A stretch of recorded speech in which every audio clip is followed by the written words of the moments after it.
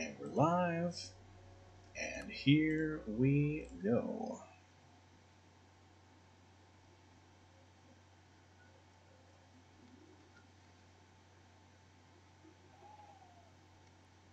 Another country heard from. What is his name by... Oh, they just called him Hoot. I might have to get a name tag and give him something better. Though I don't know if it'll stick.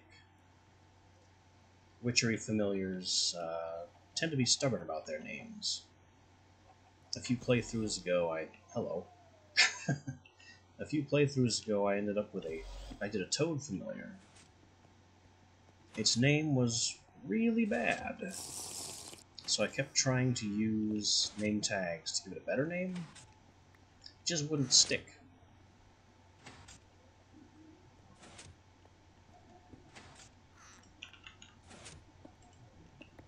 But really, it's no big deal. Anyway, we are back with more Minecraft 1.7.10 Legacy version, featuring old thermal expansion, though not too old. There's still a well-known version beyond this where the machine frames looked very different. Ars Magica 2, Witchery, of course, the showcase mod of this playthrough, storage drawers, and a bunch of other toys.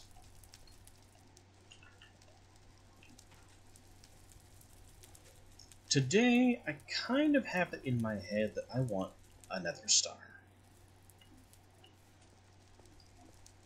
This is kind of an ambitious thought, because our armor isn't exactly the best. I don't have any real way to protect against the Wither. And we only have one skull. Some of these problems can be solved with the fascinating application of more witchery nonsense. I am not summoning a Wither in this room. That is not happening. I'm not putting the most destructive monster in the game directly below my witchery battery, where I draw all my power from, even if the room is a bit more explosive resistant than usual. Because one of the Wither's known behaviors is it tries to keep its distance from the player at first, and can crash through blocks. So this thing would just drill straight through the ceiling, go straight up, and cause problems. It just does that. But I still plan to use Witchery to summon one. That's probably going to be down here. We're not calling a demon. I mean, technically we are. This is it. Call forth a Wither, 7x7x4 blocks. One skull, one villager, altar power. That's not going to work.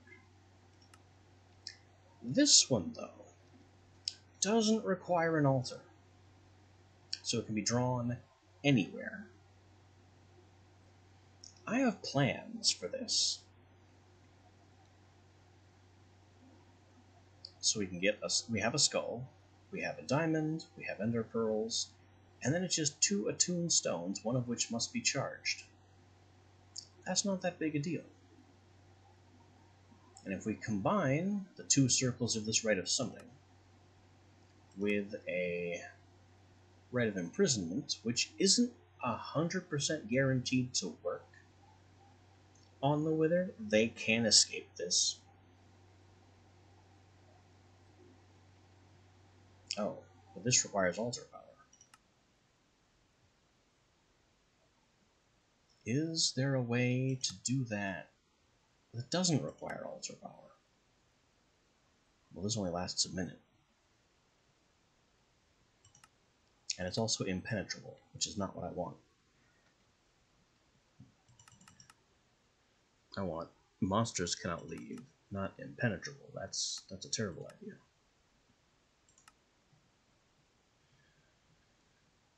We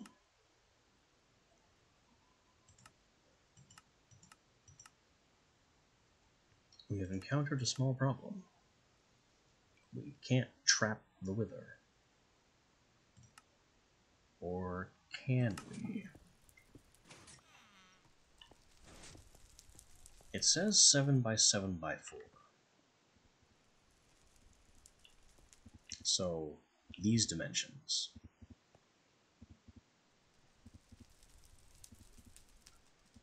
I think it's time for more hardened glass and obsidian.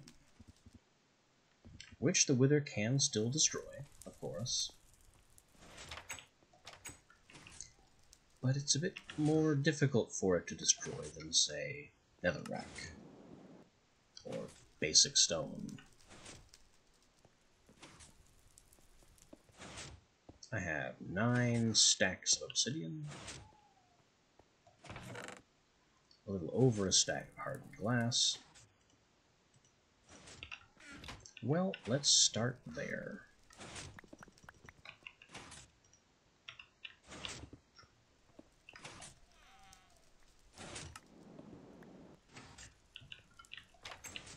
I'm going to need a golden chalk to start the process, and red chalk, we'll take an extra piece just in case,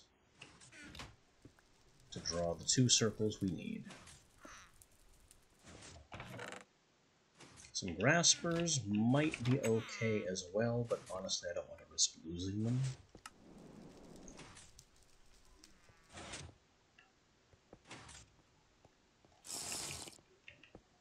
And thusly armed. Geez, the seed oil is still coming. I should probably stop it before I have to go to a second container.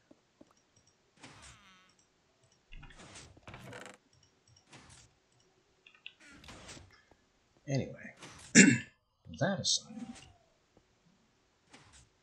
let's take ourselves to the Nether and start building a Wither arena there.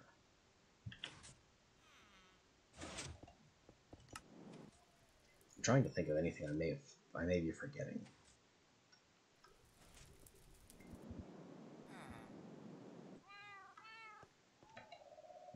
One of those things is this backpack. And sure, this one too.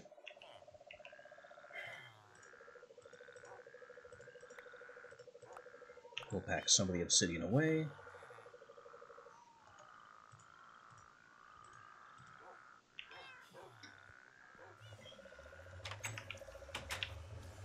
Hello. Not sure what he's doing here. Really, it's because I haven't placed any protections on this border. Bit of an oversight, honestly. But not much to do about it now.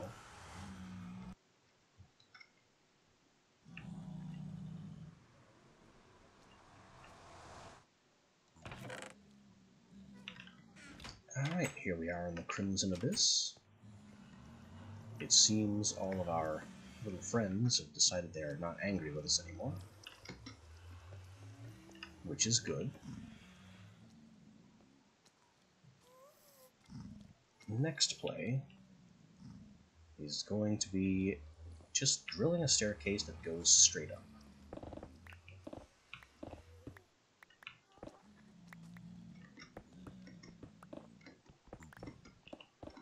I just want to go up all the way to the bedrock ceiling.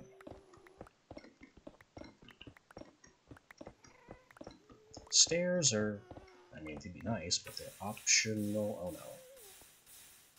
I didn't bring any blocks to stop that with. Stop.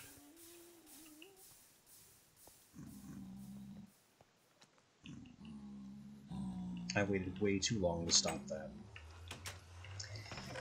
Well, we can still fix it. It's just going to take longer now.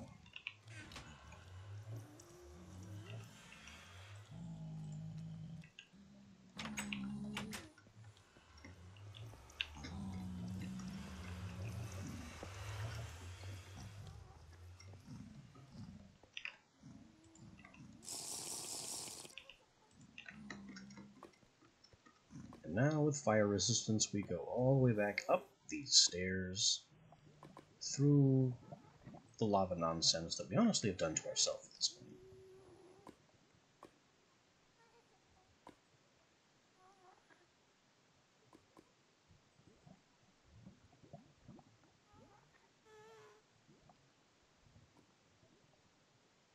And where's the source? Right there. Alright. Now while that solves itself, we continue.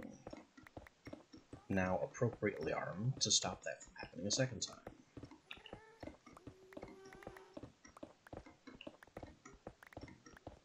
The fire is just... it's gonna be a thing for a while.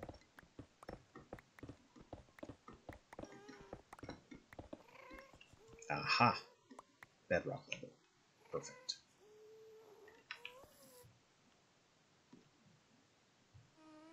So we need one... oh, that's bedrock. We need to be definably below the bedrock layer to pull this off. So 1, 2, 3, 4 levels below bedrock.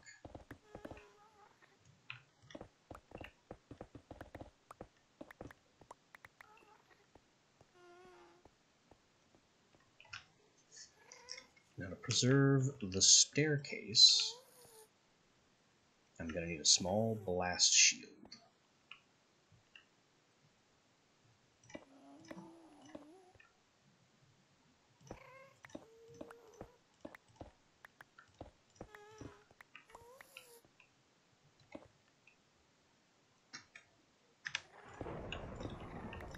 Which is going to involve a little bit of careful carving.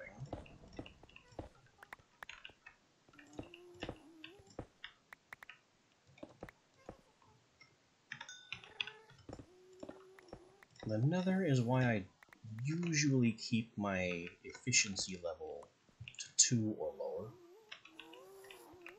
But we went whole hog on this pickaxe. So I have to be very careful with how I'm clicking, or I will shred way too much.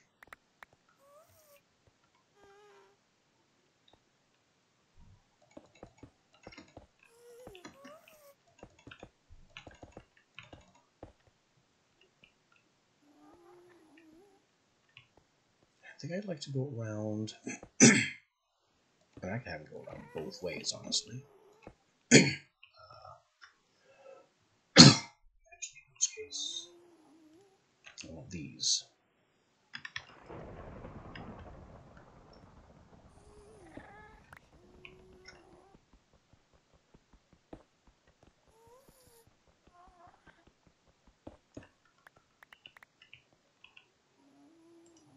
Pardon me, Spellbook. I don't need you for the moment.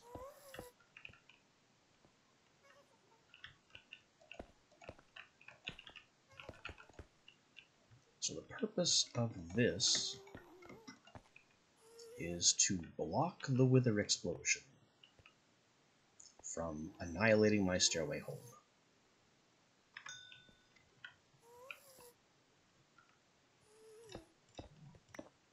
Obviously, there needs to be more to it.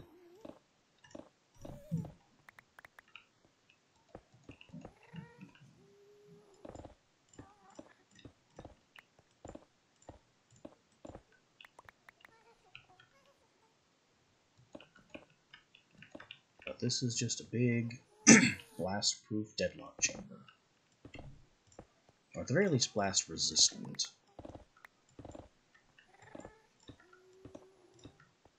Blast-proof with the Wither is very difficult to come by. And there are only a few very specific mods that have blocks that are genuinely Wither-proof. And they are called out as such.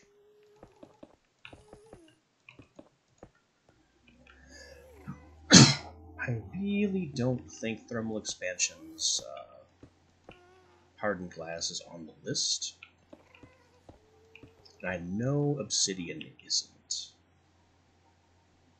Oh. Obsidian goes in the Miners pack.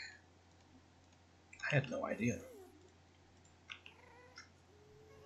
I thought it was a Digger's Pack thing.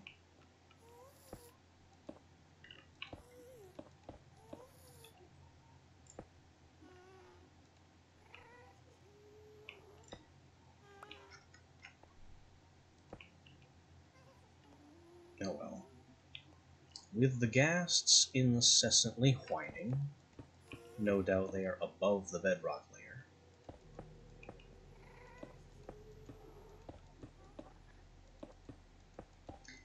We make our little blast-resistant gateway here.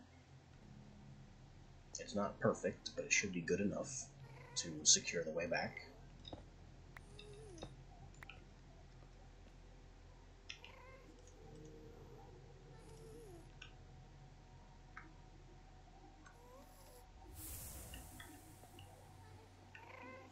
And on the other side of this chamber,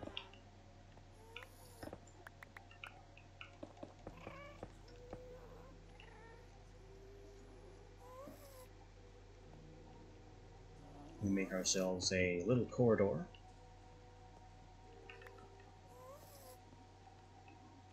that is specifically 2 blocks high, so the Wither can't get through, in theory.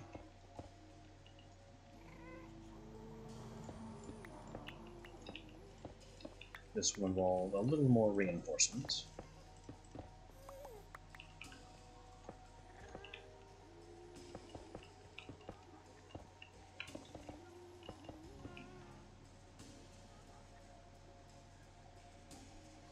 And now in here is where we will build our summoning chamber, according to the specs in Circle Magic.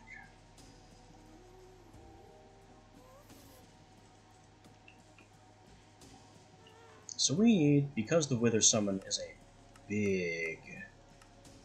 It's here, this chapter. Because we're using the full 15 by 15, we need a lot of space for this.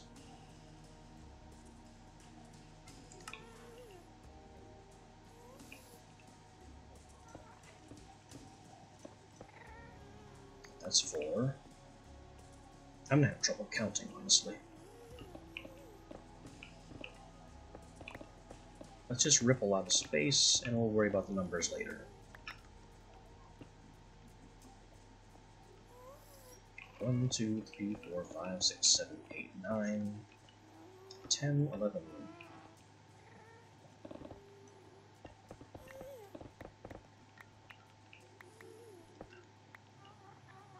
12, 13, 14, 15.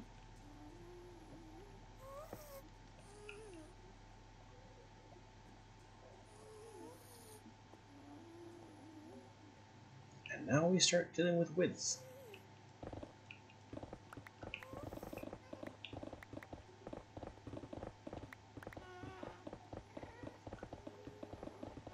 This would be easier if the pickaxe were empowered. There we go. That's how you tear some space.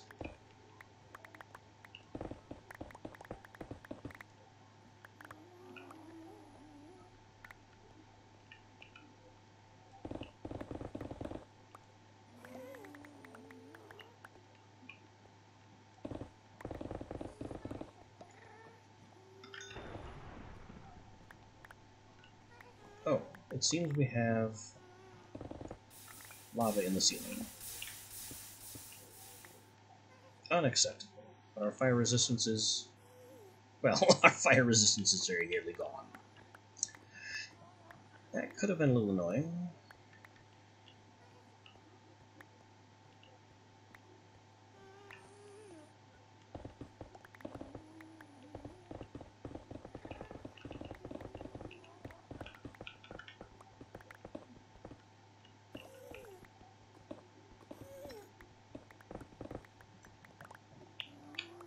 I also hear more lava in the walls. And see, on the minimap, there's like a river of it over here. Very strange to have lava in river form so close to the ceiling.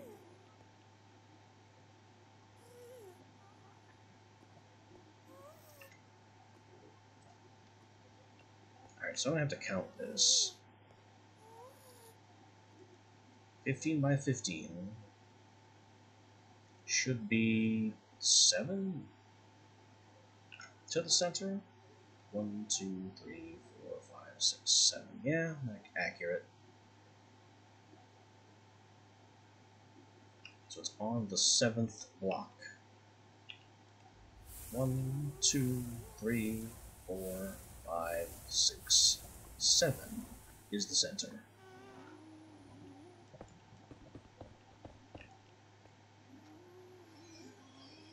I am gonna have to make the entire setup that we have at home.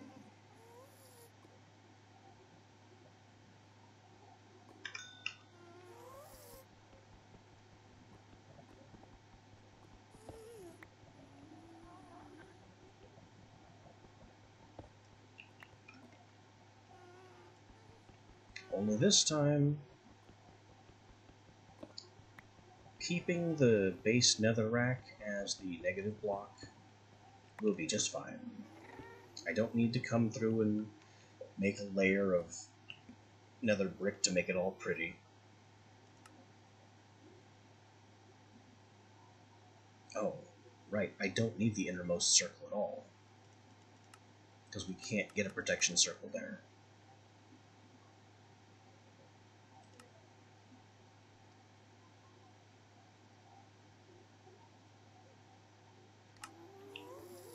So 1, 2, 3, 4, 5, 6, 7. Oh, we're pretty close to the necessary dimensions already.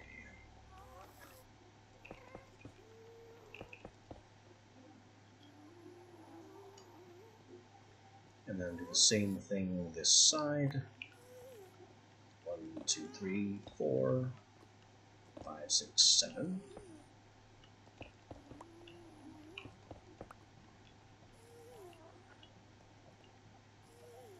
And then it's 1, 2, 3 diagonals, and then another 7. Which will require cutting some more space, and probably breaking into this lava.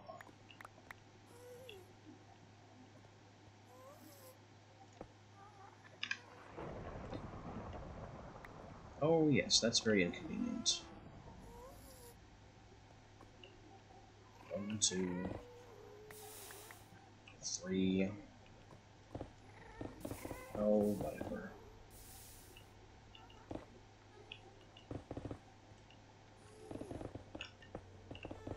Just rip it all apart. And find this lava source to block it. And maybe we can cut down on the lava problem. I think we did.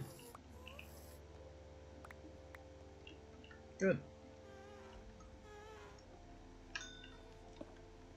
That'll make things a bit less annoying.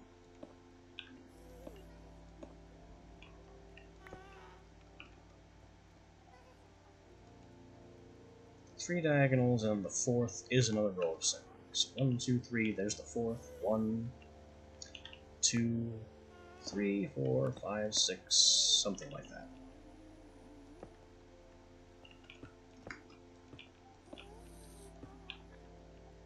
Six, 7. This one's wrong.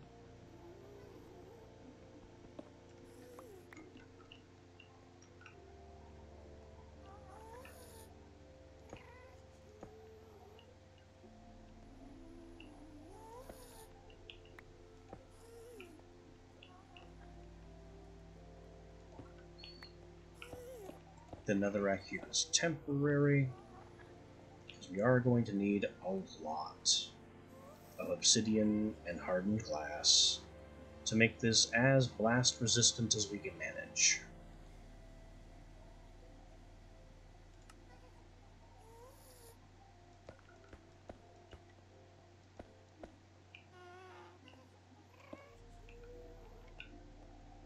And then from the center here,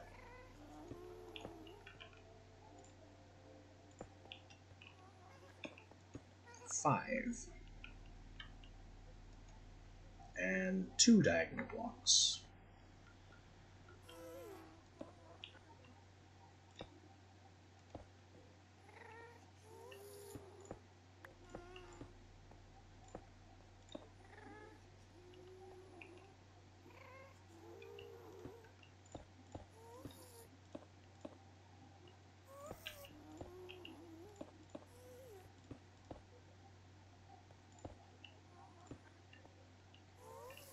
And this is the inner circle.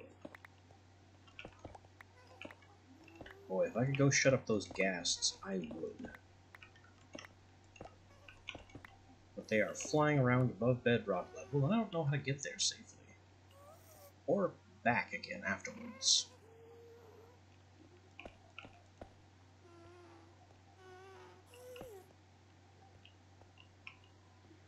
I think my center is off. Something's not right here. Something is very much not right here.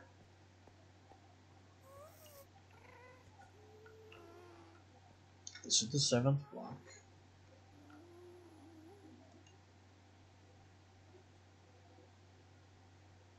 Oh, that's my mistake.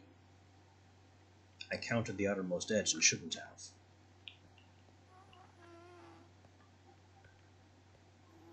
So the center is actually here, and everything is fine.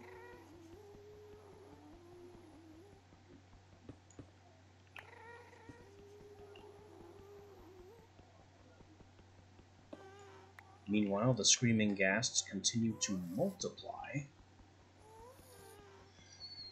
And we're just going to have to deal with that noise.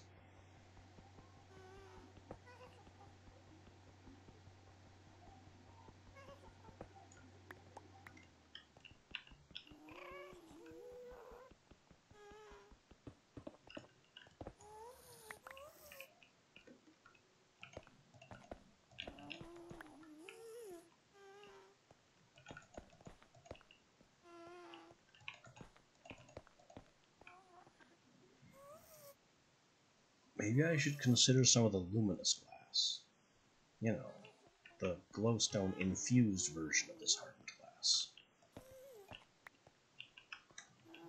Wouldn't be too bad to get some lighting in here.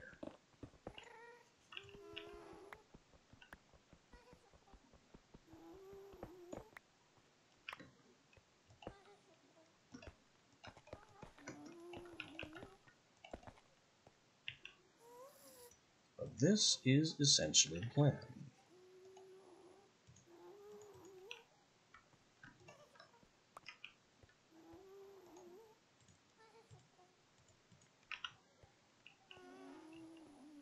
We are building a Wither summoning circle here in the Nether, which we'll use to conjure the thing inside a protective box, and hopefully kill it without too much trouble.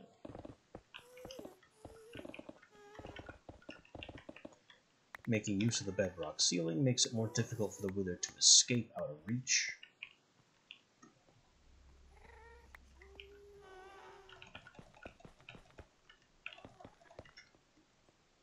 It's not glamorous, but it should work. Which, once again, is pretty much the tagline for everything I build.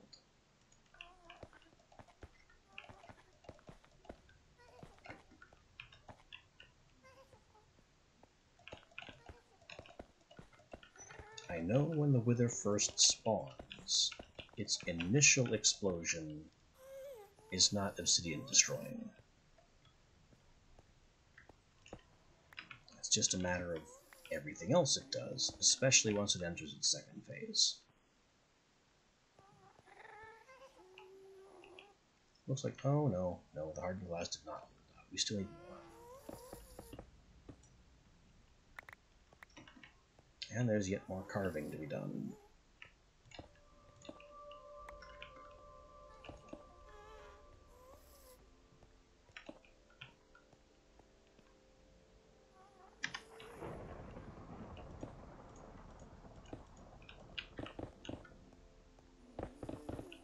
But we're close to done.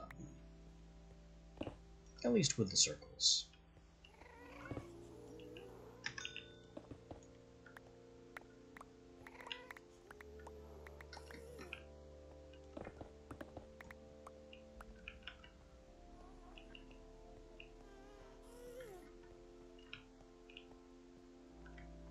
From the center, 1, 2, 3, 4, 5, 6, 7, then the diagonal blocks.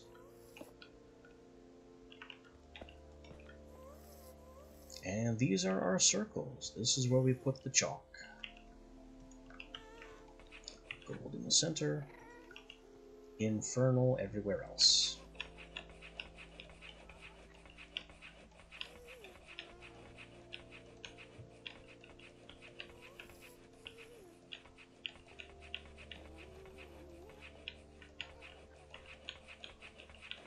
I expect to need more chalk for this, because I doubt chalk marks are blast resistant.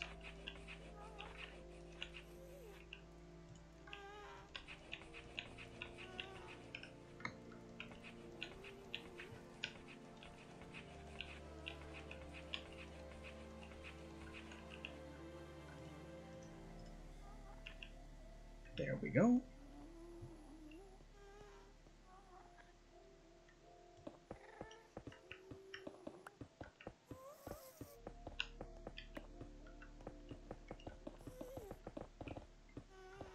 Next phase is to start blast proofing this area.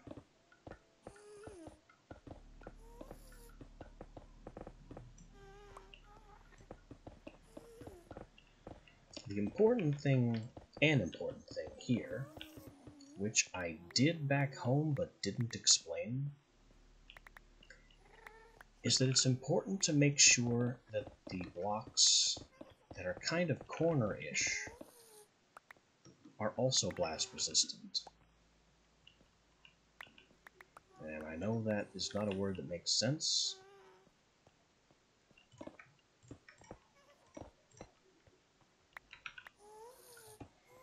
So once I get some preliminary carving done,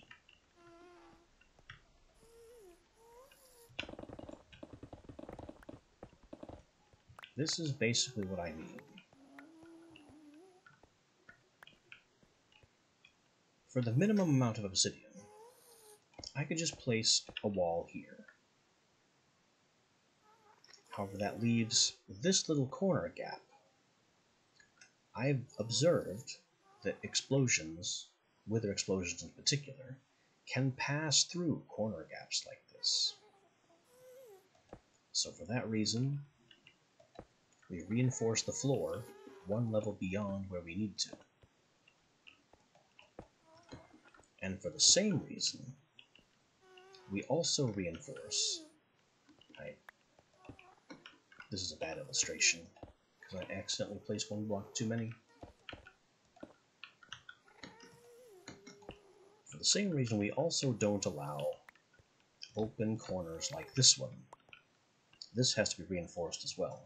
If I don't reinforce this, then every time I summon the Wither, or fight it, its explosions will travel through this crack and just cut in this direction. Which, I mean, it isn't a big deal here, because it's just some random ceiling in the nether, and I don't care. But if you were to build a containment like this somewhere important, like your own backyard, that's something you'd have to take into consideration.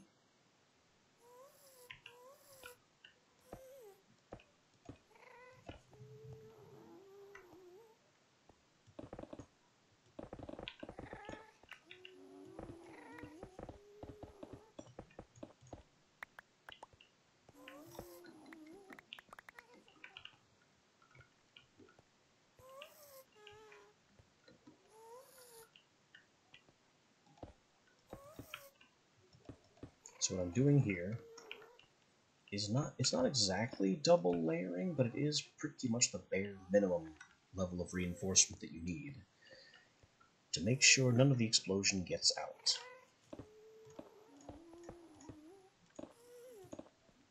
This is also good advice for other things that explode. Which, if you're familiar with Botania, I believe?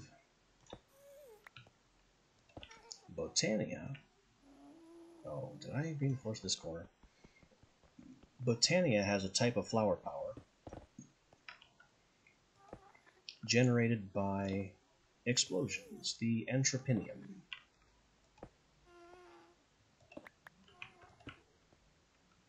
So it can be advantageous with that flower to build a sort of reactor chamber that fully contains the explosions.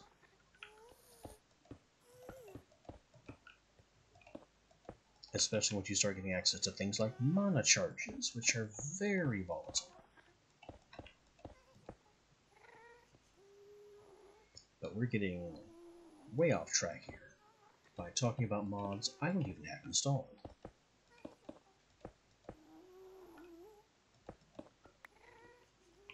Talk about irrelevance.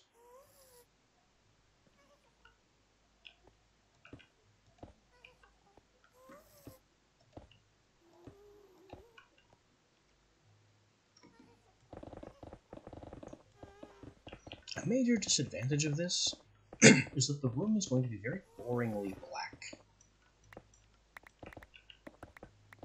which I really can't help. Obsidian is, after all, a very dark block.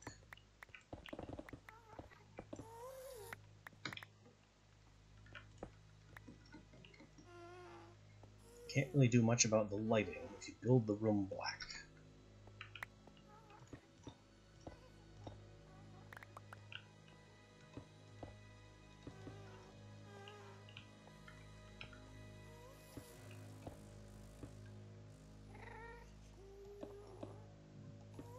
I think I made an extra column back there, but honestly, we can make obsidian practically infinitely, so I'm not concerned about waste. If anything, it's the next level of hardened glass that's going to be an issue. Because that costs lead, which is somewhat more finite.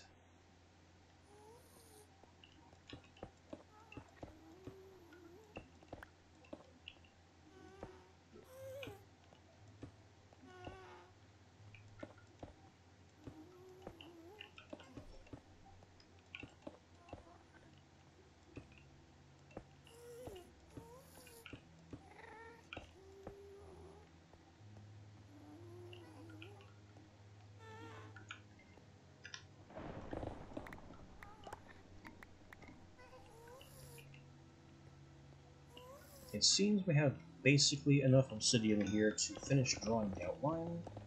I'll have to make more.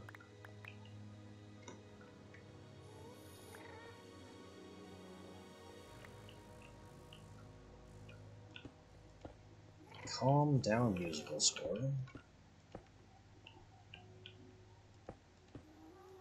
We all know the Nether is a very ominous place. You don't have to rub it in.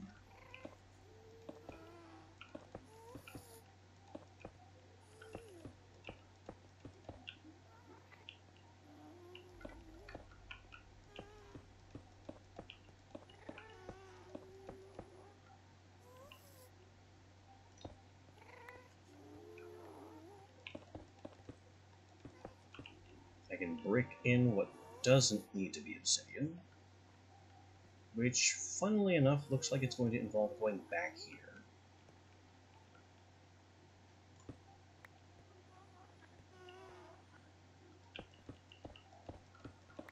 Also, we dug so much netherrack that my digger's pack is full. Maybe I do need to upgrade that one with some silk.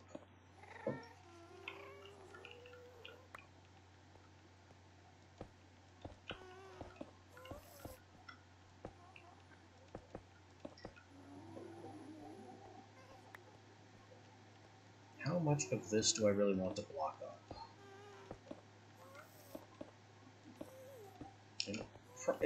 It almost certainly will not become important in any way.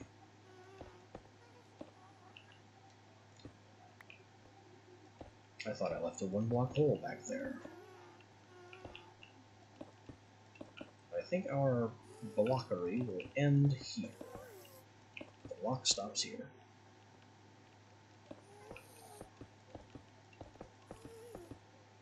And now we just fill everything in.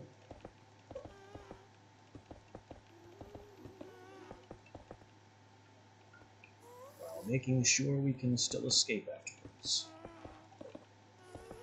I want to Amontillado myself.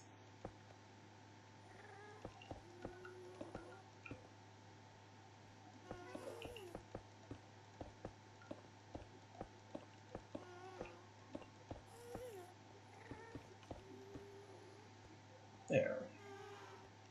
Now we just need more obsidian and more hardened glass to finish this up, and I wouldn't mind some stairs either. For this part.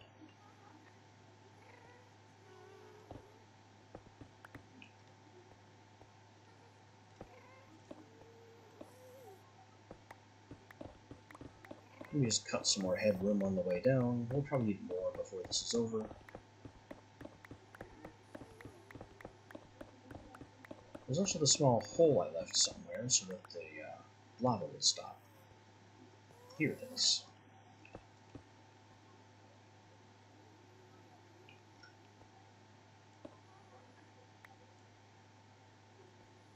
Alright. We need more obsidian. And more hardened glass. And some cobble stairs.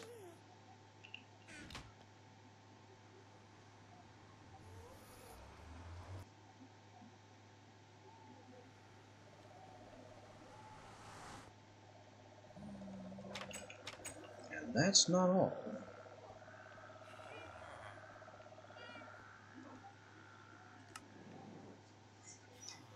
I'm also planning to use some witchery grenades to try and fight this guy.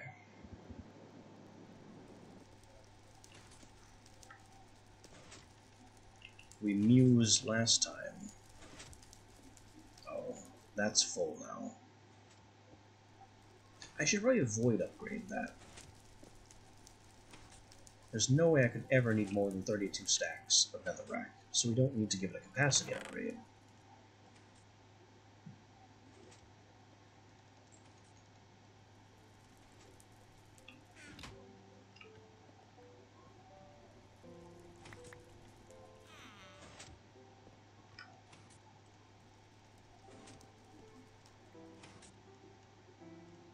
Anyway, we spent some time musing yesterday over whether the Wither counts as...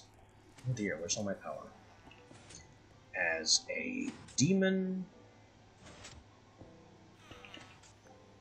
or an undead.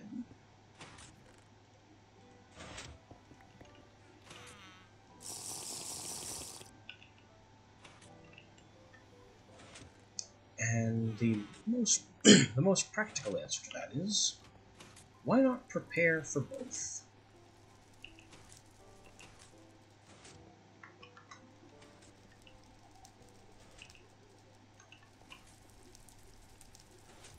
I can just make some grenades that are both Demon Bane and Undead Bane.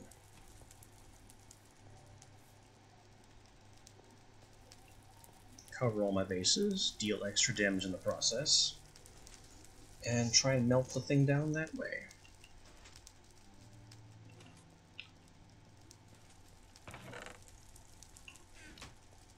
But the grenade phase can wait until after we have the summoning circle built.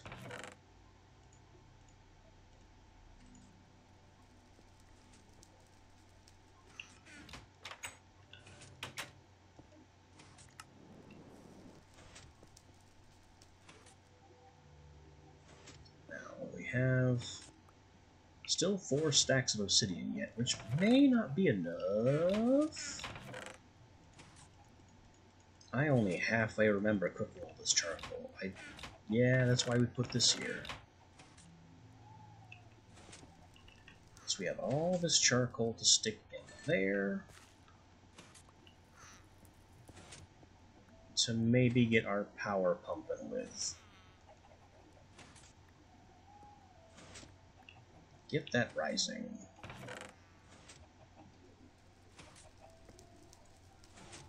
Alright, we have pulverized lead. We have pulverized obsidian. We have a witch in a chest in my cabling. This is why I don't often do coven witches, because they're stupid and will suffocate themselves if given the opportunity.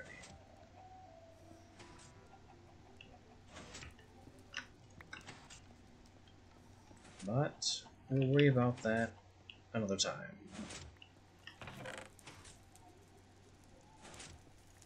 right now we are pulverizing lead to make ourselves some lead glass. And we don't even have to pulverize the lead, really.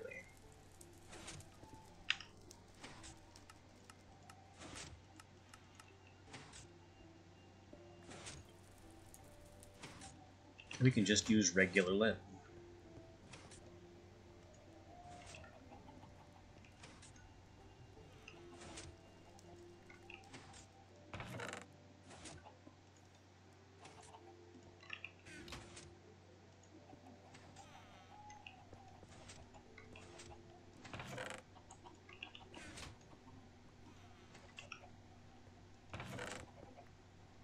We're going to need a lot more hardened glass. And I do mean a lot more.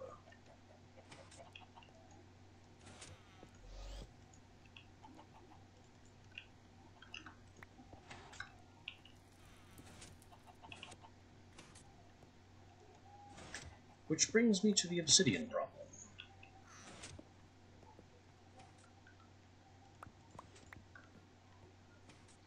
How much phosphor do I have?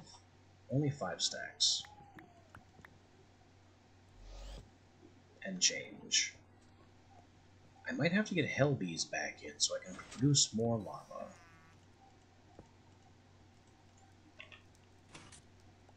Oh, right.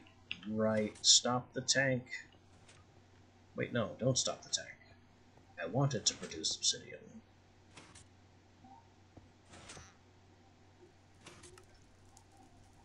While we're at it, how about we produce obsidian faster?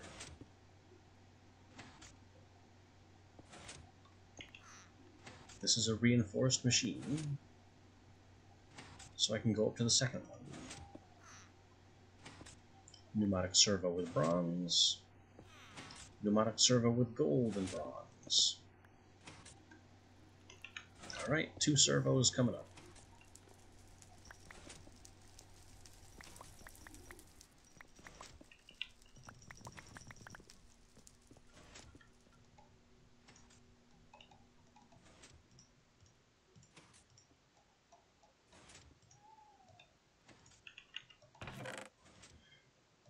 That also called for some cobble. I think I just heard another butterfly die.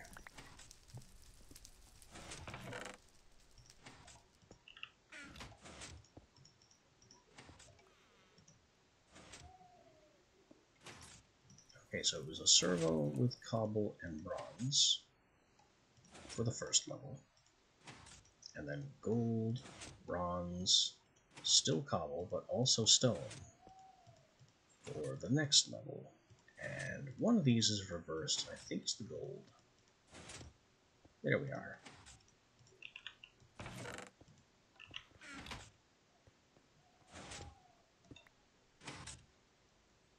This will make the obsidian generation faster, because it'll come in batches. Oh boy, that really pounds it out, doesn't it? Nice. Now it's making obsidian faster than I can squeeze the lava out. Not a problem, honestly. Not a problem at all.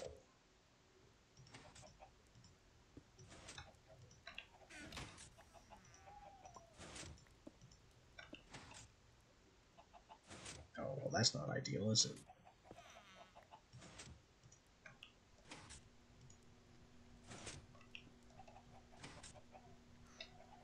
This should work, though.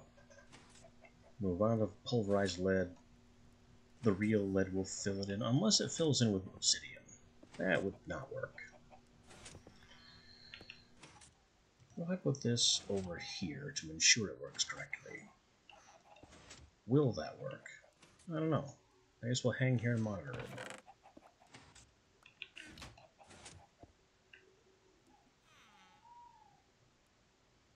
Lead. Perfect.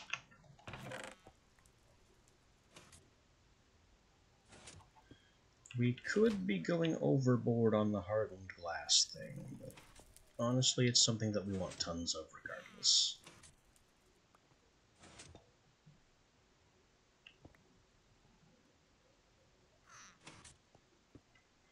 It may also be time to harvest some tanks worth of lava.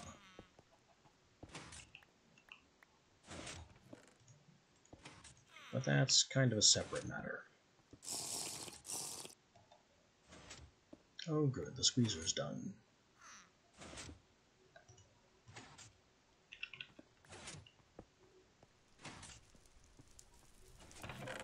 Mulch and seed oil are forestry matters.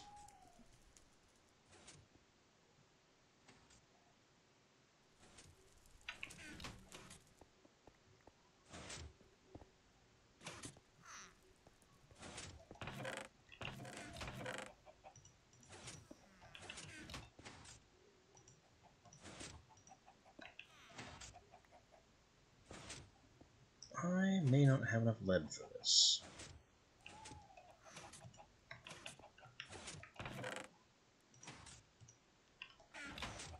Can we slow down on the obsidian here? Hello? Do you have to be in my way?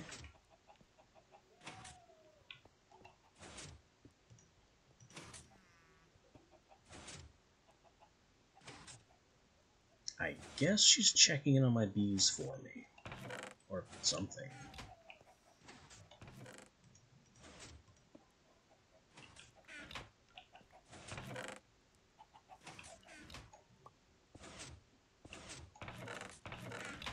I'm gonna need more lead for this. And we don't have too much more lead for this. Maybe it's time to breed that lead flower.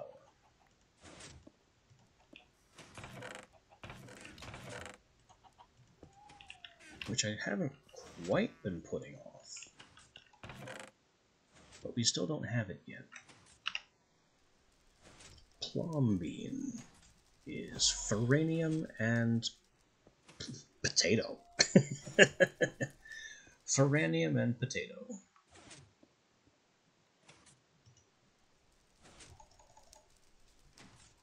Alright, let's make that happen.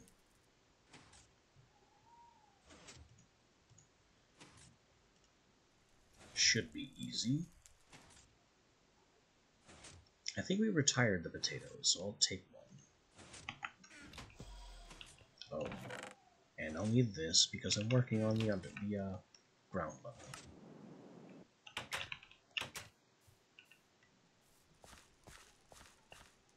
Caprosia, silverweed.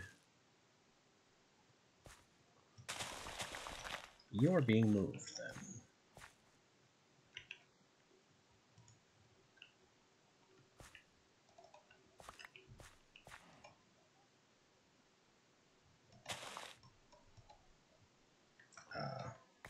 Transplant. There you go.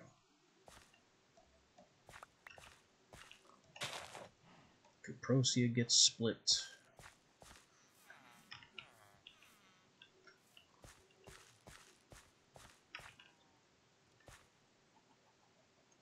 I heard a zombie foot.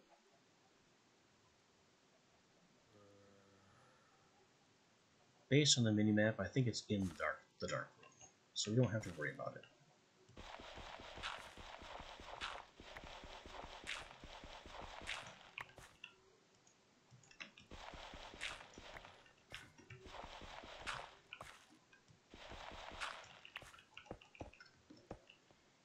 Oh, and I forgot the iron ore.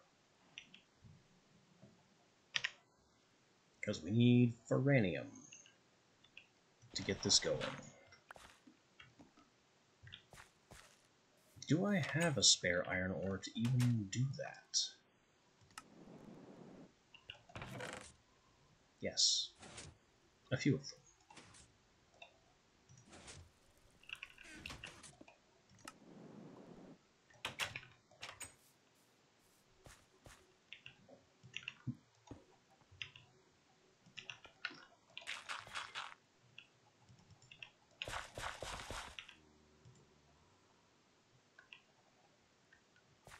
We'll take a Feranium clipping.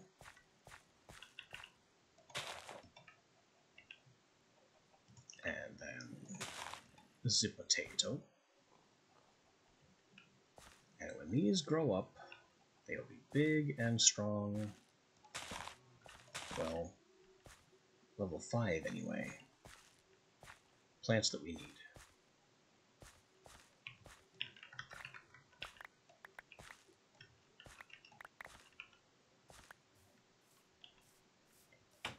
And the rest is harvest.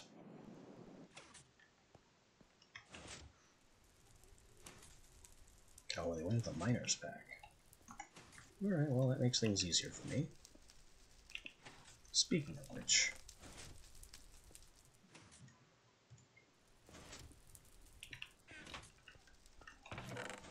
let me get a couple diamonds.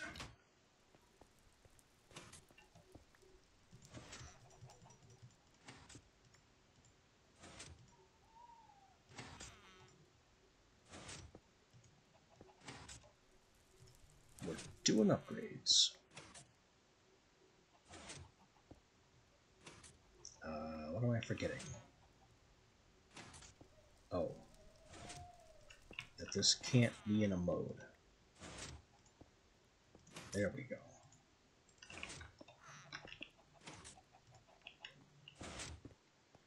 Now we'll quickly go up and check to see our Cuprosia hasn't gone weed on us. Good thing we checked. That could have been bad.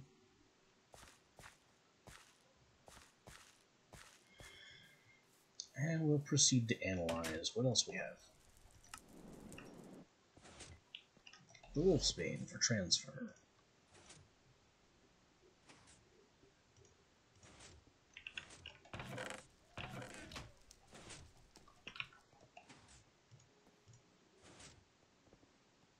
Wolfsbane 554 for 3 points.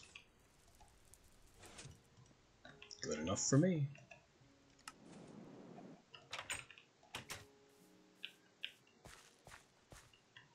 We'll get that in this empty plot here.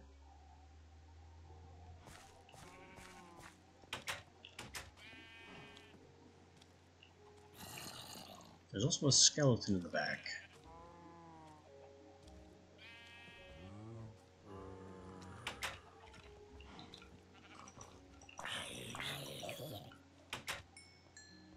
The skeleton I don't really care about, but the zombie's footsteps always sounded closer than they actually were. So, had to get rid of him for my own peace of mind. Oh, these are perfect 10. I forgot. These are not.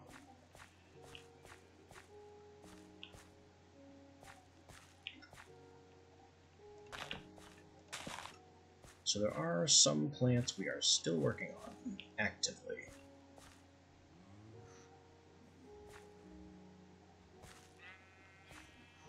And some other plants that are very much a lower priority.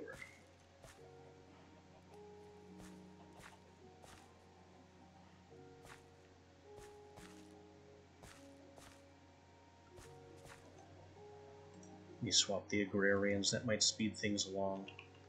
Might, not sure.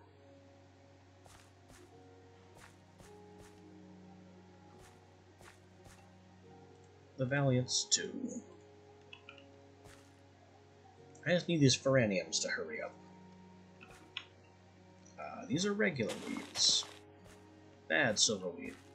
No suicide.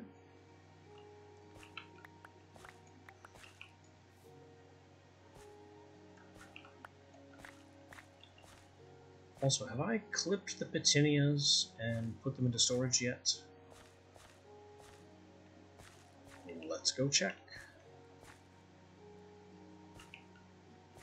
But first, I should take something with me.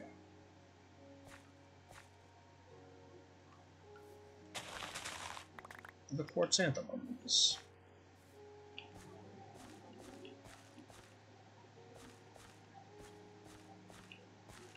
And Cuprosia, apparently.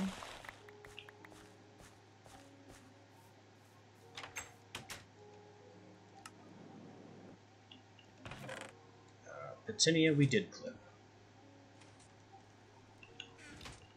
So that's fine.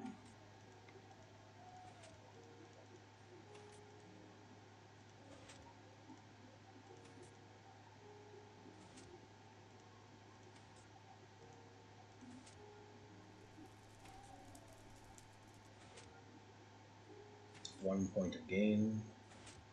Oh, Caprosia, 3 points. Perfect. Chrysanthemum, 1 point of gain and nothing else. Disappointing.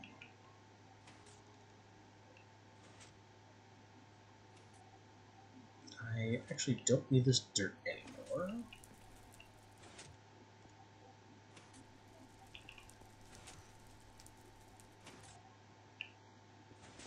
What am I wasting brain power on?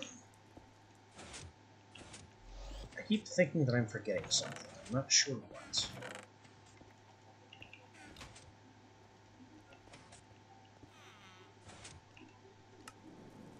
There was something else I wanted to check on while I was down there, and I don't remember what it was.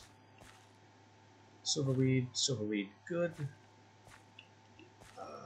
Did I crop stick anything else before going down there?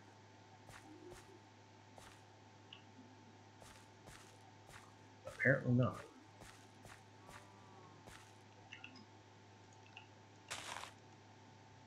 Alright, Caprosia, Chrysanthemum. Silverweed is ready for analysis, and these are ready to crossbreed into lead. The plum bob plant, whatever they want to call it.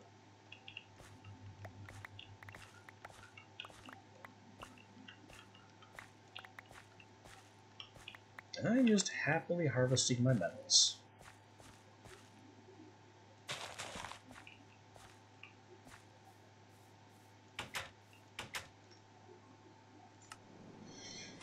I remember now what the other thing was.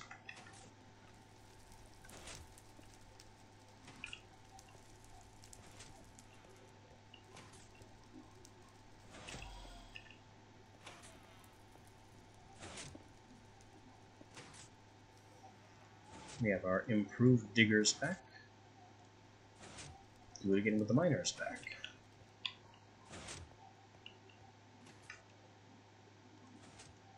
And our silverweed, I mean, the fact that the seeds are stacked is always ominous. Ooh. But not in this case. 2 points.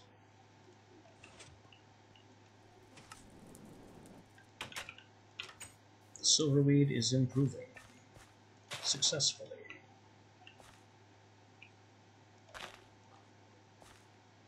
Potato, wrong. Potato, wrong.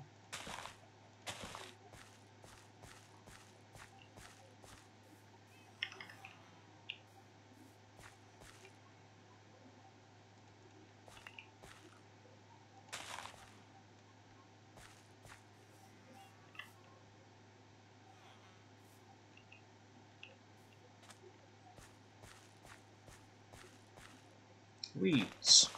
Very wrong. These are both perfect 10. And they have lead below. So these should not be creating an infinite amount of potato seeds. The crossbreed should be happening. Veranium, potato, with lead below, over farmland. Everything about this is correct, it's just being a pain. Anytime there's RNG involved, things are just going to start mocking me.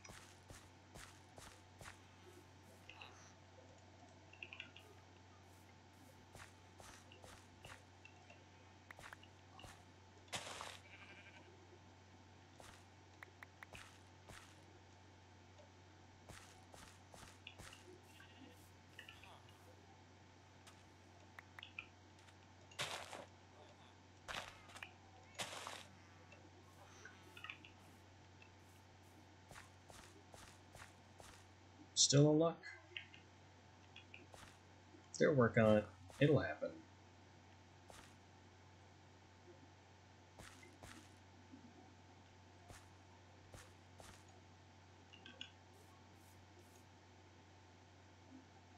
And there's a Hermitics. Right, the Hermitics need to become spectral. But first we need more Hermitics. So I will take these down and give them the standard.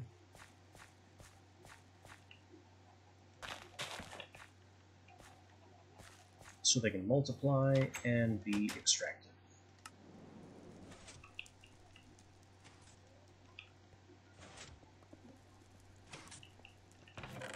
We want the one with, yes, fertility 4. Looks like everything else here is good.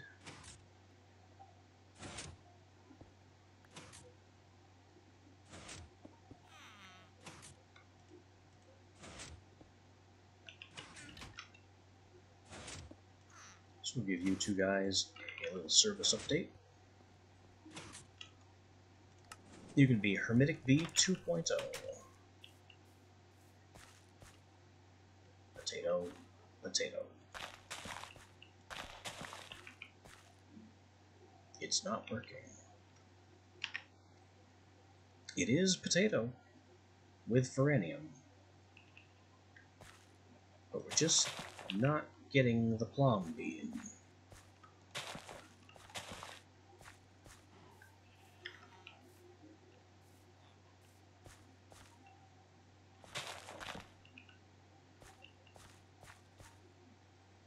It's looking like today is just not it's just not the correct day for RNG. The random number generator is laughing upon me.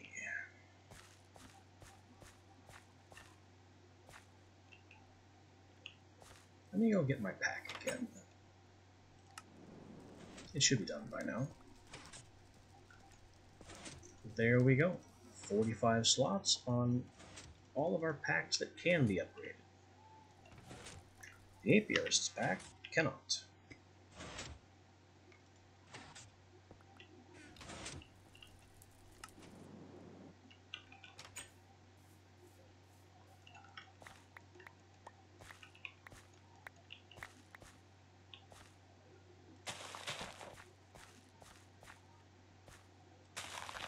Potato and weed. Are the potatoes too strong? Do I need lesser potatoes? It sounds ridiculous just saying it, because weaker potatoes would be less likely to perform the crossbreed. Oh, there it is. We got it.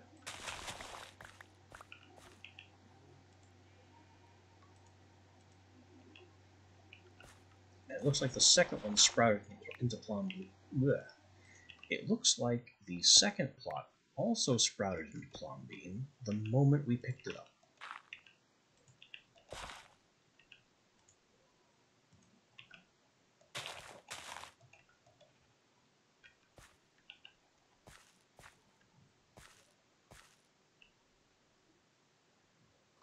And I don't need any of these, because our potatoes and Fereniums are maxed out. These were just parent plants.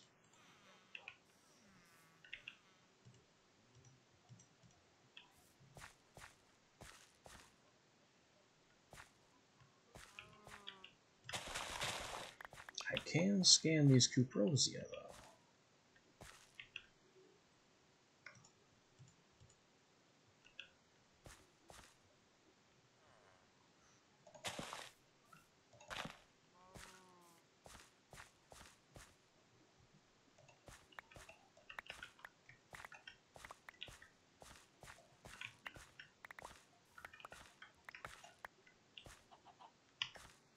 And maybe we'll do the wormwood as well.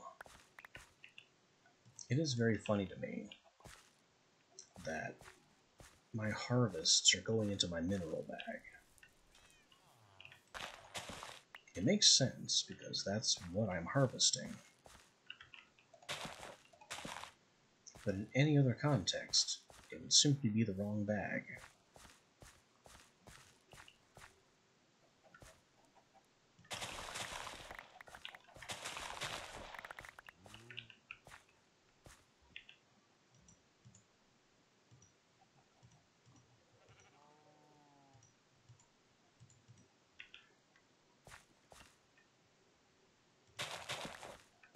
Alright, make sure we don't have any active weeds, and then go below.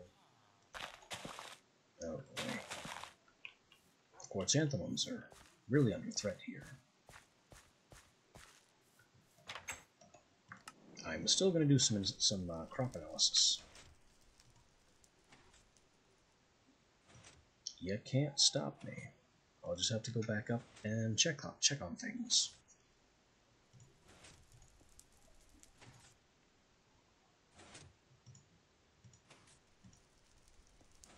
Meanwhile, we can still hear the piston sound of our Gulag slave. We don't even need Koboldite anymore, but he's going to make sure we don't run out.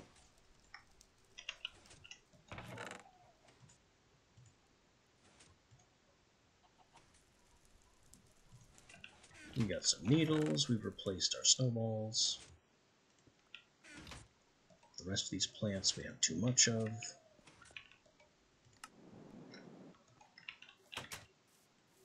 Alright, how's the growing? Sprouted quartzanthemum, silverweed still coming. Alright, wormwood has gained 2 points.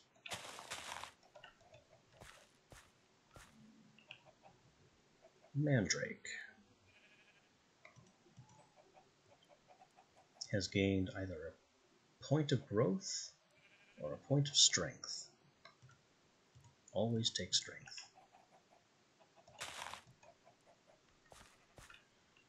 Snowbell, a point of growth or nothing. Disappointing. And the Cuprosia. A point of growth or a point of gain. Growth over gain so we can get it to max faster.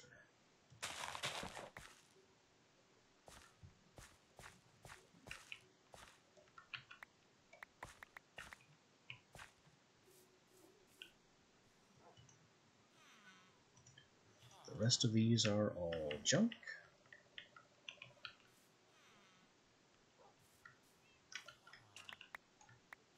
And we otherwise continue harvesting while all our stuff continues to grow.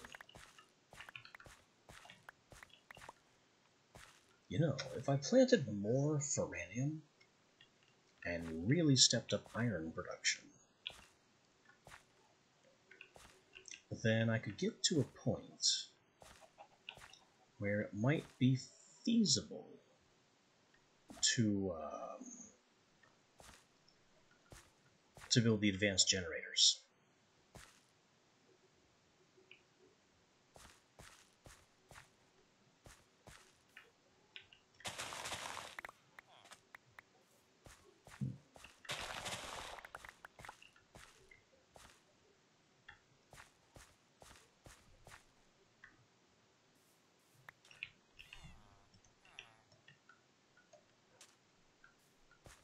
Because they do take a lot of iron.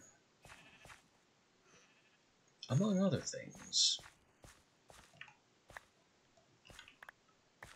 I might want to look into that actually, because I believe going with advanced generators would make my power generation more efficient, and stronger for that matter.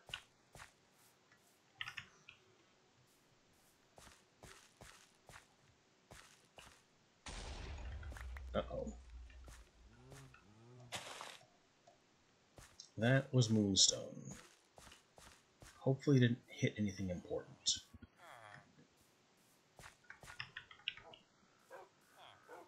Nope. Nothing of any value is damaged.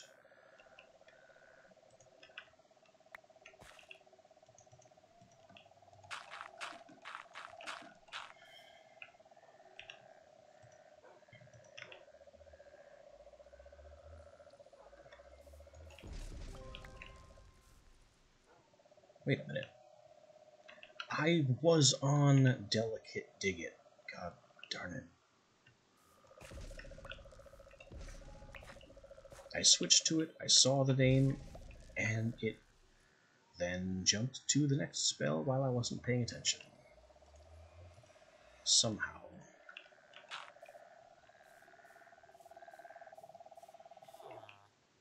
Oh well. We got a couple.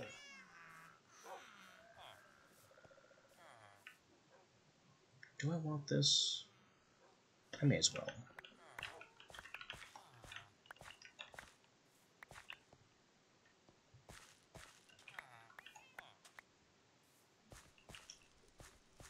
I don't think anything is growing right now that I need to pay attention to. We just need to go down and analyze what we have.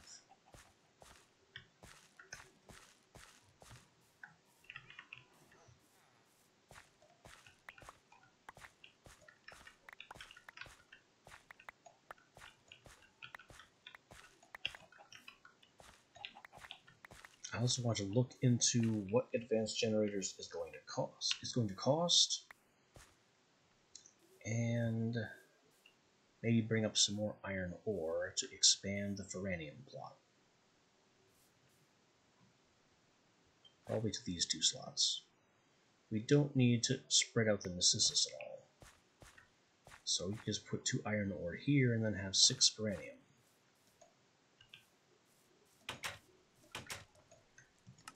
There's also my recently upgraded bees that I should check on.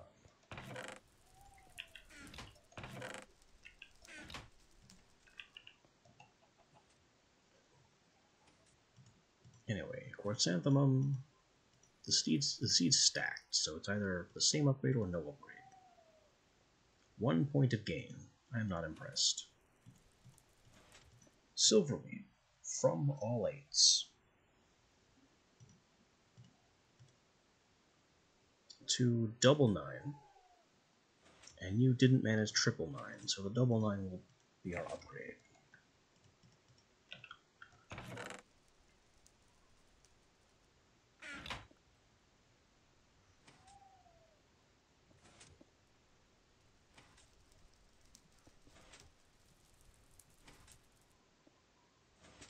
What did I do with the extra iron?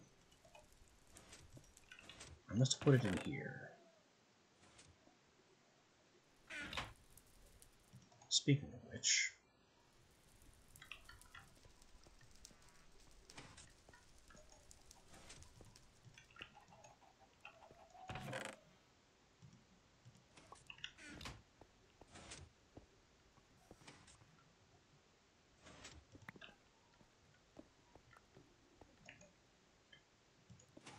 let's get some of this iron smelted. Why? Why do you insist on teleporting with your face in the chest? I don't get it.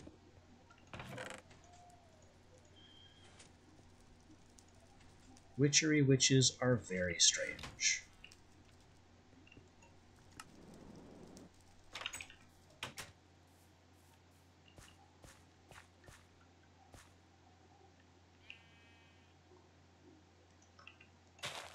So that's the Silverweed plot. And now for the Ferranium.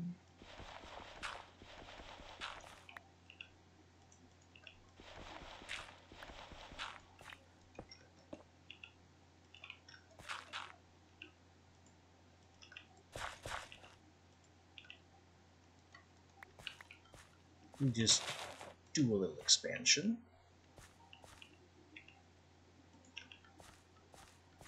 The Quartzanthemum gets replanted.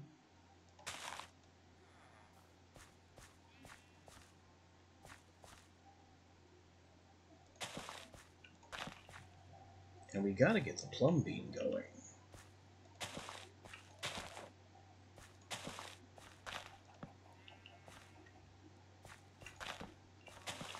Along with all this other stuff, why not? Cuprosia 2 is getting close.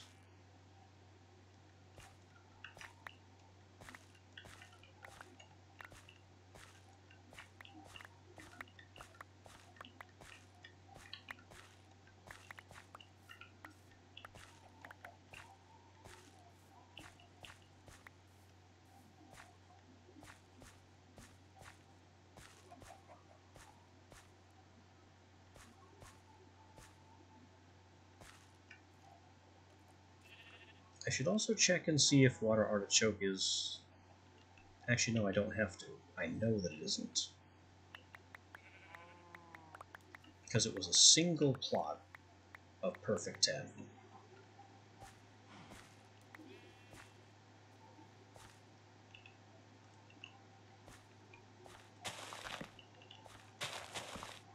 I'm also having a stick shortage. We need to make more sticks. Especially since the weeds are coming in thick.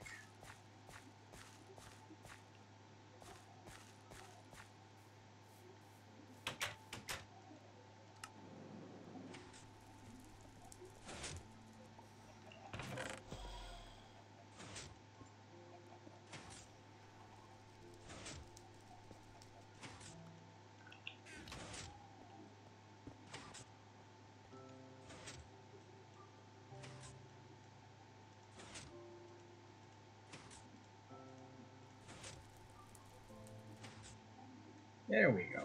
More sticks.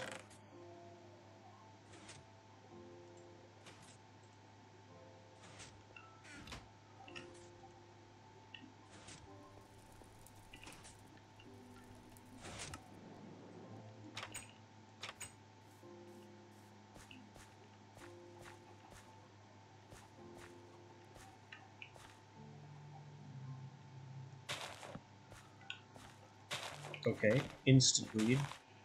I hadn't even placed both sets of crop sticks yet.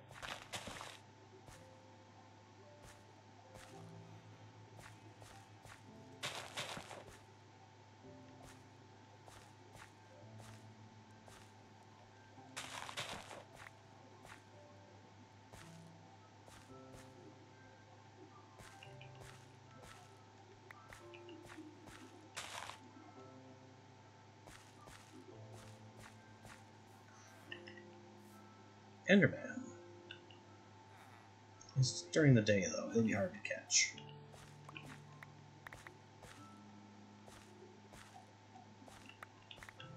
So I will go ahead and leave him be.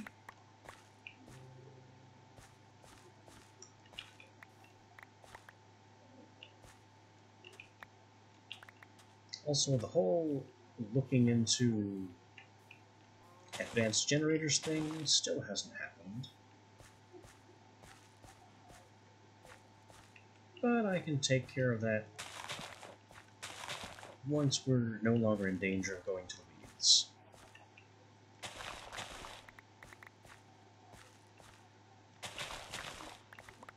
Just doing a wee bit of gardening.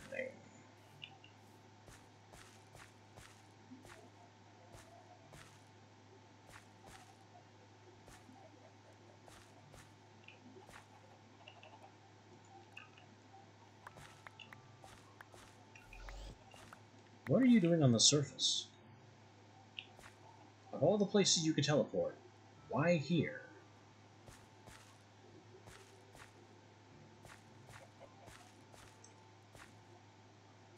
I stand by Coven Witches being weird. Alright, it looks like everything that can sprout has sprouted. So I can safely go down, scan these seeds, no weed risk. And once we have them scanned and established, I will look into advanced generators.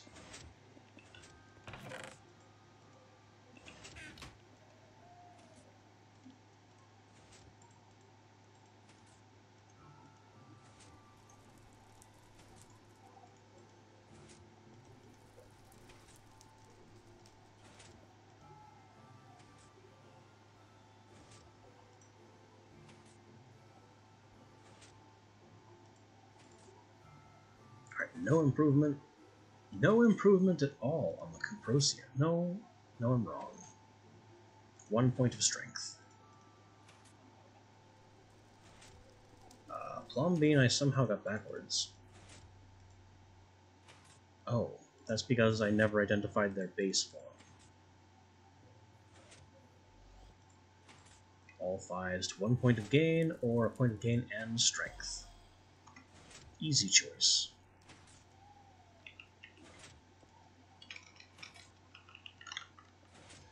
this is the block layout for advanced generators. In order to actually make an advanced generator, it's 2, maybe even 3 machines. I should probably look it up again. But let's see, there's the gas turbine. There's the steam turbine. Steam turbine I know we can't do. It's stupidly expensive, because it requires a constant supply of lava. And while I might be able to pull that off with phosphor bees, with hell bees, for the phosphor, I'm not going to get an infinite supply of sand that easily. Well, I suppose I could get an infinite supply of sand. That would just involve one of these to make cobblestone and a pulverizer to turn it into sand. So, infinite lava is possible. But it's still not how I want to do things. We need to do it with the infinite charcoal route. And how that works is we have a gas turbine and a syngas producer. The syngas producer mixes carbon, such as charcoal, with steam, which it produces on its own from water, into a synthetic kind of explosive gasoline substance. We can then store that in a pressure tank, not seen here, but same mod author, so it's not a big deal. And then pipe it into a gas turbine controller to burn for power. The gas turbine controller is modular. You see possible modulars. Each of these is a block. I mean, it needs a power output of some kind, fluid intake of some kind.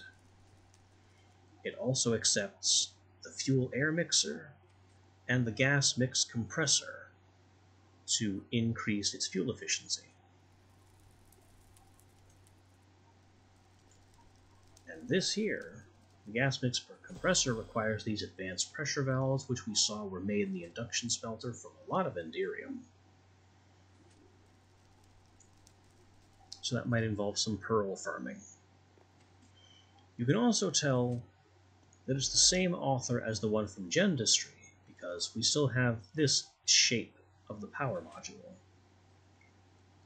just like the one we had to make for all of our bee genetics machines.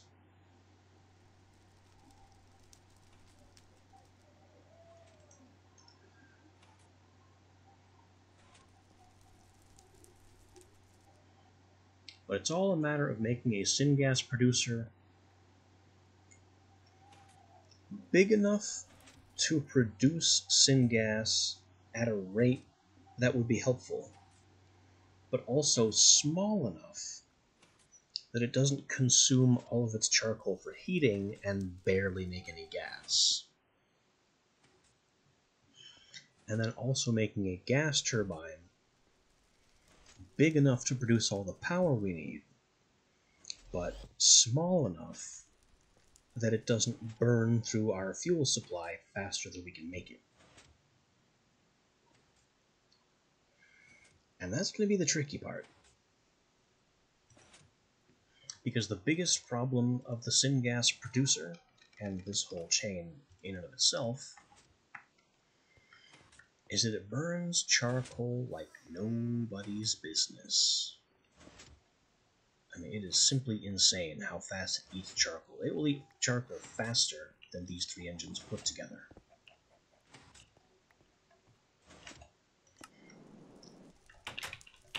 So in order for advanced generators to be viable,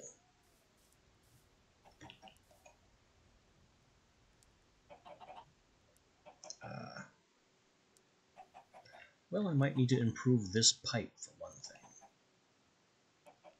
so we have better throughput of wood. But I also might want more furnaces, so it can cook more wood in parallel and worry about less wood going to storage.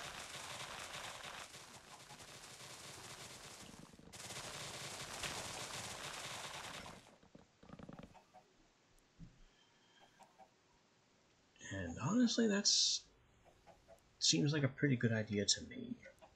I could easily put another furnace right here. Powering it would be a little tricky.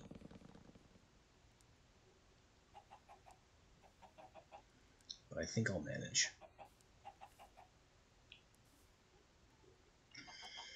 And then if I get a third furnace somewhere,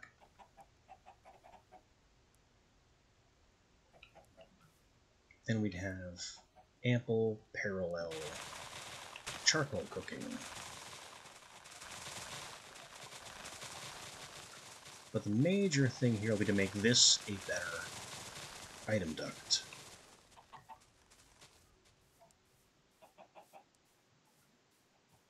I don't know if that's by infusing with glowstone, or I don't think I want the warp item duct, because the warp item duct costs power.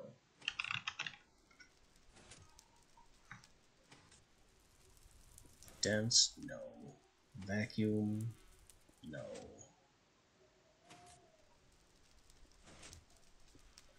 Impulse. Items travel more rapidly.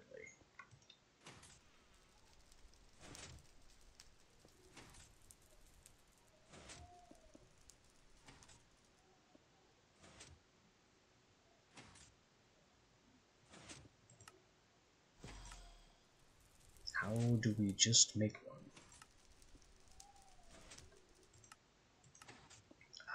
Item duct plus melted glowstone. Okay, do we have any other options besides impulse? Warp. Uses redstone flux. Yeah, that is not what we want.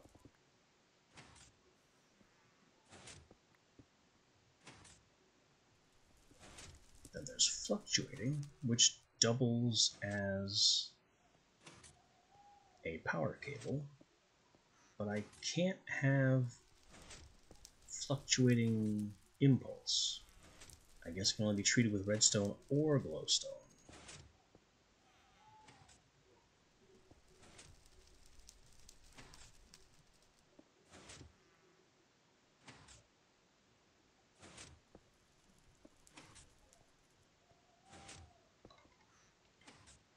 So that's how we're going to do it. We're going to make some item ducts with hardened glass and tin. They'll be see-through. We'll apply glowstone to them. How many of those do we need?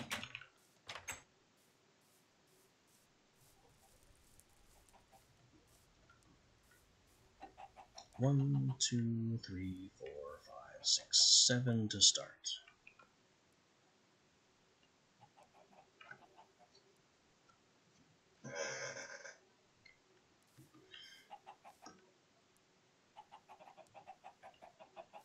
Because I can put another furnace here with basically no increase in material cost.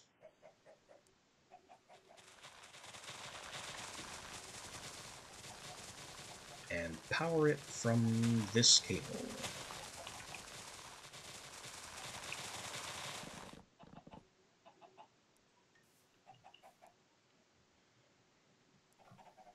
But then, if I want to get a third furnace over here, we'll have to get a little more creative.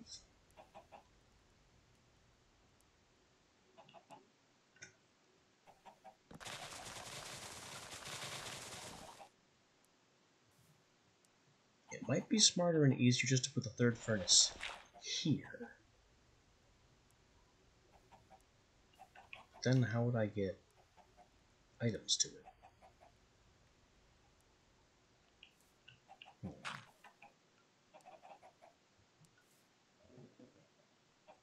It really is a challenge having 3 faces that you can connect pipes and cables to.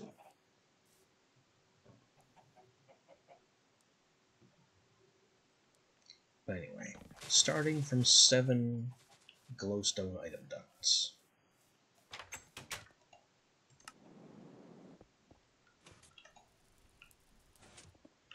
I still haven't replanted the seeds I'm carrying.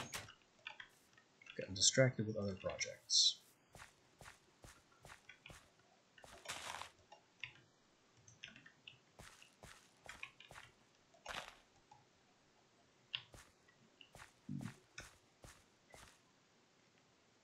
I think I'm done gardening for now.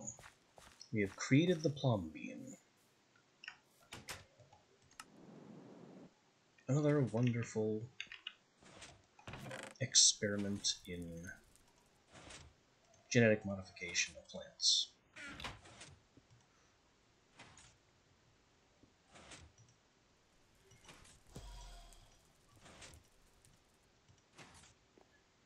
But I'm being so distracted with other projects that I have barely made a single step forward in what my stream title is all about.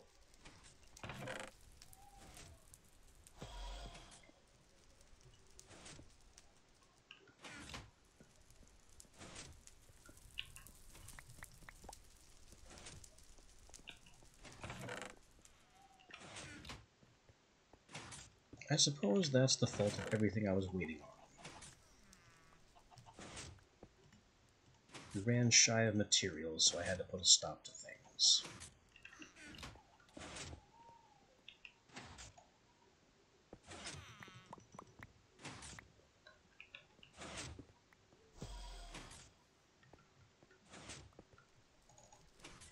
Well, we got recharged materials-wise and can get back to business.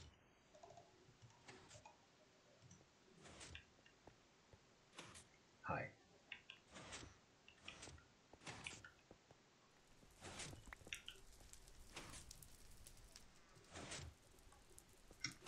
Alright, let's see. 200 per. And a glowstone block is worth 1,000. So a glowstone block covers 5. 5, 10. And I guess we're stopping at 10 because we have an awkward number.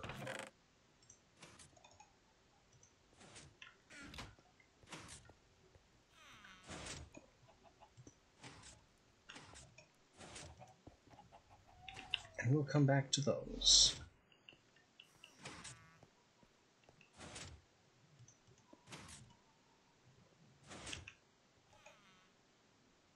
Also need the skull, diamond vapor, oh, wrong one. Skull, diamond, pearl, and 2 stones, one of which is charged.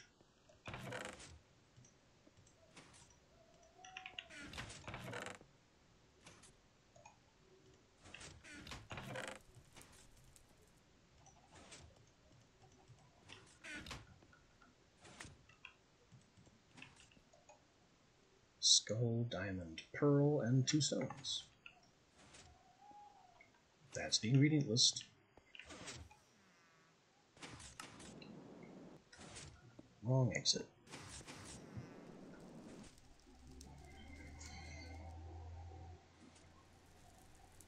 So if we can finish the containment zone, we can start the fight. But I'm not ready to start the fight. I still need to make good on the blessings and grenades part.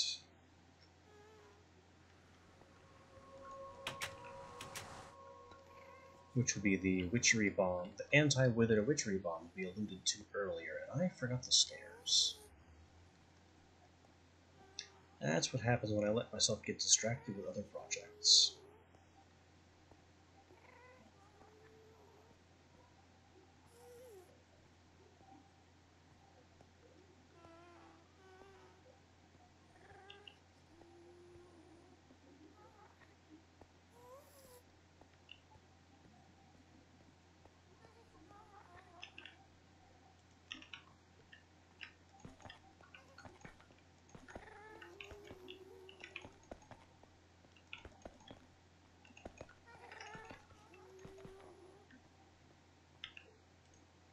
finishes out the floor.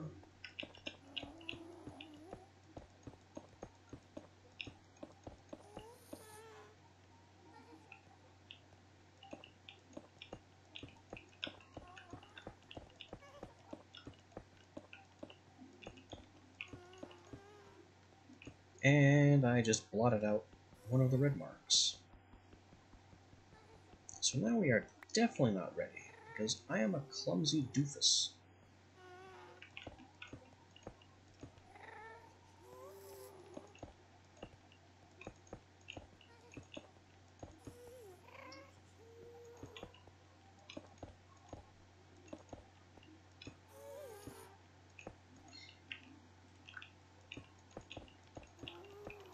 It's the ghasts. I swear it's the ghasts.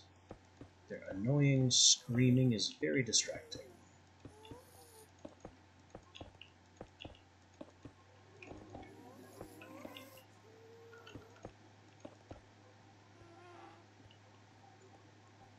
Alright, so there's our obsidian box.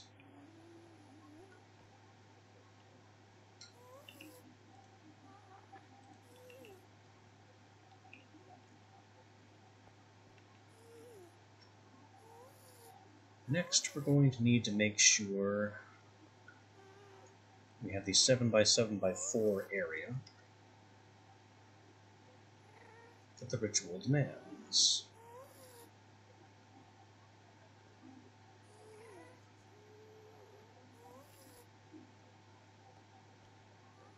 Which is a gap of 1, 2, 3.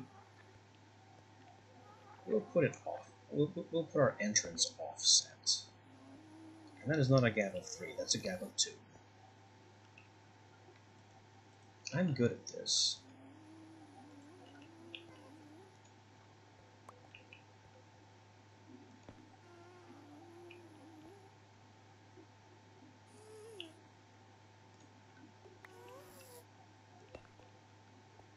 That'll be our door.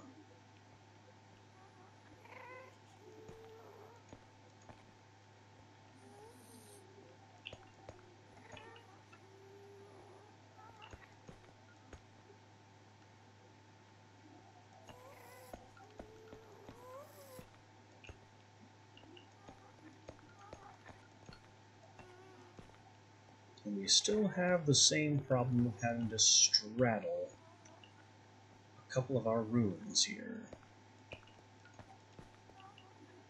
Not much to be done about that.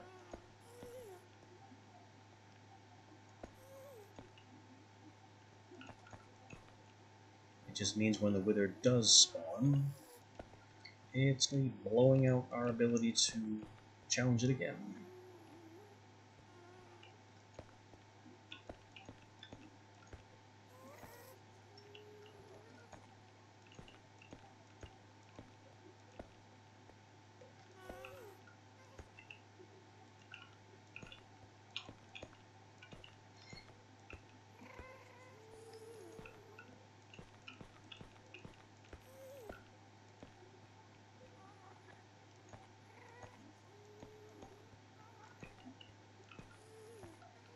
But here we have it, the Wither contained in glass.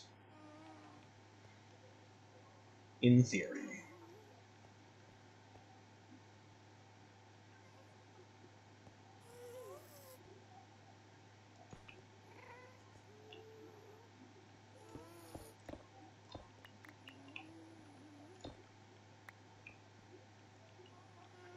Requires a 7x7x4 area be clear, so all these blocks have to go.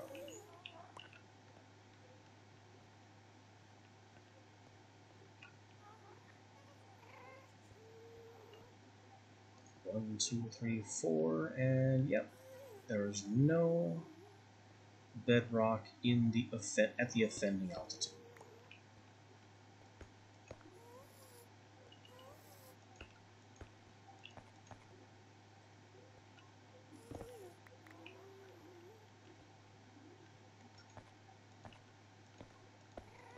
So I'll just throw some more glass, because it's what I've got.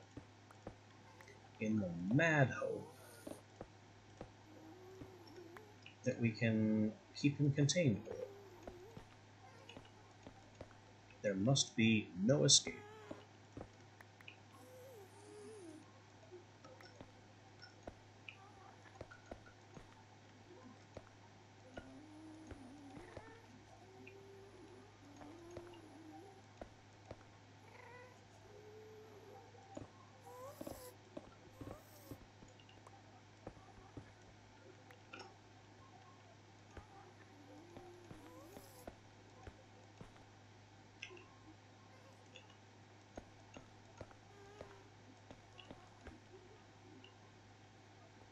I won't be glassing the ceiling. I mean, it's bedrock. You can't do better than bedrock. Maybe it may be the only block in the vanilla game that truly is witherproof.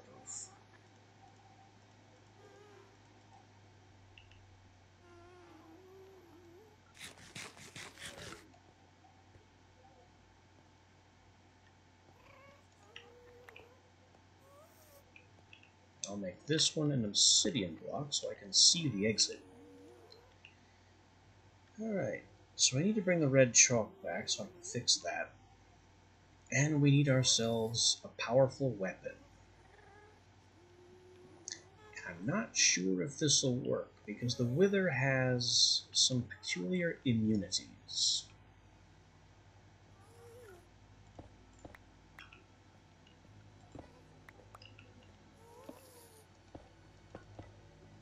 Or is it the Ender Dragon I'm thinking of? One of Minecraft's super bosses is explicitly immune to anything that isn't arrow, explosion, or player melee damage. I think that's the Ender Dragon.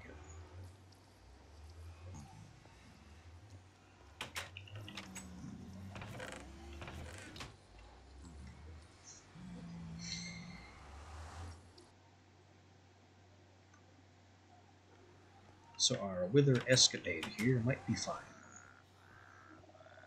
Also, I think I'm gaining a tiny amount of Ars Magica EXP every time I change dimensions, which is a little weird.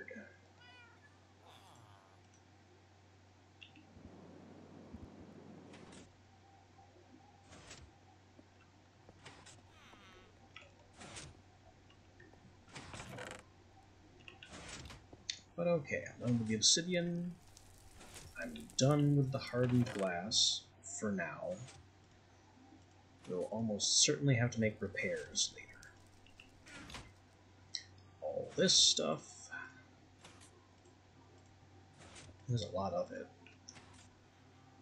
Everything still here can just go directly there, because I have containers for everything.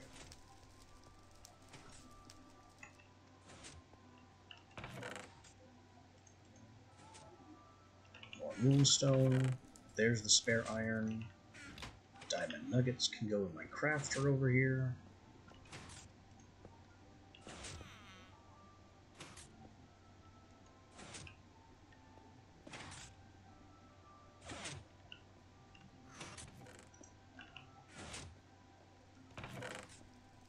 Alright, I'm gonna need the stair blocks.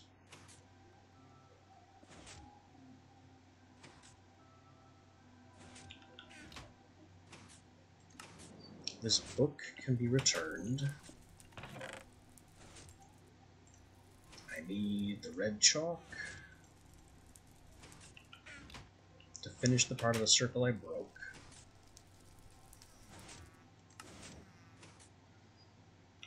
And we need to do some brewing.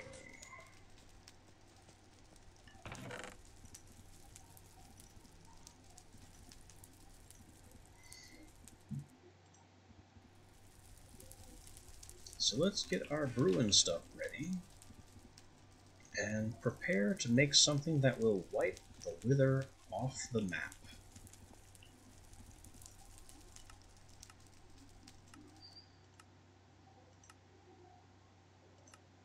Forget poison and harm.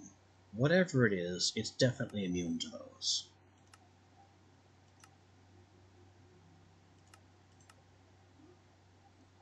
I wonder if it's damaged by heal gas? I wonder if it's damaged by healing, the way undead are. But if it's not, then we risk healing it, and that would not go well for us. So Undead Bane is a pumpkin at level 2. Demon Bane is an ice block, which we don't have at level 5.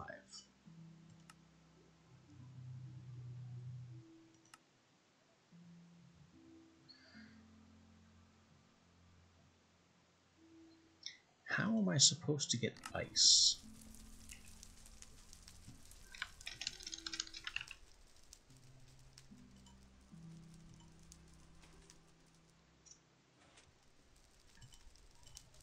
I suppose we'll have to find it.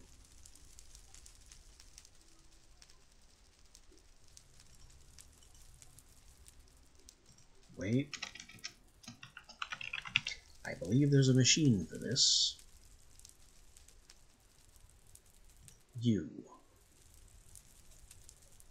This machine makes ice.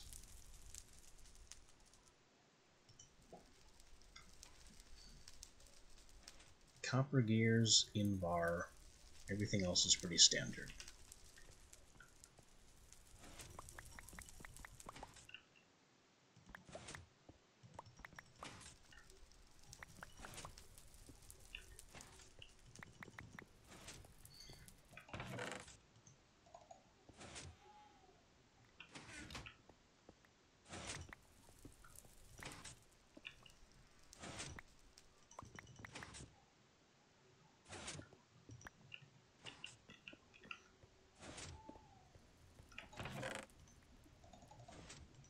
That might be everything. It might be everything.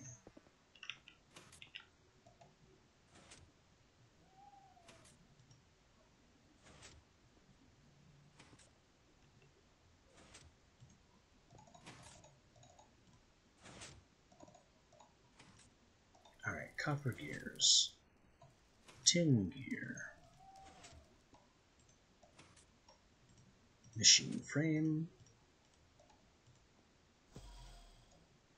Silly witch. Piston. Gold coil.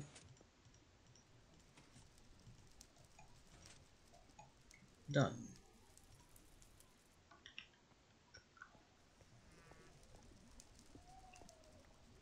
I can get this on a water pipe.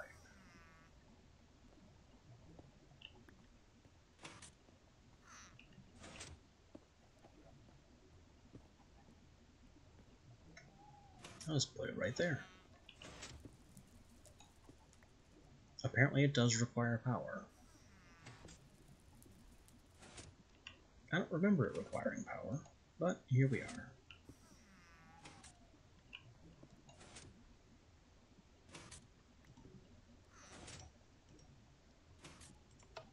We'll just open its input over there, and we'll get ice. For 20 RF a tick, we'll get free ice until it fills up.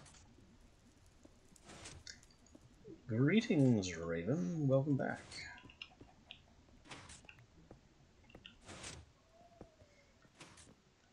We are about to make some anti-wither grenades. That's what I need the ice for.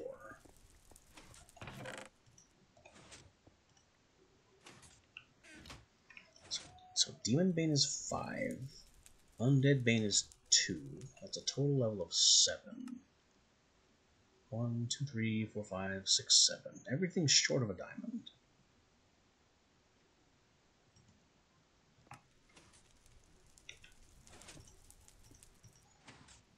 Oh yeah, more crazy potion nonsense. My inventory may be too clogged with nonsense to actually do this right now. So we'll temporarily move this stuff here. These are the ingredients for actually summoning the Wither.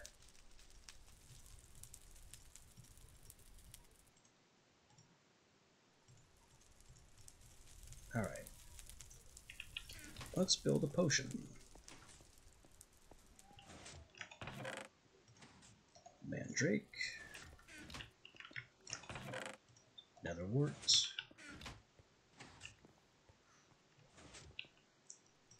and Diamond Vapor. And that gets us to 7. 2, 4, 6, 7. Ice for effect. Pumpkin for effect.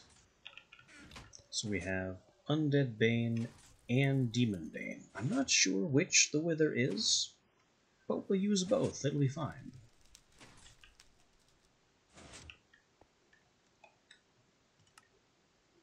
Now we need power. Glowstone and Blaze Rod is fine.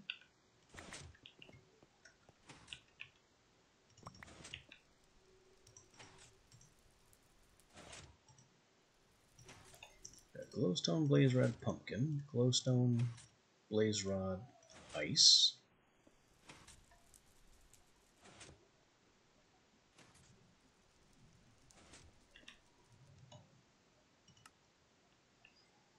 And those are our effects. So now we need Dispersal. Which, you bet it's going to be gas. We're going to melt this guy. Extent.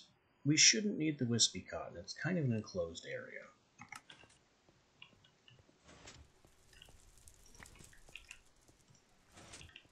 So Wood Ash and Cocoa Bean. For extent. Wool of Bat for delivery. And then duration. Linger. Belladonna Lapis.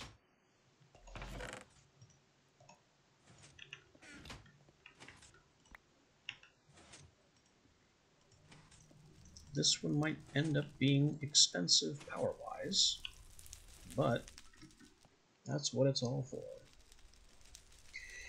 Yeah, there's some strange choices. Could be because demons are typically from the Nether, a place of much fire. That's my best guess. When you want to talk about the strangeness of ingredients in sympathetic magic, we can talk about Ars Magica using a hopper for the leap spell. That's just a straight up pun.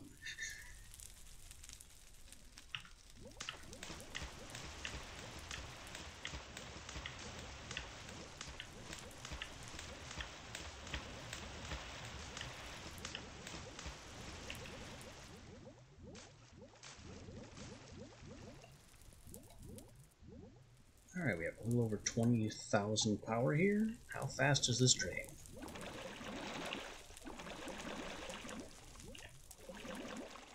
Not as fast as I thought.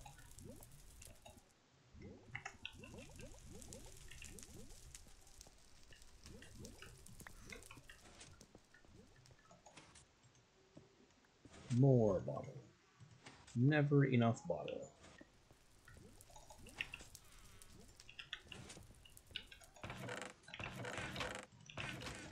Yeah, Ars Magica's magic has always been just goofy. That's a hopper. And a white rune for the jump boost spell.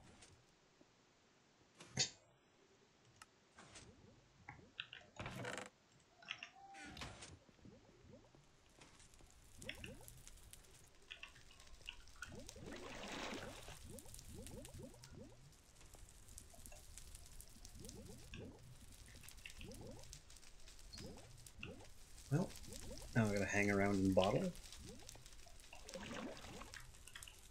Which is going rather nicely, actually.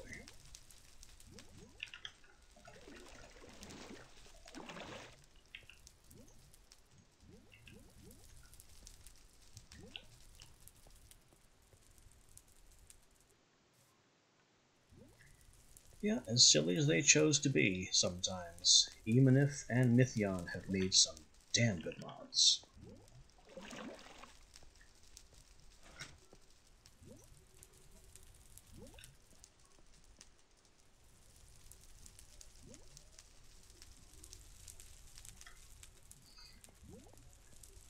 Mythion, the mind behind Ars Magica 2, has actually made an Ars Magica 3, which is now called Mana and Artifice. I have a series on that. elsewhere on my YouTube, because I don't really save VODs here on Twitch. But all my VODs go to YouTube, so you can follow me there. Have a look at everything I've done.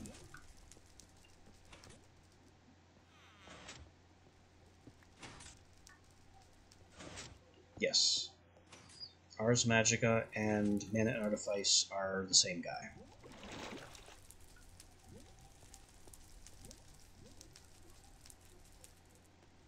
Witchery and Intangible are the same guy. I've done a whole series on Intangible, which is my favorite mod of all time. Witchery here's a close second, so it's no accident that both of them are by Emanif.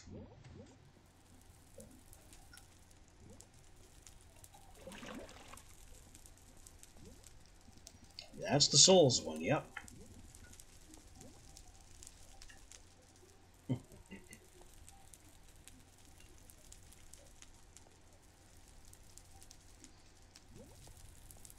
8 different types of souls, crafting, having a build-a-god workshop, that's always fascinating.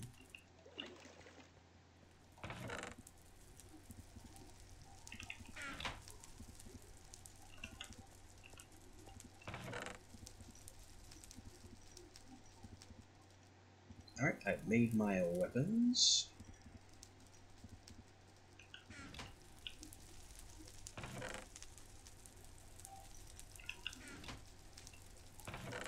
Let's get our other gear back. I think we're ready to try taking on this Wither.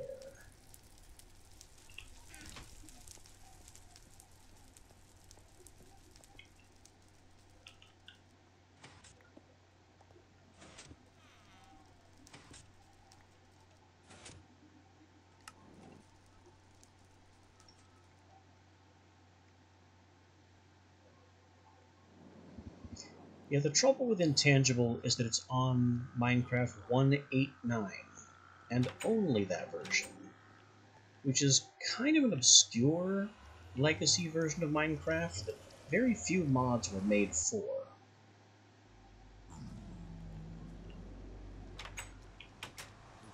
There's like only 1 or 2 machinery mods, only one of which I trust, and that one's still a pain. I think that's Neotech.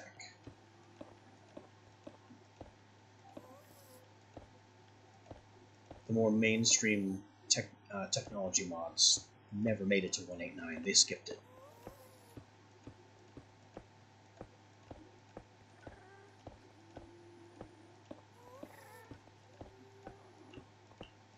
Emanif had been in the process of updating Intangible to Minecraft 1.10 when he retired. I'm not really sure of the details, but I've heard that he was basically bullied out of modding. Not really sure what that was about or how it happened. But anyway, here's our Wither Arena. We're going to be summoning it with Witchery. Hopefully it doesn't leave this box too badly. And maybe I can get away with gassing it. This is all very experimental.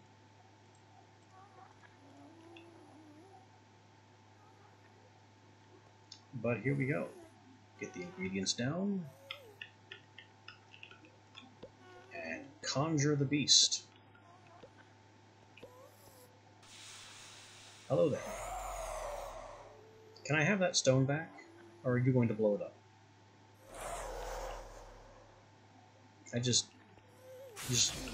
Oh boy.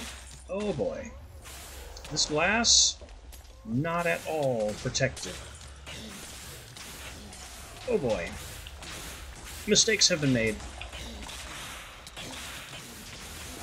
I'm now being poisoned to death by my own gas.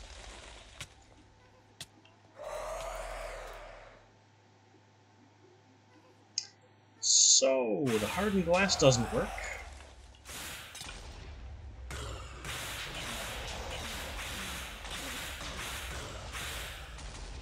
The gas bomb kind of does, but not nearly well enough. And he's just making a mockery out of all my preparations. Die. Die before I do. Okay, he's dead. We win. I might melt. Not my finest moment.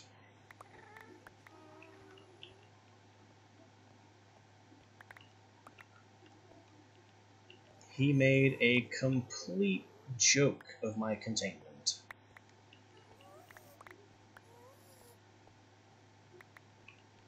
But you know what? The joke's on him.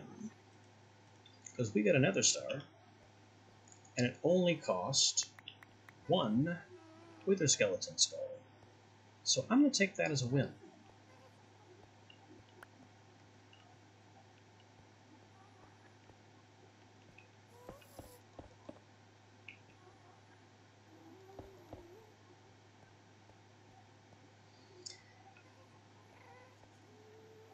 Yeah, this stuff is supposed to have blast resistance. I understand that nothing has enough blast resistance other than bedrock to resist the angry withers just walking through blocks attack.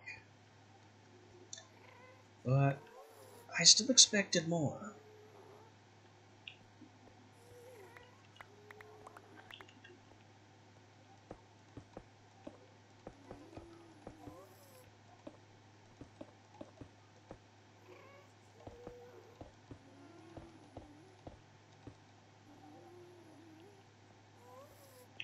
I also expected the anti-wither gas to do more. It did some damage, but my dagger did more.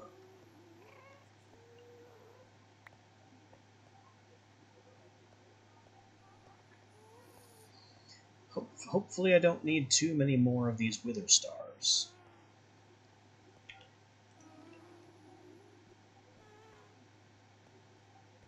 Because this was a travesty.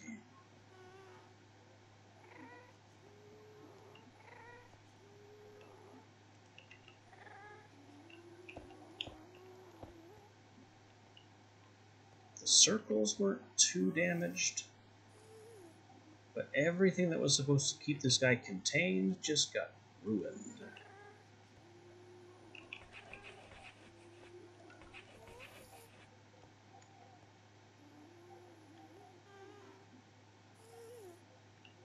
I suppose it could have been worse.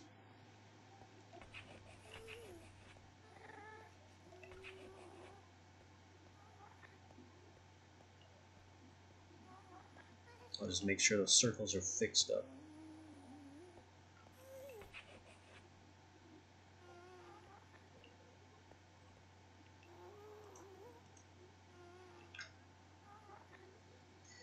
Usually what I prefer to do really is just completely cheese the wither.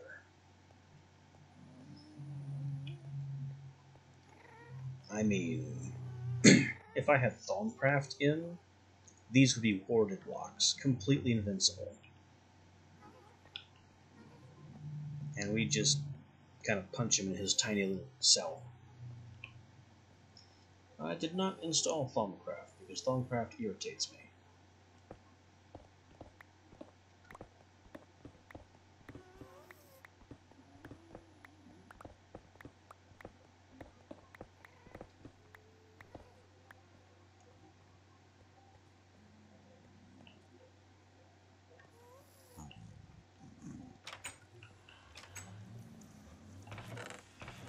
Anyway, successful Nether Star.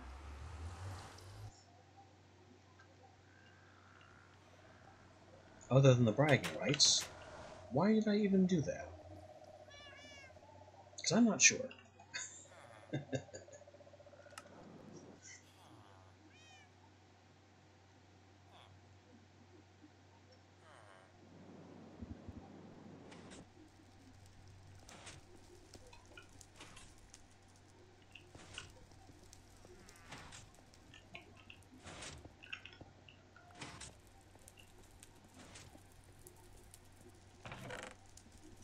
Undead Bane, Demon Bane. chalk goes back downstairs. I mean, very glad I did not summon him in my own basement. That would have been a lot worse.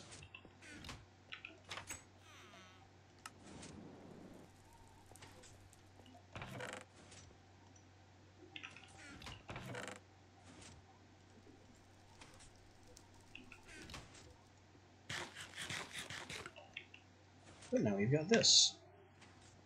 Beacon, don't need it. Observation of an Immortal, don't need it. Porta Spawner. Tempting, don't really need it. Null Catalyst. Kind of do need it. So that's what this was all for. Alright, Diamond, Flint, bunch of Magma Cream.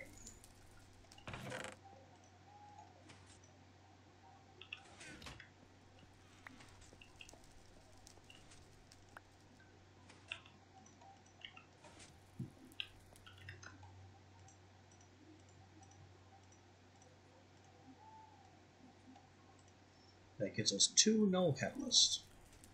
Now that we actually have Null Catalysts, we can replicate Null Catalyst with a Magma Cream and a Blaze Powder. It's just the first one that's Wither Star expensive.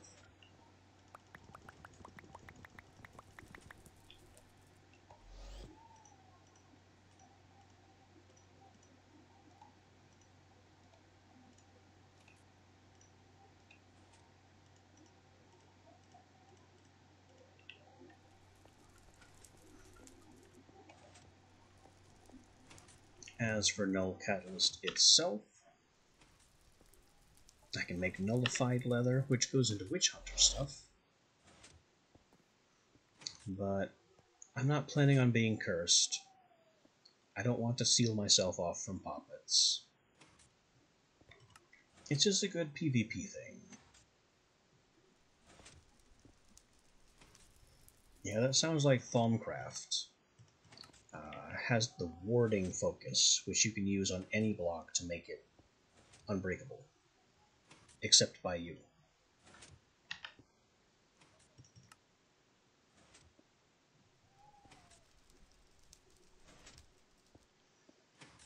And here's what our Null Catalyst was for.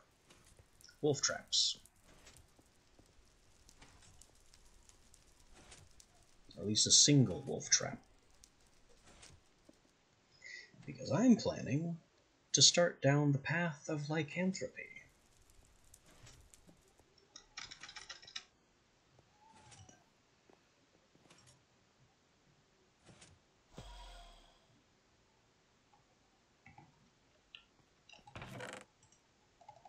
So we get our 2 Null Catalysts, 2 Wolfsbane. I have to make a bear trap. That's a decent amount of iron. And 4 silver.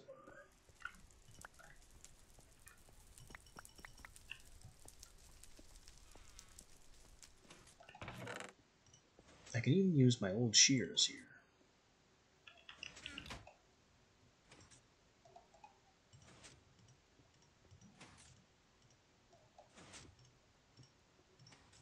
Alright, pressure plate, shears, iron, bear trap. Wolfsbane, Null Catalyst, silver, wolf trap.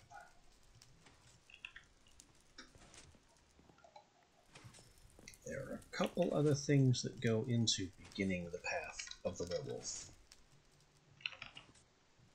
One of them is the wolf altar.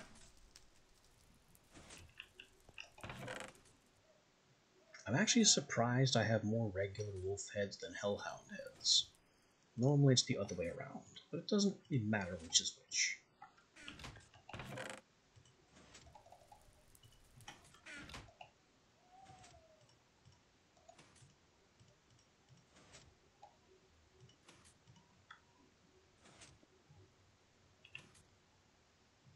Then I need a lead, This is the wrong way. That's the problem with the high-speed tube. The little charging pause makes it take longer.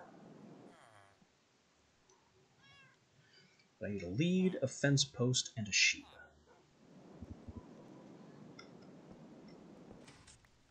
And then to be patient.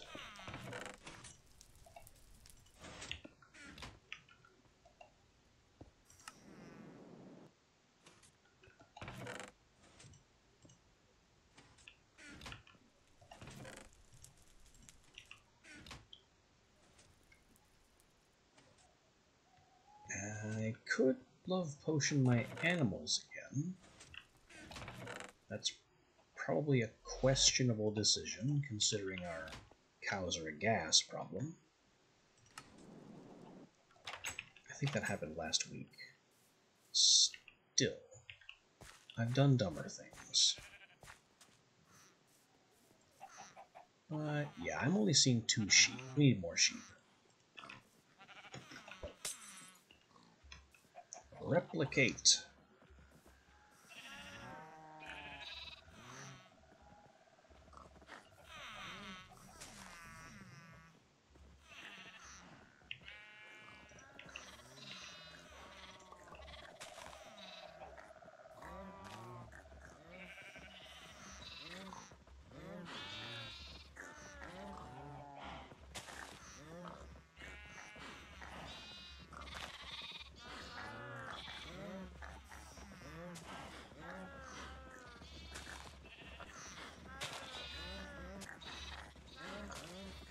Getting a little out of hand in there.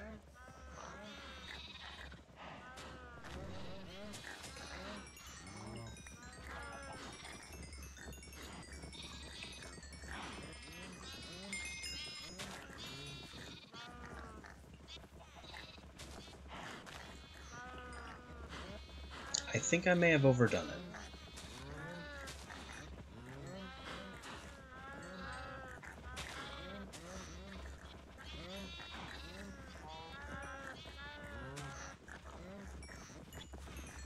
Yeah, Love Potion is definitely too strong.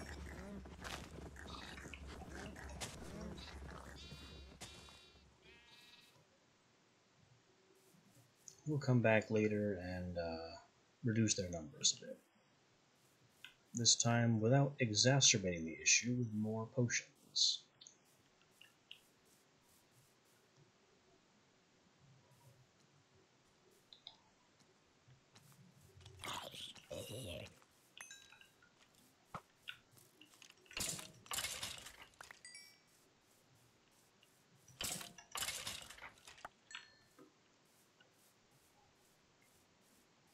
Now we need kind of an open space.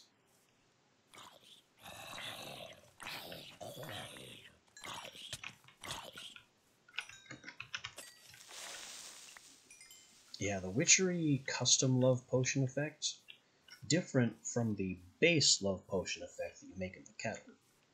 But the Cauldron version is really strong, because it puts mobs into their breeding state, and then removes the breeding cooldown. So they just multiply exponentially, and then do the mob cramming thing. Which, this is 1.7.10. Mobs automatically dying due to cramming isn't a thing yet.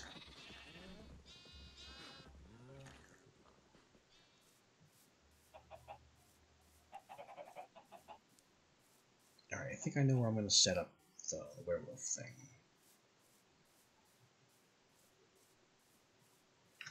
Right here. This is sufficiently narrow.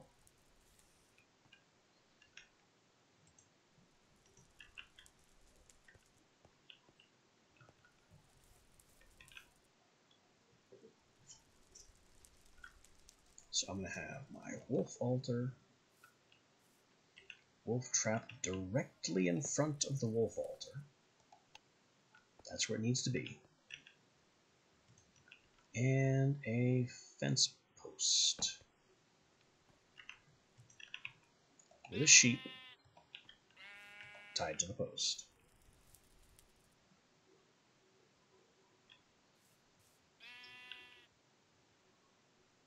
Between the wolf trap and the sheep tied to the post is what allows werewolves to spawn if it's a full moon. The wolf trap immediately in front of the wolf altar is how you gain lycanthropy yourself. When you have a werewolf trapped in a wolf trap, specifically right in front of a wolf altar, then the wolf god thing whatever will bless the werewolf with the ability to transmit lycanthropy. You can let the werewolf hit you as much as you want, but if it hasn't received that blessing from being in front of the wolf altar, you won't gain werewolf yourself.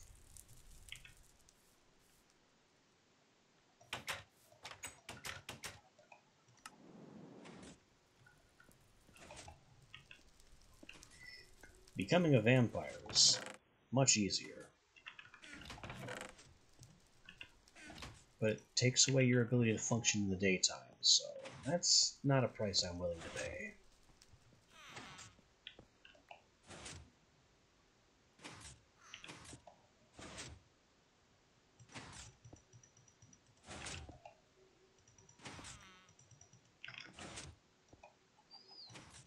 Also, I'm seriously considering going downstairs and murdering that hobgoblin, just to make these pistons quiet, because he's given us what we need. His usefulness is at an end. And what else can we do with Cobaldite?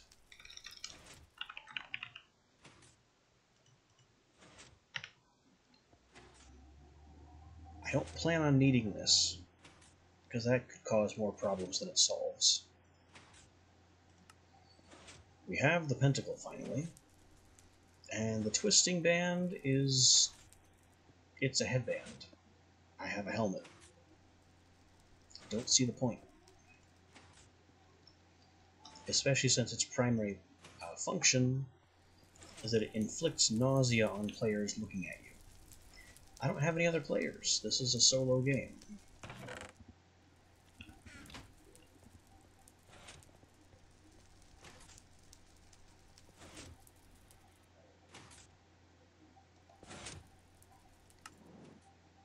I've pushed the wrong button again.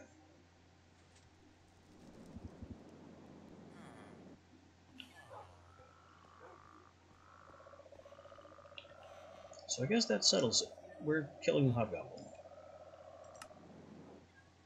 He is no longer necessary for our plans.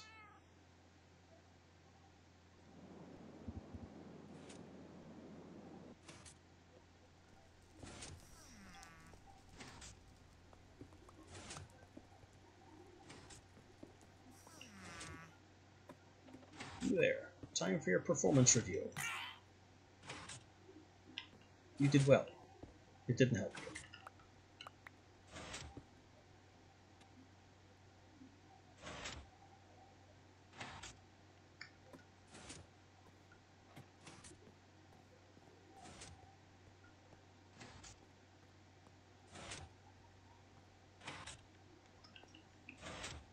Why is that piston still going? There it goes. The round robin is not exactly perfect.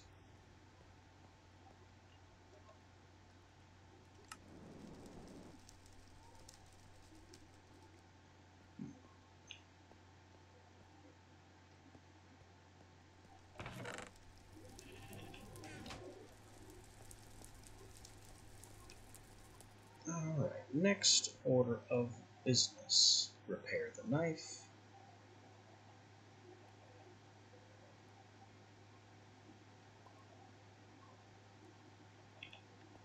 But basically I just need it to be dark, and possibly a full moon. So we are somehow burning time until then.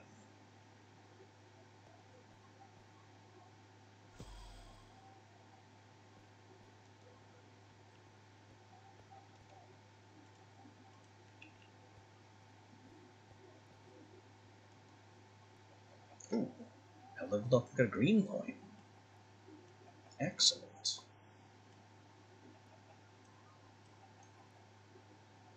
AoE would be a big pick, but it's not a huge deal without some other things.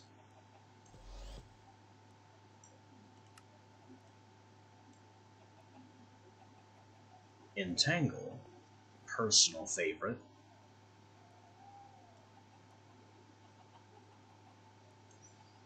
Though if I take Gravity Well, then I can unlock one of the silver skills.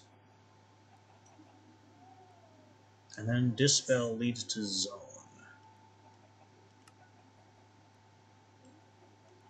Mining Power is also on the table, so is Rift. Rift is big, but it's not really useful without buff power. So I think the biggest play here is Entangle, so we can be within reach of Appropriation, because I really want Appropriation. And Entangle is just a really strong thing to add to your combat spells, so your targets can't run anymore.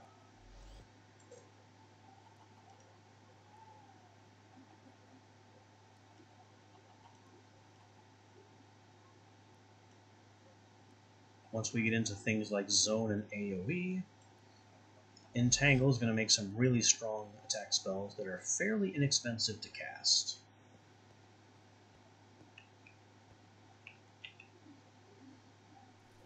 I guess what I can do with some more time, then, is do a bit more gardening. I know, everyone's favorite activity. Plants and math. What's not to hate?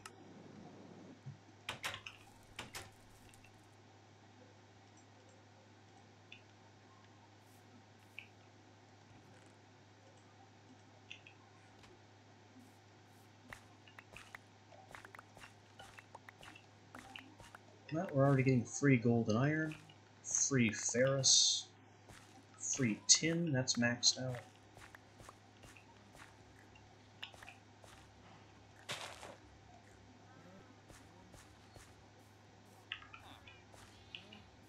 And considering we're basically waiting for nighttime on the surface over by that sheep, this is a pretty good use of our time, because we'll know when it gets dark. We can be on the lookout for our the wolf that we're inviting.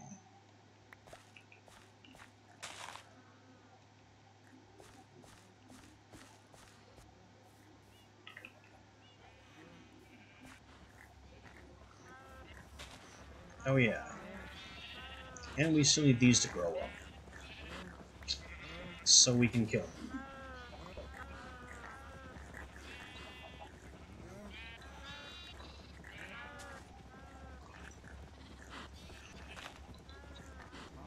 In fact, I'd probably better start,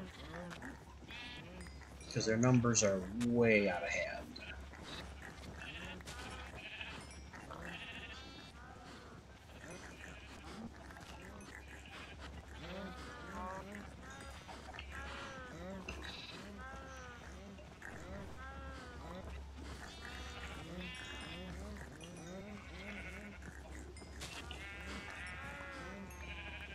Alright, that's all the adult sheep. There are probably three. Oh, suddenly more sheep. They're just growing up and popping up where I didn't know there were more sheep.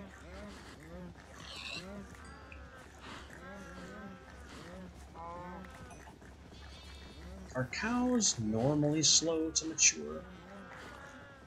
They tend to take longer, or they seem to take longer to grow up than other animals.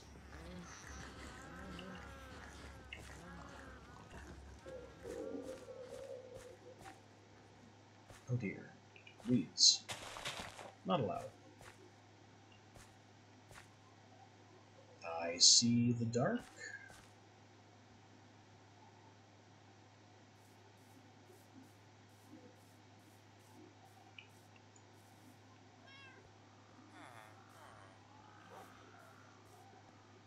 But I don't see a wolf. Oh. Of course we would be on the entirely wrong night cycle. Trying to get a werewolf? We have a new moon, the wrongest moon.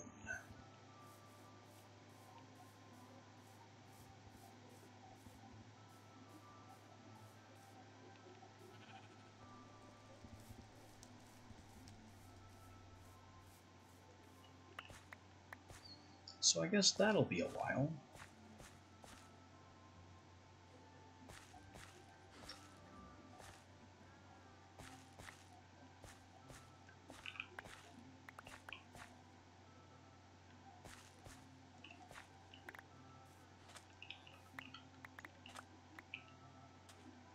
That's the idea.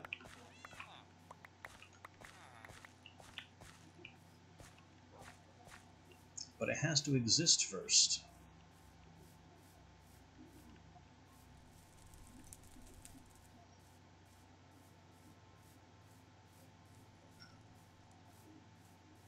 In the meantime, I'm stuck wandering around doing a whole lot of not much.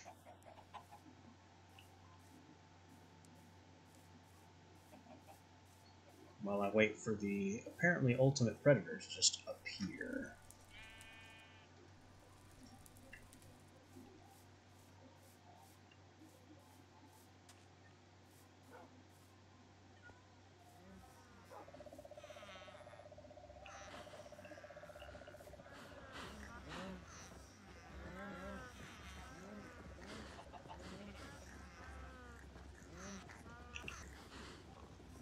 The mythical reverse werewolf.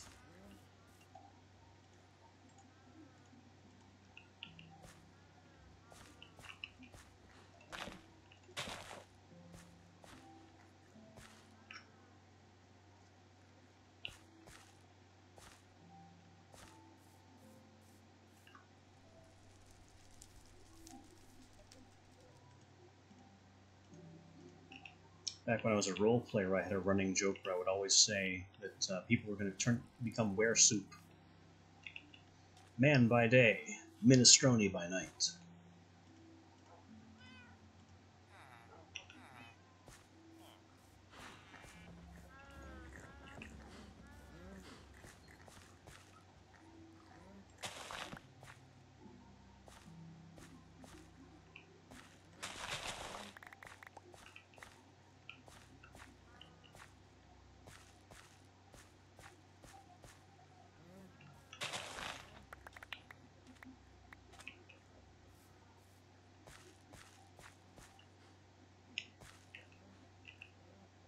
I can harvest more.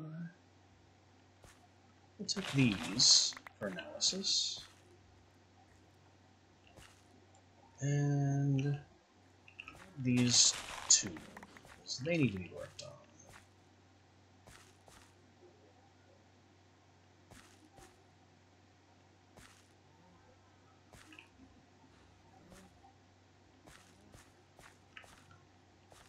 I've still got this that I'm waiting on to sprout, so that could become weeds. Won't be happy if that happens. But the rest, weeds. Nope, yep, weeds. Stop it.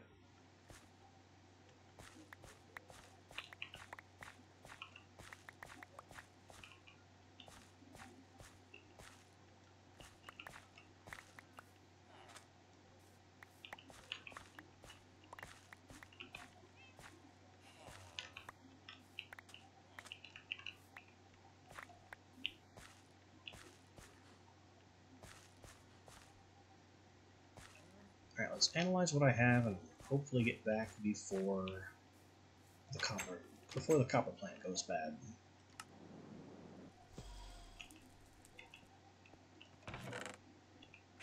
I don't need wolfsbane or snowballs.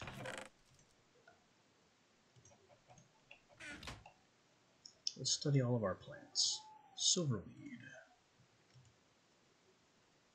From the top in order so I don't accidentally destroy any of them. Which has now happened twice.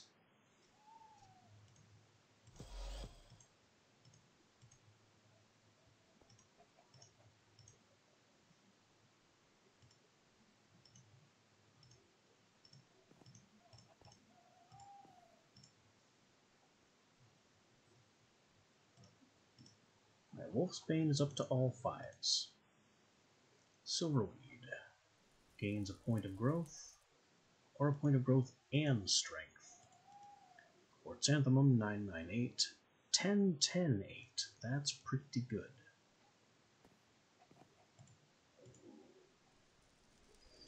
Snowbell 6-10-9.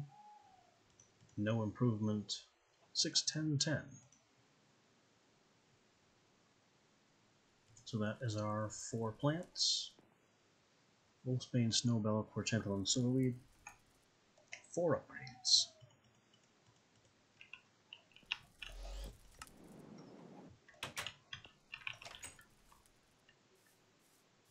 Throw out the junk. Save this from its weeds. And get these back in their plots. This was the Silverweed.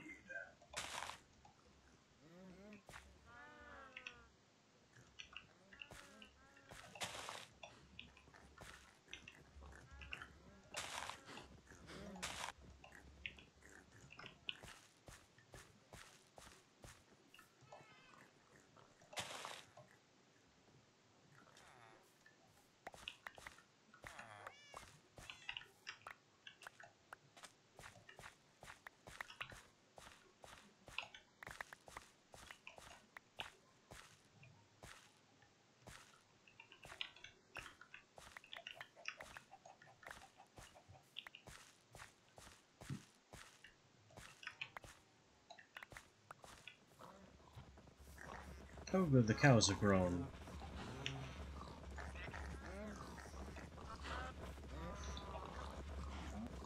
Let's start cutting down on their numbers.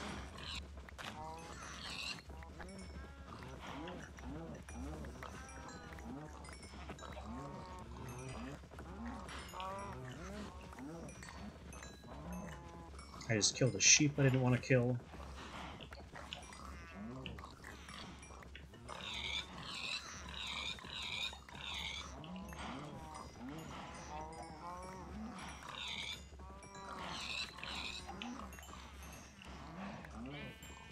Oh, there's even chickens in here still. Am I going to have to worry about there being too many chickens?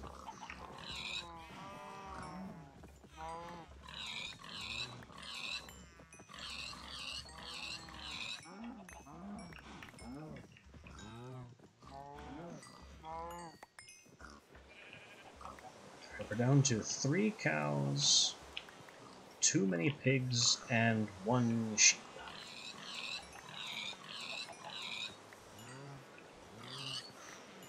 I don't know how I got down to 1 sheep, but that's where we are.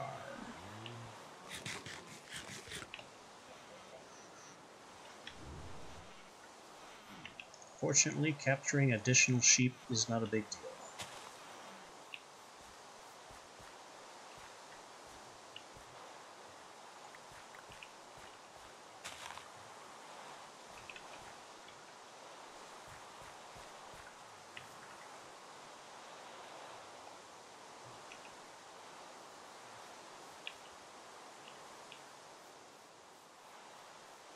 Oh, I know what happened. I think I culled my space down to 2 sheep and then put one of them over here. No, I culled them down to 3 sheep, put one of them over here, and then accidentally killed the third.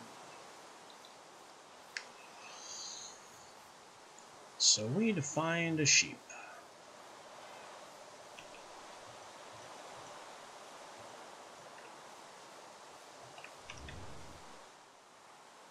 During the middle of the night is not the best time for this, but we still succeeded. You there. My sheep pen needs a 3rd sheep. Wait a minute. This sheep is badly injured. It must have been swimming in the black sludge.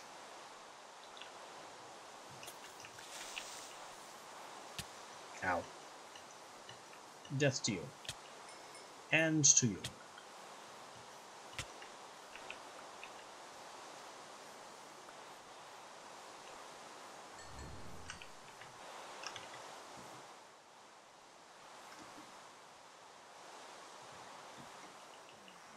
Alright, back up to 2 sheep, so we can multiply sheep later.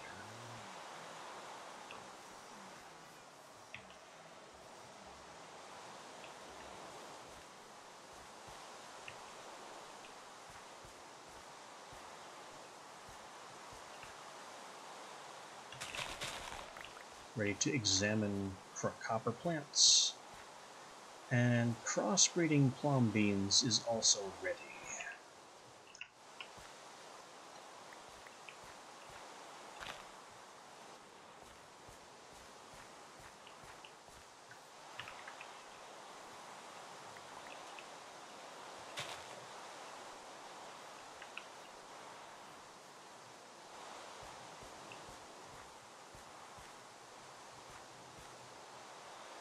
I guess I'll just study the copper plants for now, because I am just about gardened out.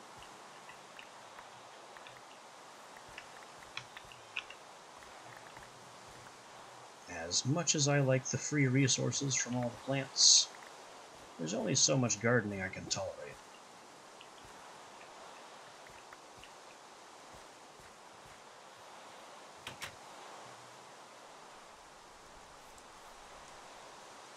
Also, I have no idea if it's day or night, because it's raining.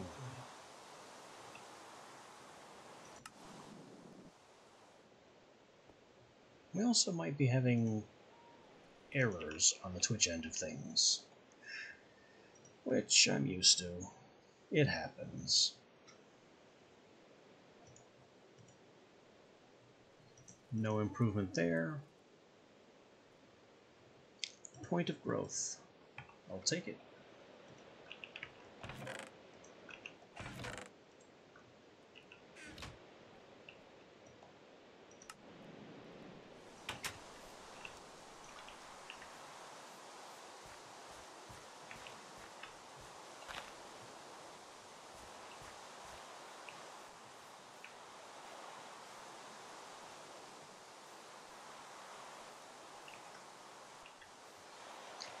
Yeah, there's an example of that I like to cite called the airplane rule. It has to do with simplicity, complexity, and things being robust.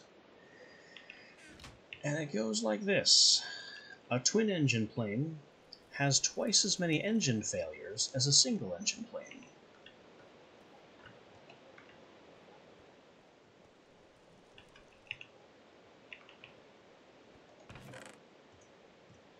Because in the twin-engine plane, there's more things that can go wrong, so they do.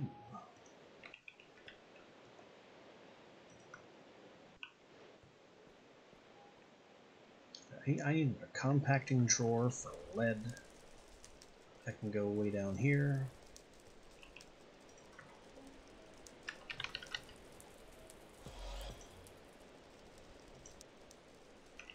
Another 2 pistons.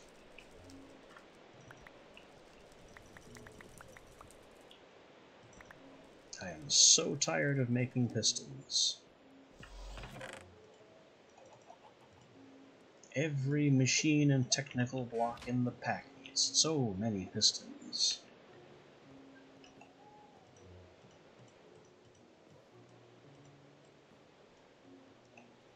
I did not grab enough wood. You'd think I'd know how much wood goes into pistons by now.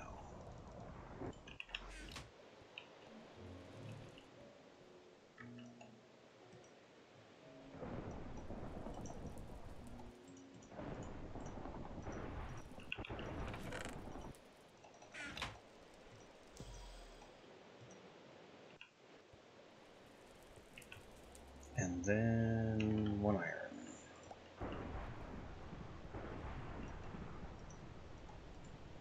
So with the pistons, the iron, the drawer, and all the stone. There we go. Be my key.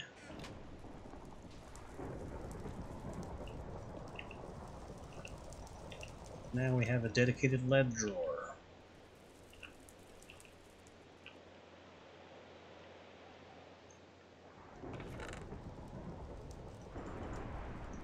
That all my lead can go in.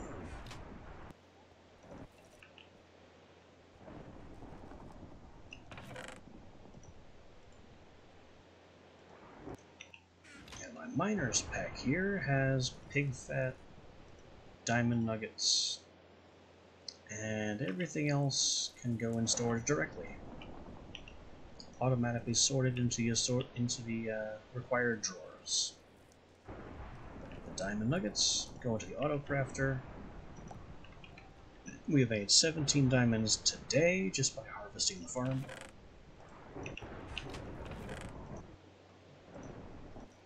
And our pig fat supply is going up. Good stuff.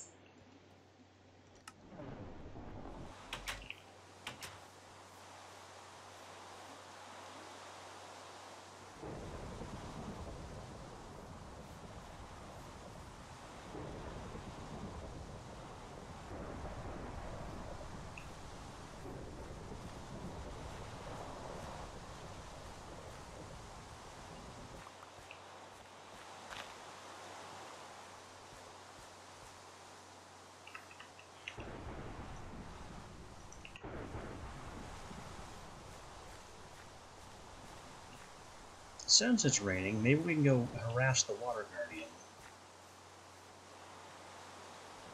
Might be a good use of our time, since apparently the wolf isn't showing up yet.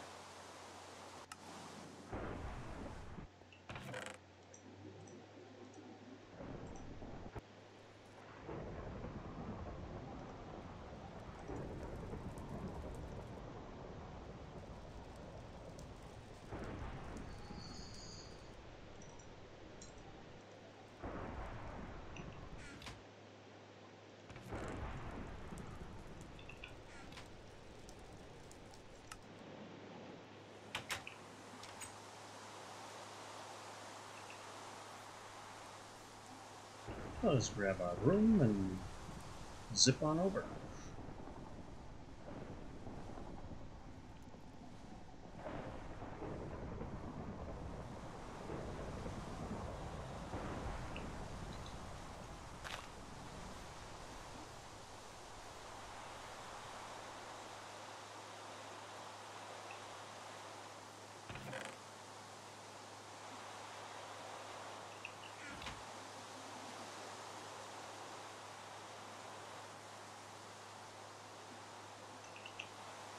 A few more boats. A few more buckets.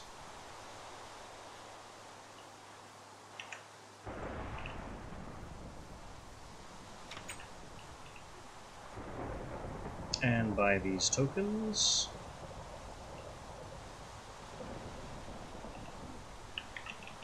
A few more water guardians.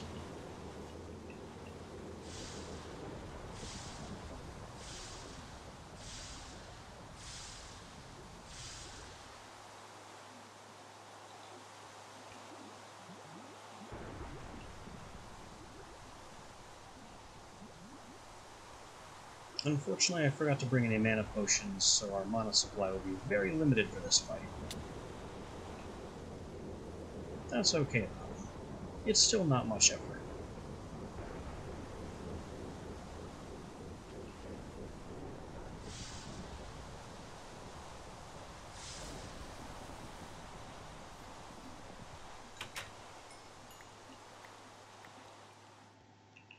And the rain stopped, so we can't fight it anymore. Okay then.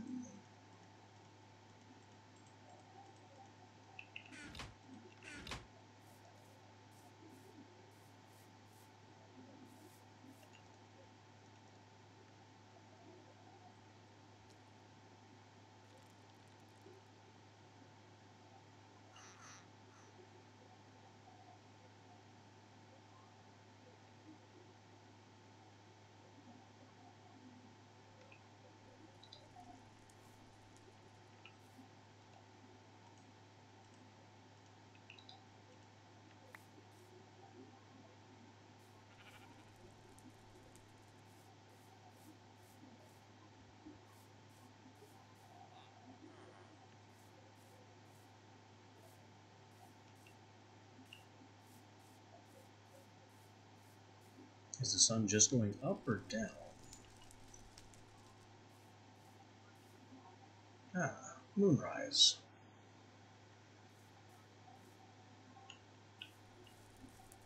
Still no sign of werewolf. I think we really are going to have to wait for an actual full moon. Alright, maybe I'll see you later, mate. Till then. Thanks for stopping by. Look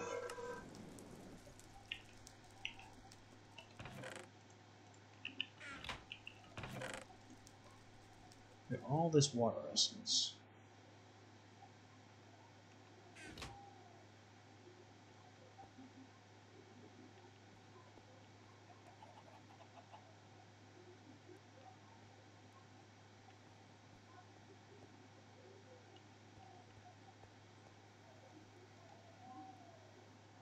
Alright, extra blue skill point. I don't think that does much for us at all.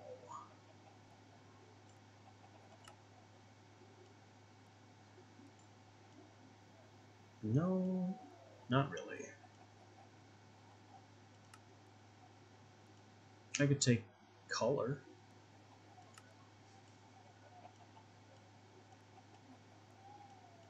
Nothing on defense. Gravity or bounce?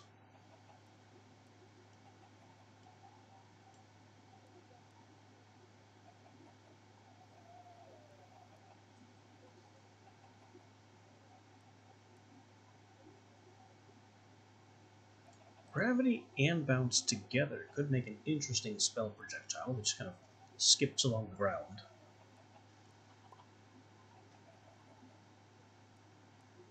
But between the two, gravity is the stronger pick. Because gravity allows things like AoE and zone to affect the ground that it stands on, making for some interesting drilling spells.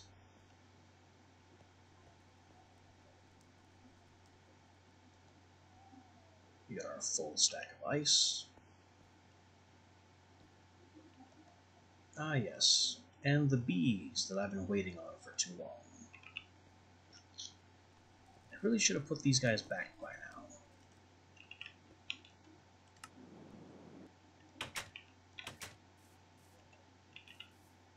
Our upgraded hermitics go here, so they can breed and multiply and eventually be analyzed.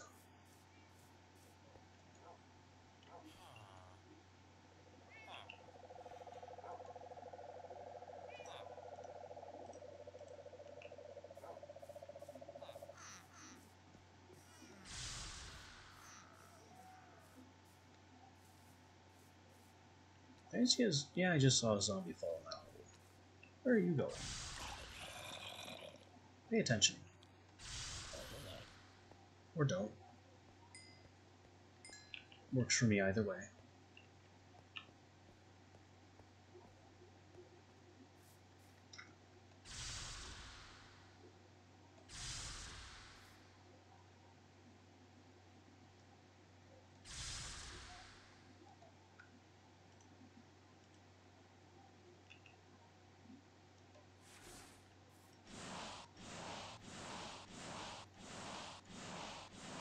Are those zombies coming my way? They are. Very ambitious zombies from a great distance.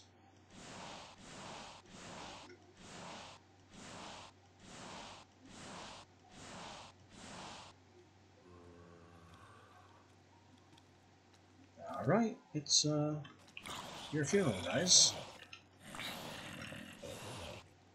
Your funeral and my XP.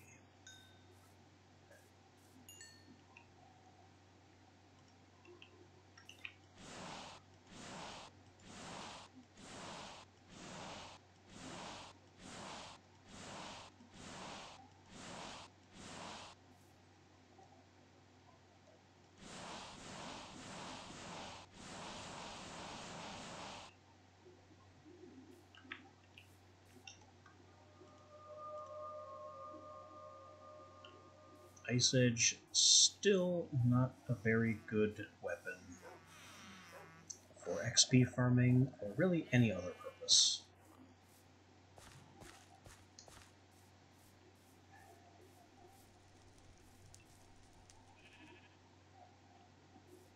sheep here is still being a sheep.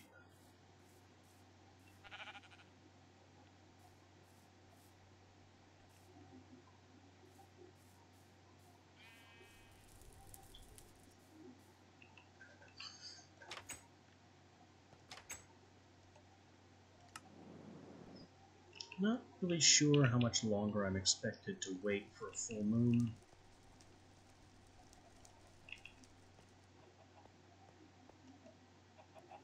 Let's see how our armor's doing. That's maxed out.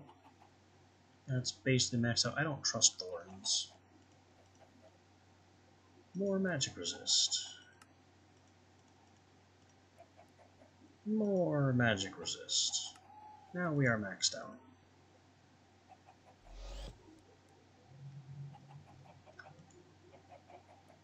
I could soulbound my spellbook. Technically, I think if I really wanted. No, I can't enchant this that way. Cute idea, though. I think you could once. But he fixed that.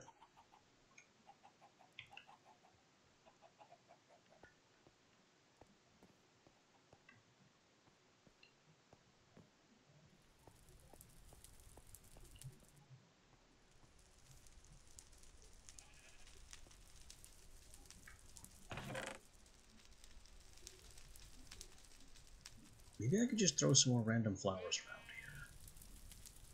Like one of those potions of fertilization.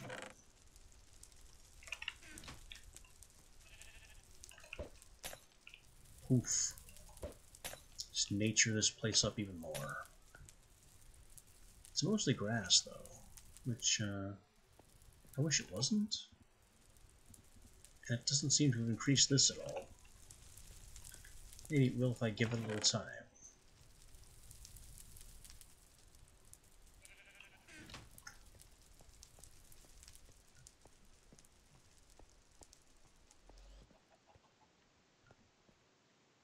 Is there anything else I might need more nether stars for? I don't think so. Not unless I want to do a porta spawner. And it's... a nether star is too much for a porta spawner.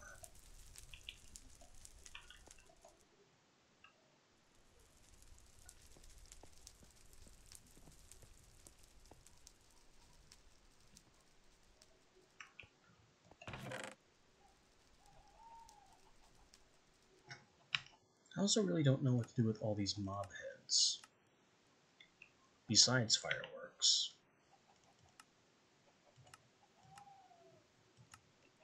But that seems to be all they're good for.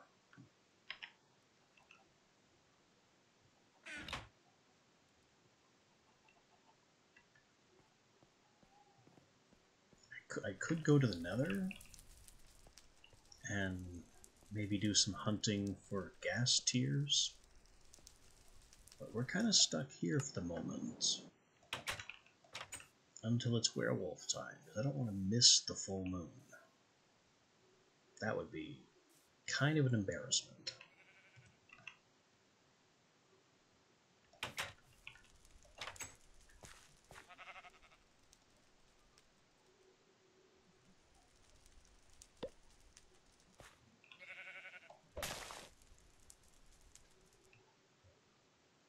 I will happily snatch up 15 mind drinks, though.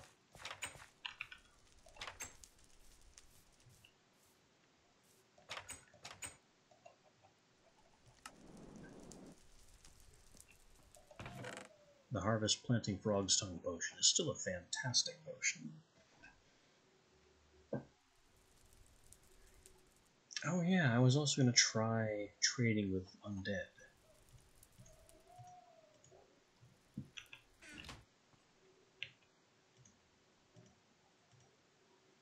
Well, let's switch some stuff out and see what happens come nightfall.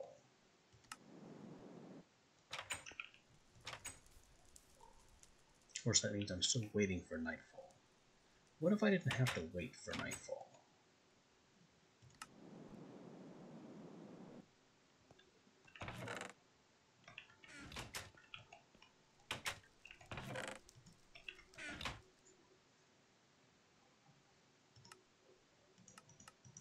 Which page? Oh, there we are. White circle, stone axe, quicklime. That's apparently all it takes.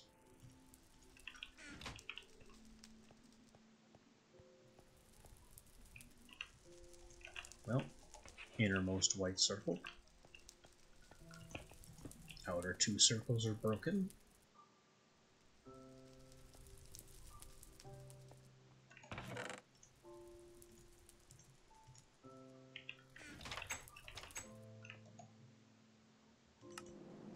And we just get a stone axe and some quicklime.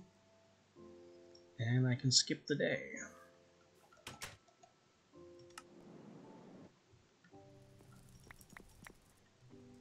Honestly, I don't know why it's a stone axe. That's another strange case of sympathetic magic.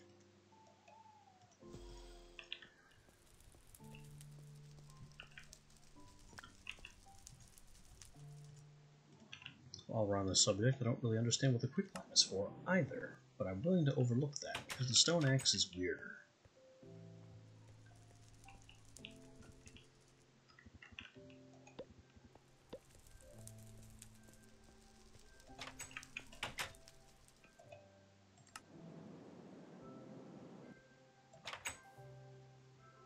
Boom, straight to midnight. The moon is starting to come out. It's getting more moony.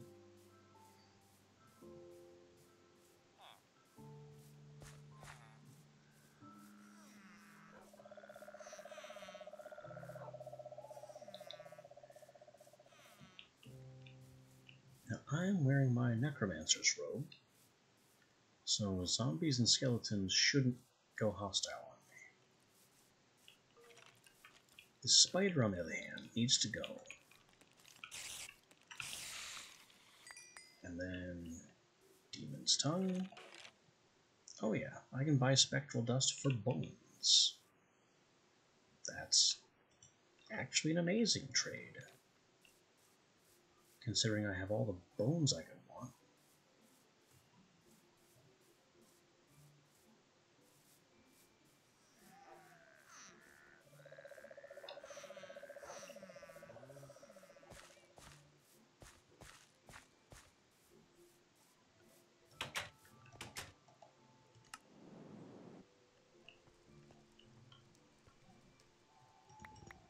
Yeah, I only got 4 stacks of bones.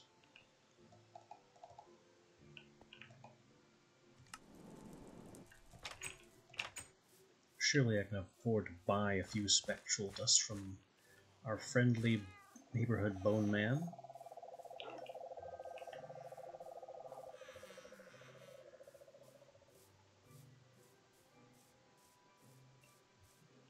Also, zombies over here. I wonder what they want.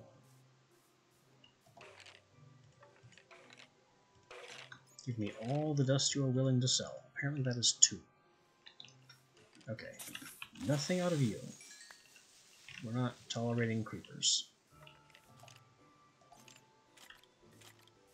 Do you have any other trades to offer? No. You are now useless. Goodbye.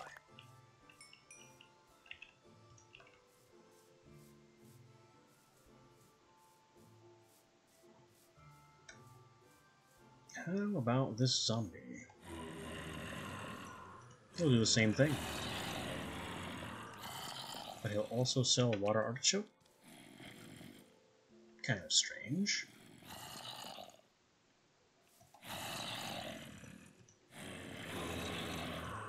Yes, give me more spectral dust for essentially free.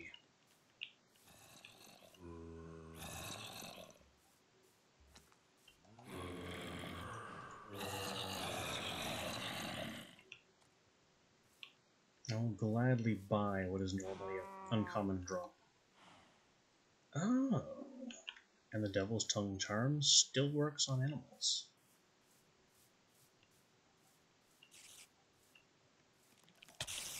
It also works on spiders, but spiders are angry.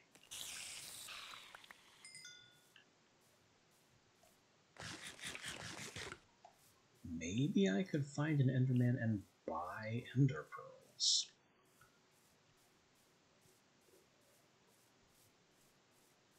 This is certainly a thought.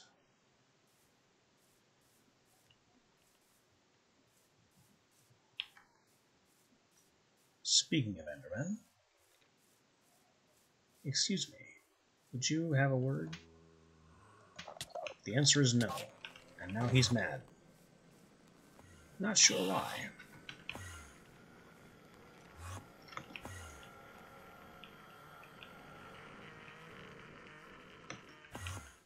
Get over here so I can stab you.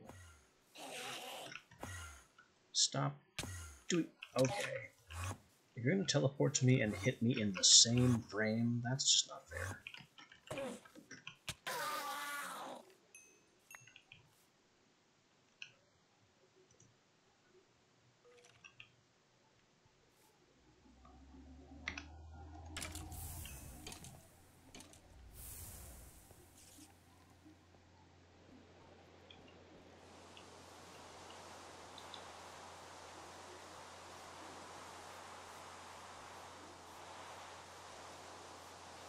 But hey, we've rediscovered that we can trade with undead and monsters, and still trade with animals with the same charm, which I didn't know.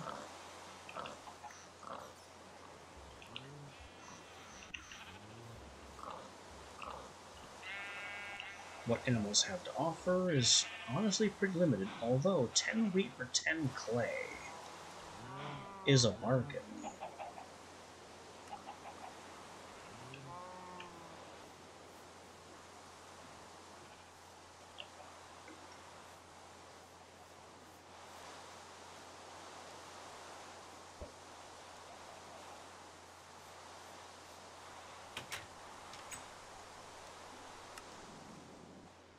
The drawback to the charm, of course, is that it has durability. It's very intensive on durability, actually. It's almost like it hates to be used.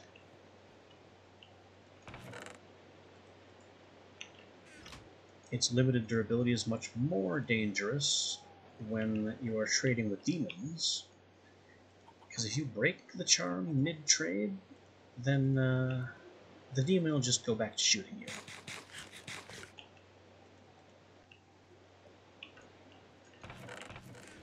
They're kind of jerks that way. And let's not forget that the Devil's Tongue charm isn't even a perfect solution to the problem of demons fireballing you in the middle of trades. They're nasty.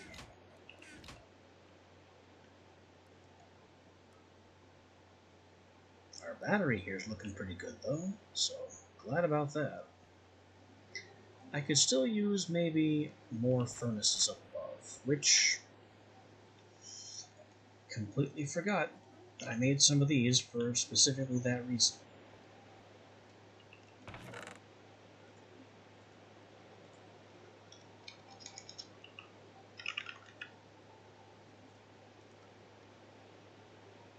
Frame, coil, bricks, the usual.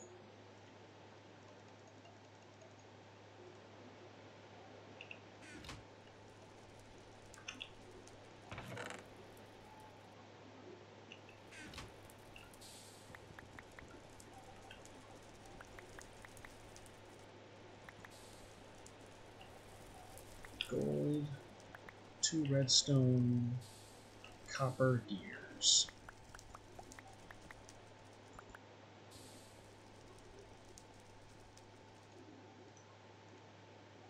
Why do I only have 2 tin? I distinctly remember collecting 4.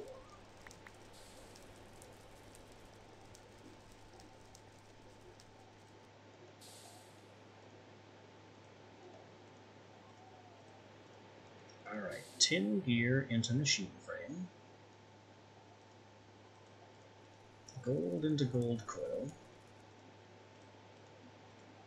Copper into copper gears. Bricks. I'm missing 1 redstone.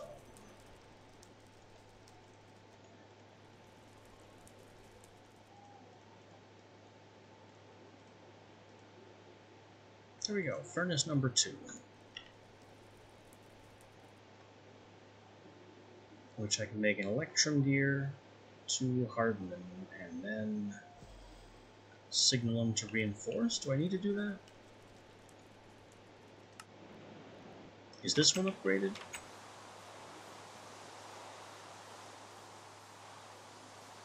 Well, it's reinforced, and yes, it's upgraded.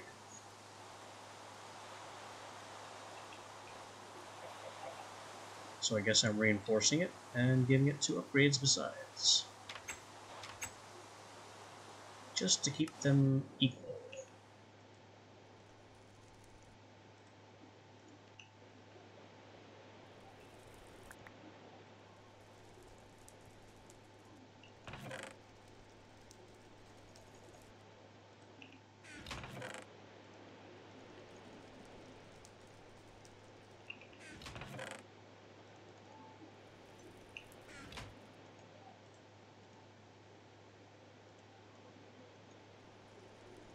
Electrum gear, signalum gear, Invar upgrade, hardened upgrade,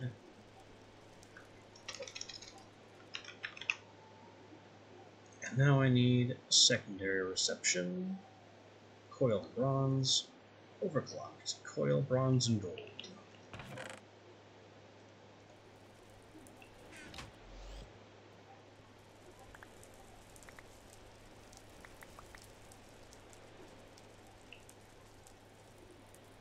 +2 redstone, +4 redstone.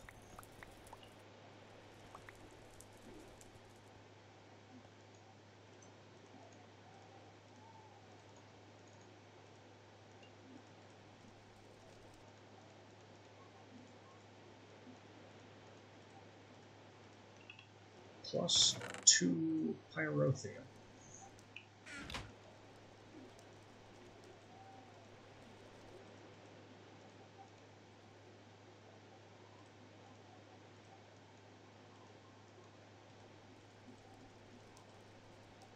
What am I missing here? It's redstone and I didn't need glowstone at all.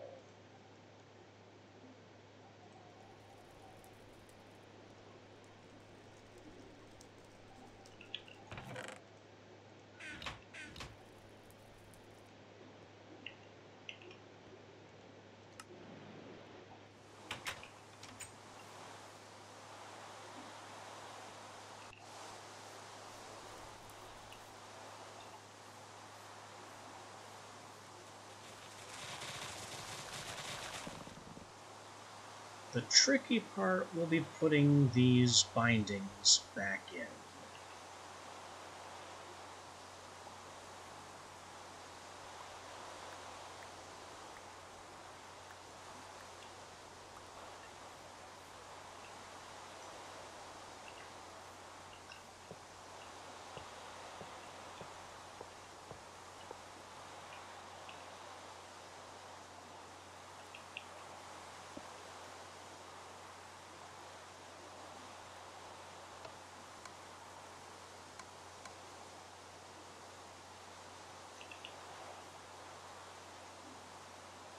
I think I need another reinforced servo to get the charcoal out again.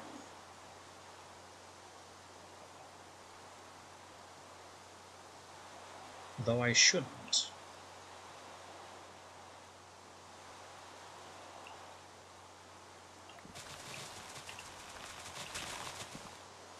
Because this should be orange and firing straight down into the storage.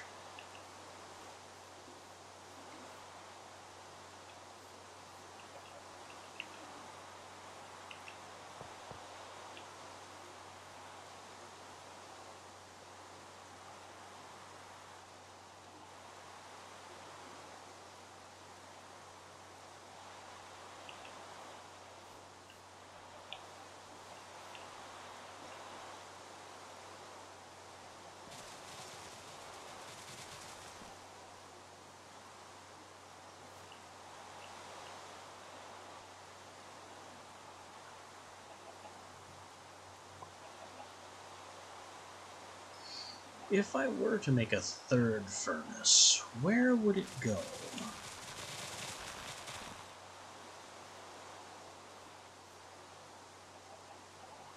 I really am thinking right here, but I don't know how I'd easily get this item duct to it.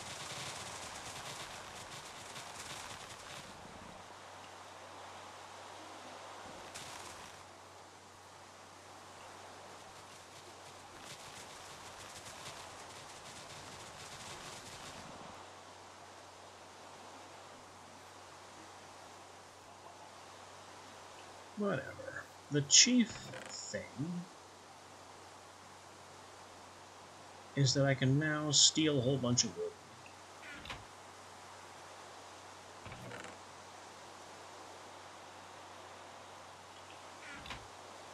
This servo is going furthest first with a whitelist.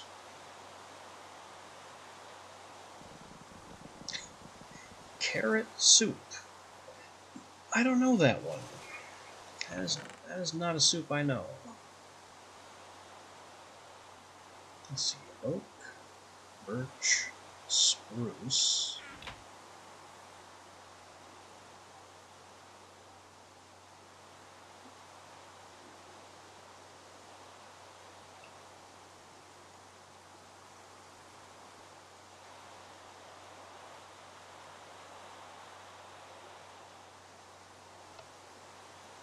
And send those shooting along.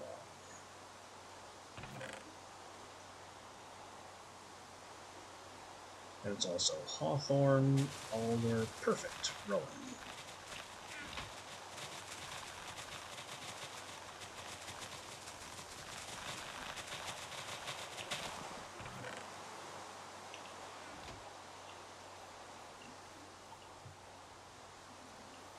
I'm a clam chowder guy. New England white.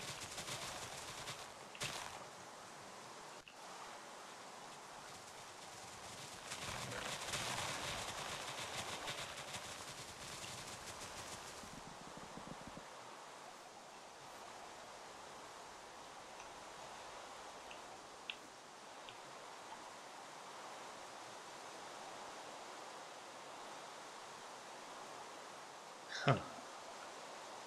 Because of the way my bees are upgraded, I can finally reclaim this section here. Start growing trees on it again. What kind of trees, though?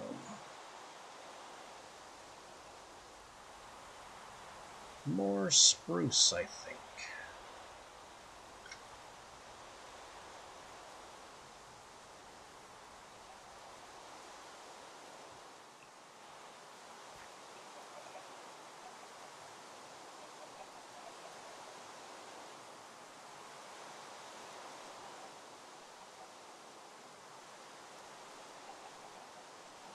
Yeah, I'll put the oak here. And then focus more heavily on spruce, so I get more taller trees and more charcoal, while still maintaining the variety.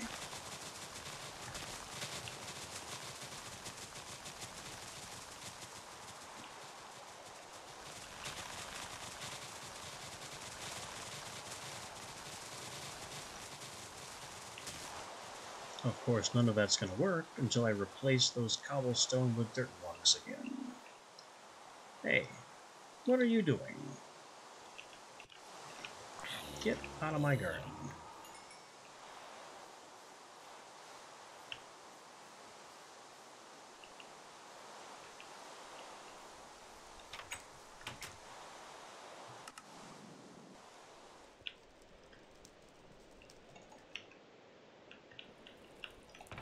I'm starting to wonder if there's a witchery ritual for making the rain go away.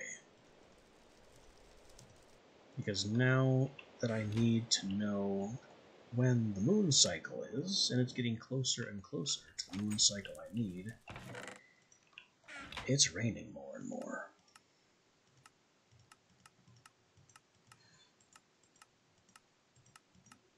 But it looks like no. Because the nature section, I can call storms, I can make it night.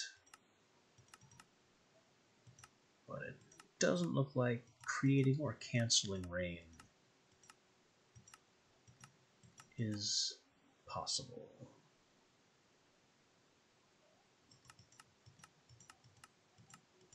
There are other options, of course.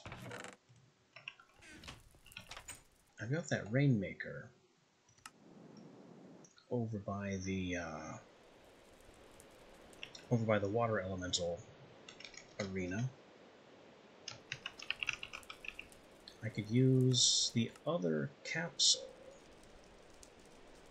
If I could just remember what it's called. Not that.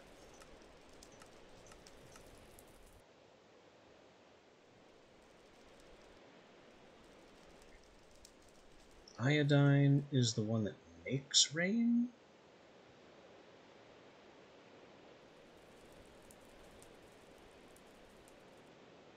This would be faster if I just scanned what I can do with Royal Jelly. Ambrosia? No. Dissipation chart. That's what I'm looking for.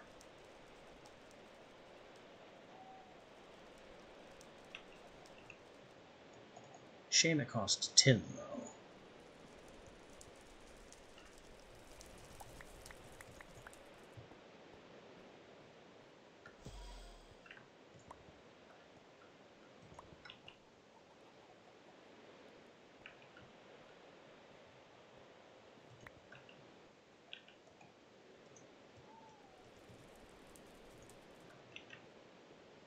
Well, let's make it happen. Can, honeydew, gunpowder, royal jelly. And this will make a stop raining charge.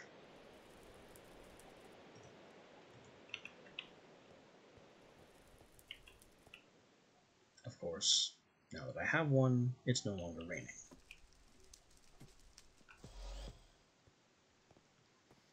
I guess that just means there's no more hurry.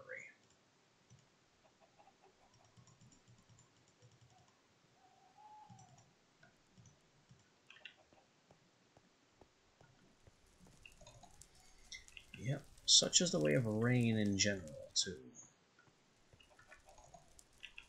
There's another wonderful mod I used to use a lot. I don't remember what it's called now. But it made things like a staff that could place torches at range. There was a gun, and you could build all kinds of bullets for the gun.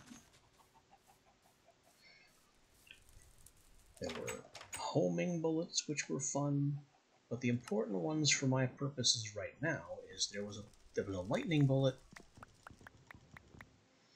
and a sand bullet. If you use the lightning bullet to shoot a creature, then the creature got hit by lightning. It's that simple. If you used the lightning bullet and shot it into a clear sky, you'd get a thunderstorm. The sand bullet was kind of the opposite.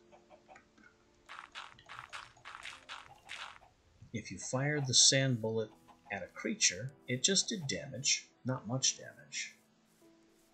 But it also, like, canceled creeper explosions. If a creeper was currently in danger of blowing up, it would stop.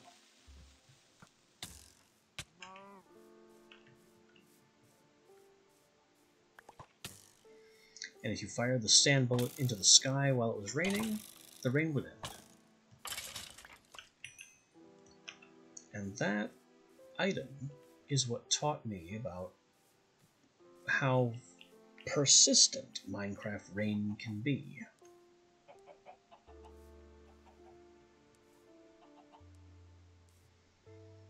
Because if you fired that sand bullet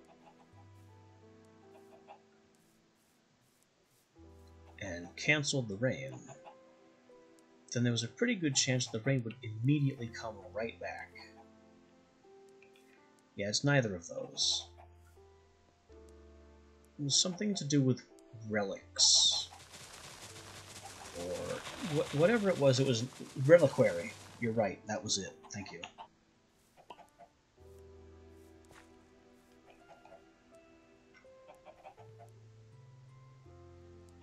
I'm actually going to flip these.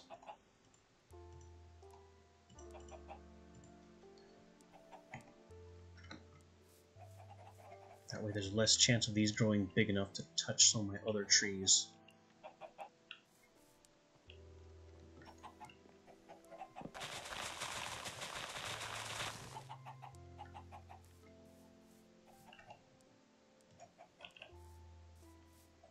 But hey, now we have some dissipation charge, so we don't want it to rain anymore. We'll just go all the way over.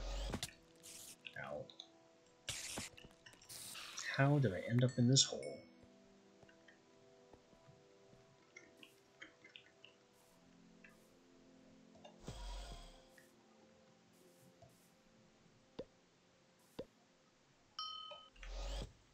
All the way over here. And use the dissipation charge with our Rainmaker, and we can cancel rain when we feel like canceling rain.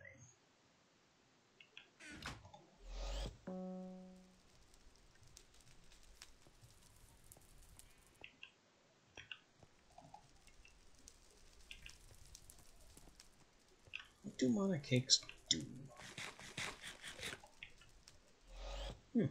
Short duration mana regen. I should probably pay more attention to those, because that's not a bad effect.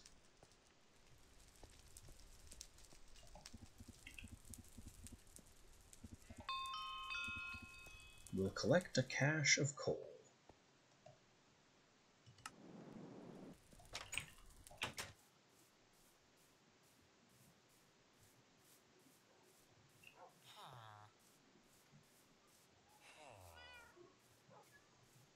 Well, I guess we're going to the mines then to satisfy that prophecy.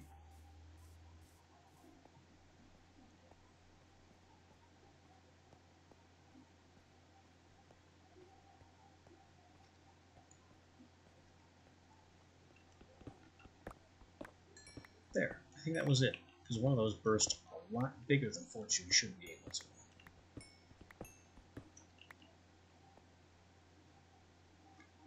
I should probably silk touch some of these, so we can do the cache of coal thing later on without having to worry.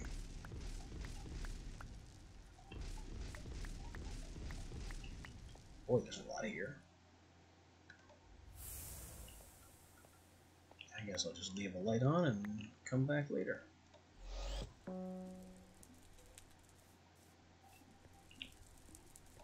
Hooray, coal.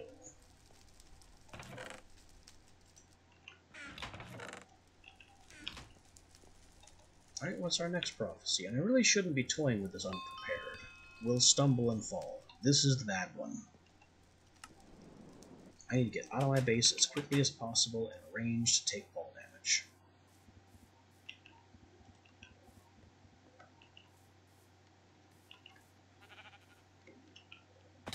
There.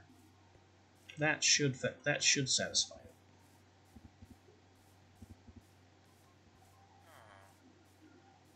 So if I don't forcibly take fall damage when I'm prophesied to stumble and fall, then at random, that fortune can open a hole of gravel under my feet. And that's really bad to happen in your base when you have things like wires all through the floors like I do. Will be struck by an arrow. Well, that could be worse. That just means there's a angry skeleton in my future. Unless I can arrange to do that myself, too. Which, I don't have any bows. That's fine. We'll just have to be on the lookout for skeletons.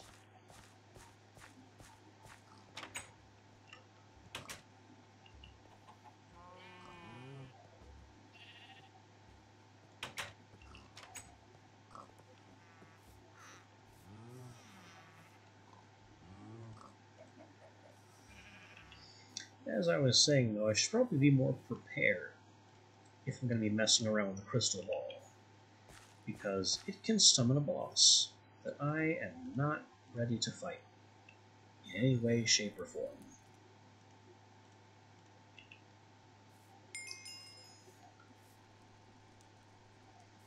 Though this boss does have something I want. I'm just not prepared to claim it from her. Not even a little.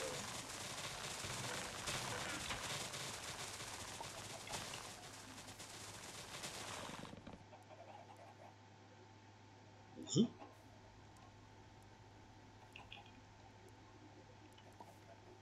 Wood just shoots along the pipe there.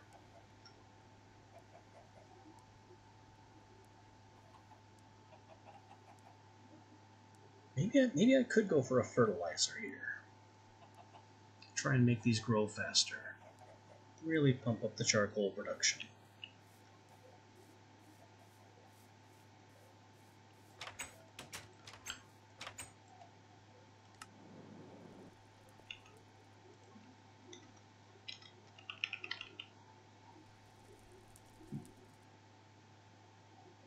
Still, 960 RF per work.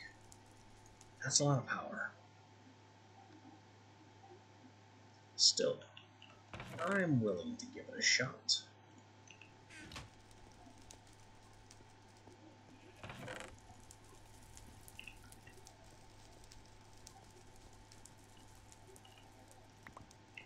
Two leather. Machine frame. And these were ferrous gears. Very unusual to require ferrous gears. Ferrous isn't really used for much of anything on its own.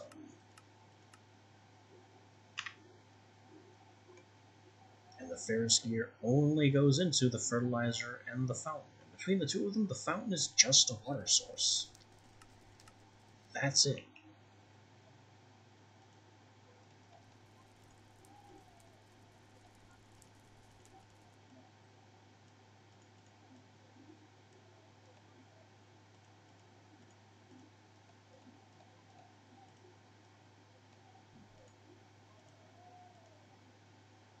And a gold coil.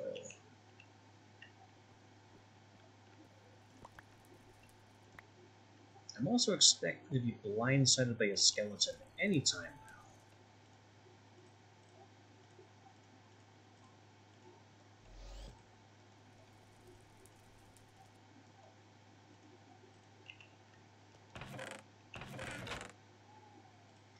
That's not enough flux duct. Need more.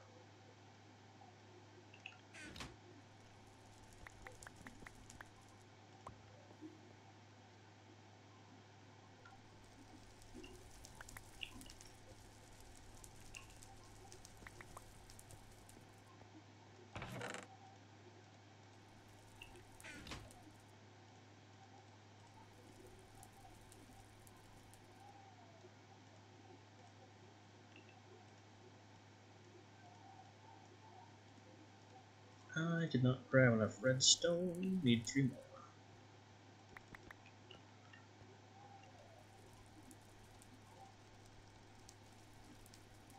There. That should be enough power.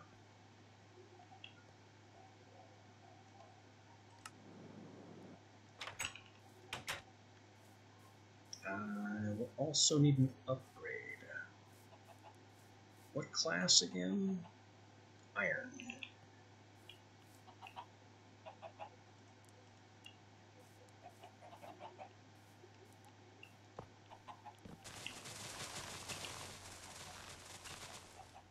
No, you spin around.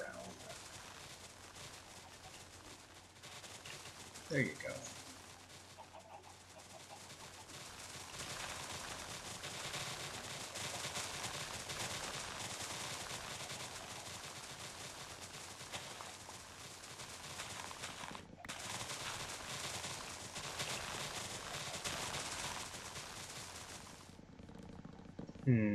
Inconvenient placement for power. still doable.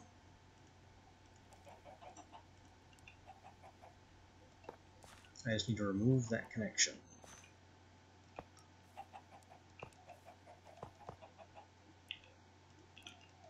Now we power the fertilizer, and it doesn't function because it doesn't have fertilizer.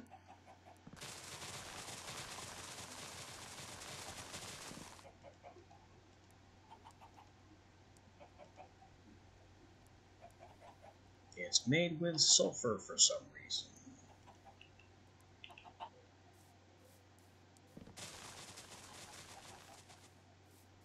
I guess that's a strange ingredient for fertilizer.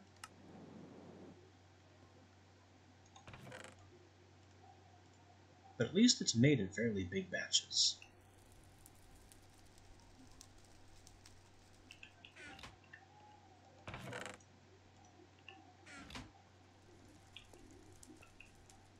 If I remember right, there's another way to get it too.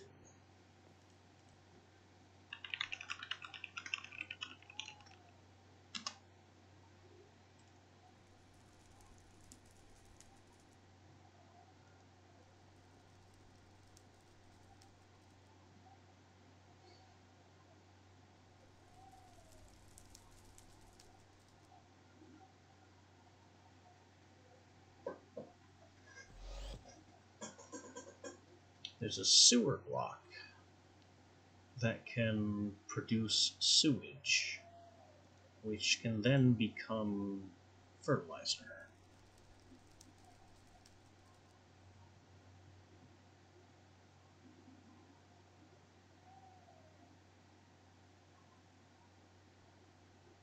I could work with that.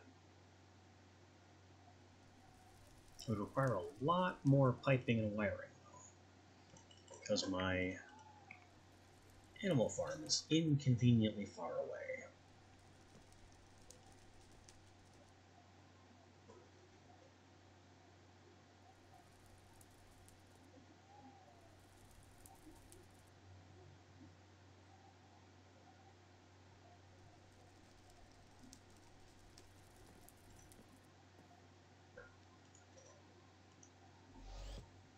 So anyway, we have the fertilizer built.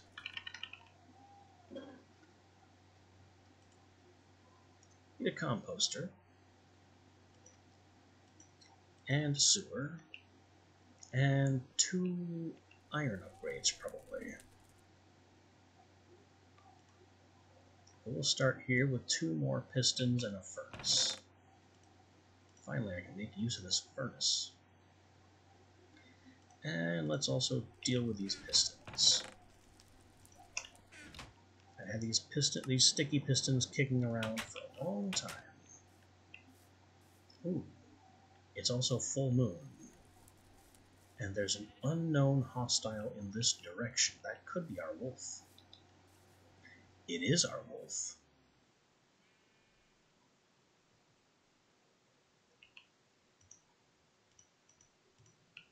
I think it's time to get infected. Hey, you. Right? Whoa, he's fast. He's fast and he hits way too hard.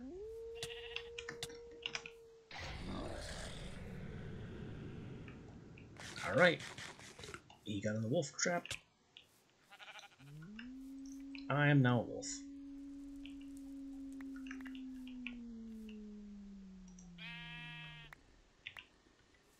And I have 3 of my 4 pieces of armor.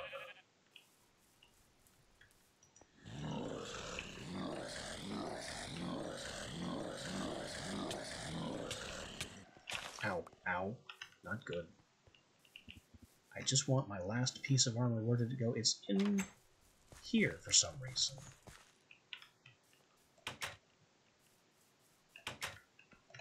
Anyway. Arguably a success. I'm a wolf now.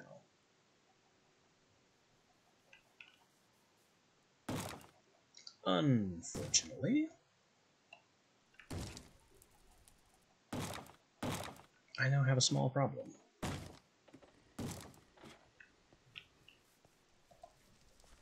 That problem being a very large wolf trying to beat down my door.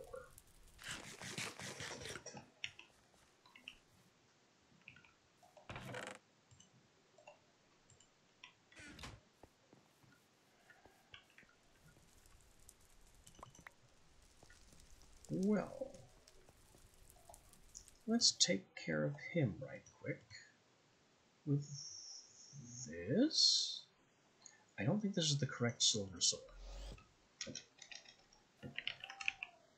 I want this one. Ah, that's right. It's an upgrade from a golden sword.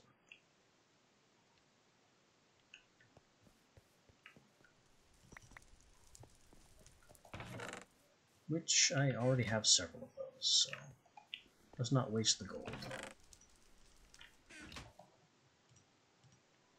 Gold sword plus silver makes a silver sword, which I can hold despite being a werewolf now myself. Ow. He still hurts.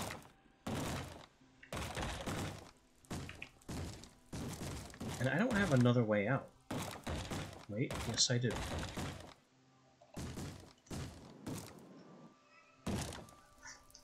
We're gonna get him from the back.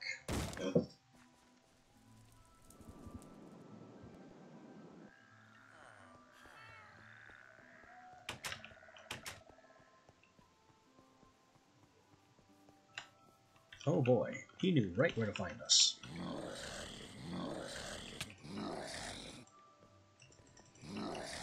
Even the silver sword is doing barely anything to him. But we got him stun locked. Kind of.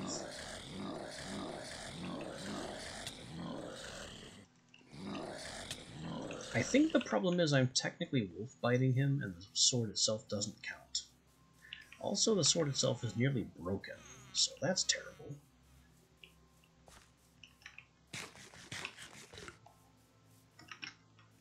Is he still chasing us somewhere?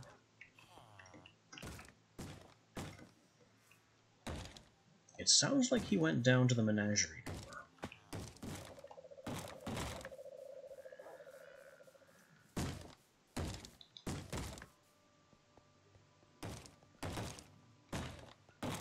Yeah, that's where he is.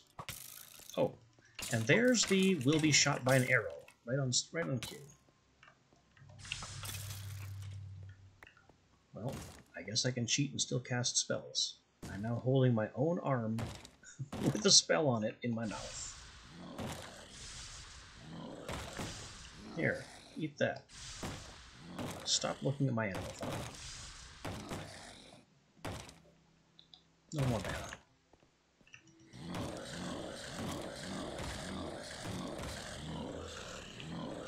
He's really focused on trying to get to my villagers. Which better that than me?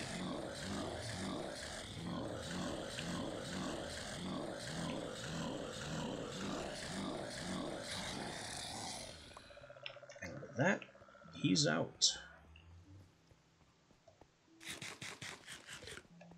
And I am now a tiny wolf thing. With step assist, which is nice.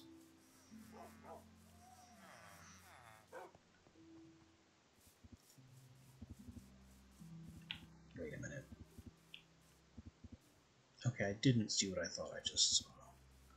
I thought there were blue X's on the ground, which would have indicated a lighting problem.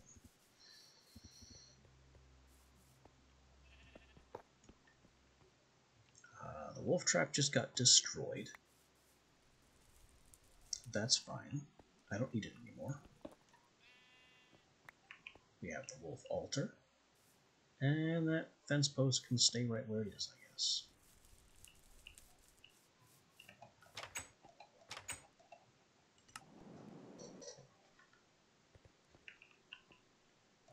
The wolf altar needs to come down here with me.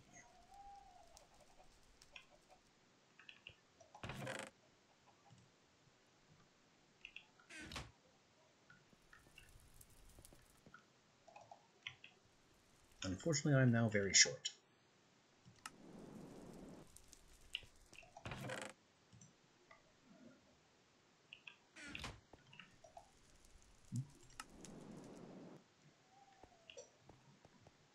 We're going to put our wolf altar right here.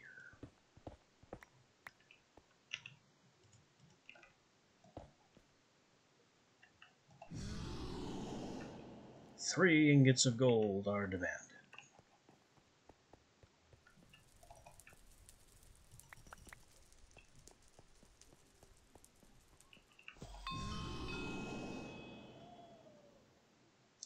have my Moon Charm, so I can control my own transformations.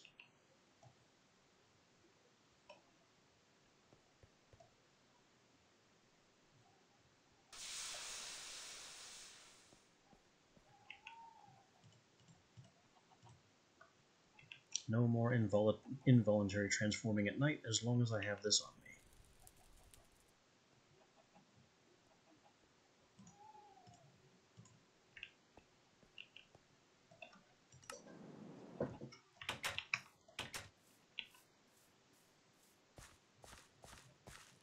I feel slow, though. I just immediately acclimated to the running speed of the wolf, and my walk feels so much slower now.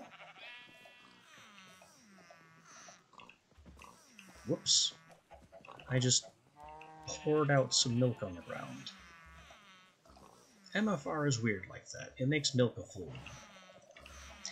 Cow, you are not allowed to escape. Get in there.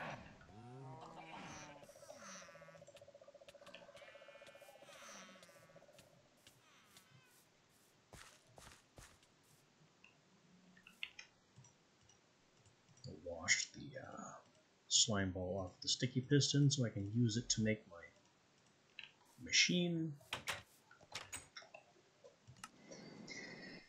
But in addition to all that, we are now ready to start taking werewolf quests to improve our wolfy nature. Rend the flesh from 30 of the weakest of prey. Place their mutton before me. He wants us to kill sheep.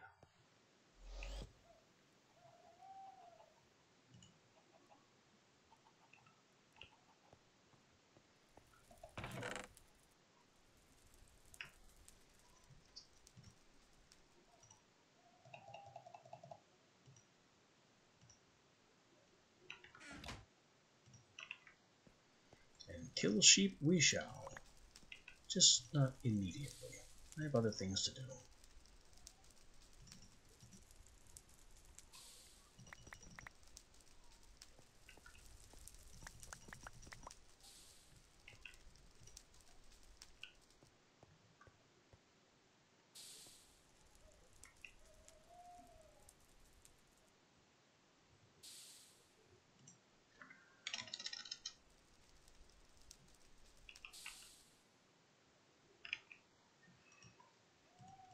Gotta make this here sewer.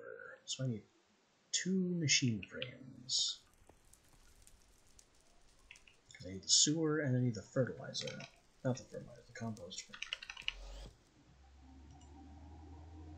So yeah, that's 2 machine frames. Along with a bunch of other stuff.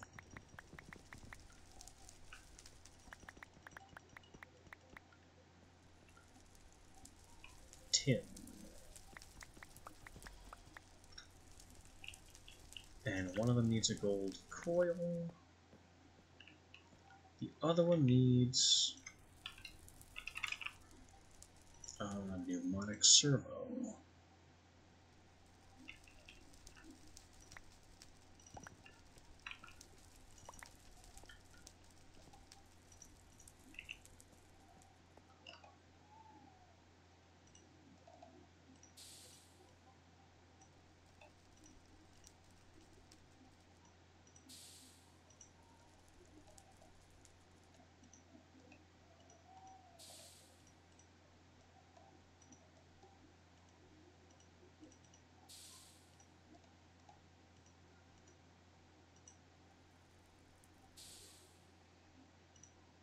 Then it's 4 bricks, 2 more of these. Running out of base clay. How's my clay doing? Less than I thought it would be. Whoa. Let's calm down a bit. 1 stack, actually a half stack should be fine.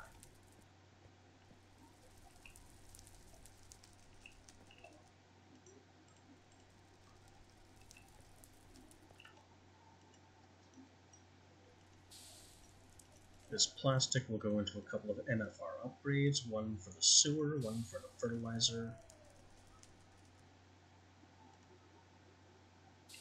The sewer is still waiting on those bricks. No longer.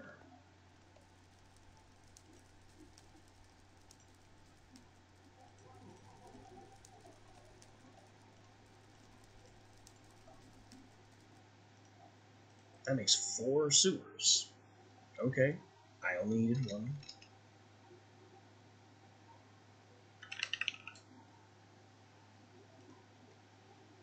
And the composter needs 2 more bricks, but we're otherwise there.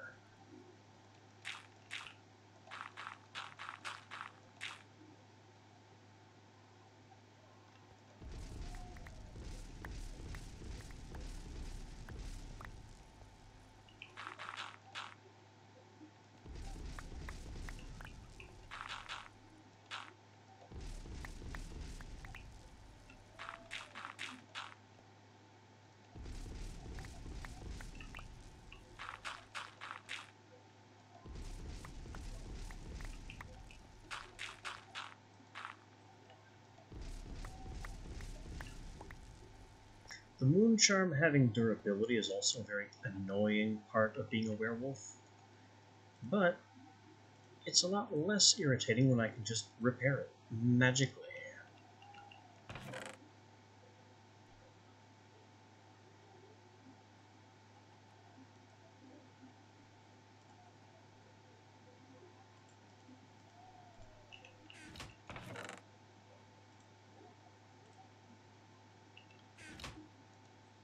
Anyway, 2 bricks.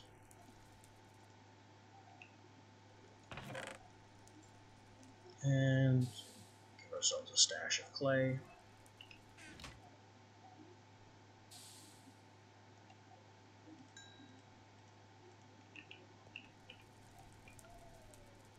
The jazz hands.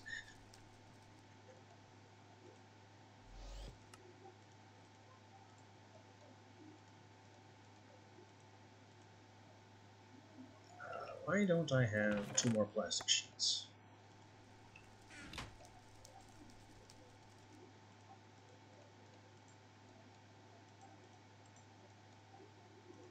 There we go. Sewer composter.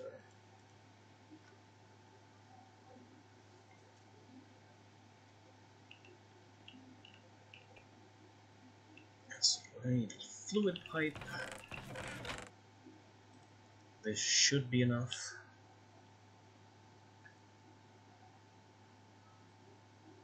That might be it, actually.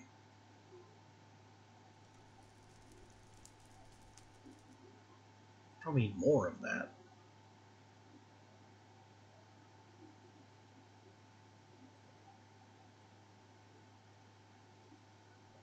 One item duct if I can get away with it. Have some more of this at the ready. This might be all I need. Although we definitely need more fluid duct. Because I had an idea. Lead and copper.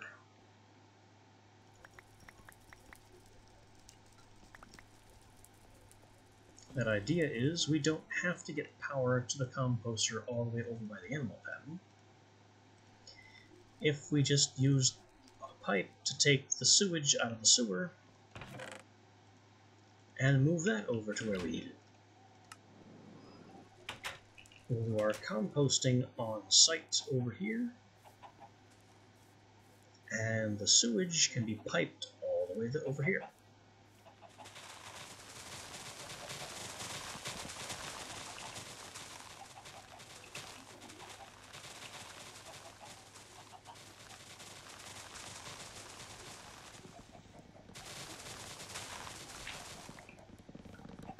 So I'll just plunk down the composter. 1 item duct. And hopefully that pipes the fertilizer out.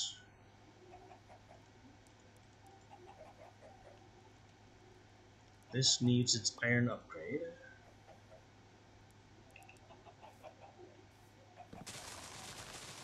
And then I just need to get a sewer and a sewage pipe all the way over here.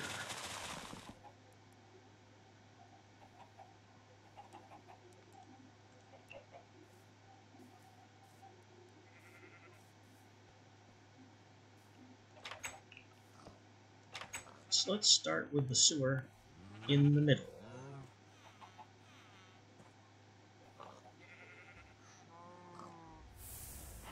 As the sheep mysteriously dances.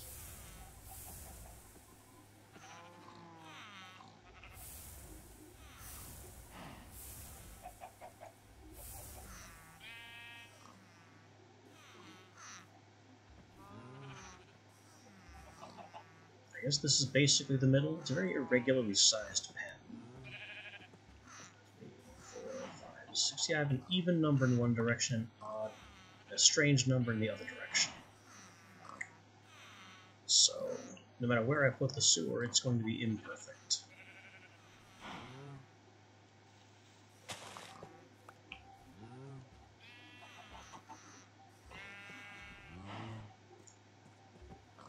But here we go. Sewage inbound.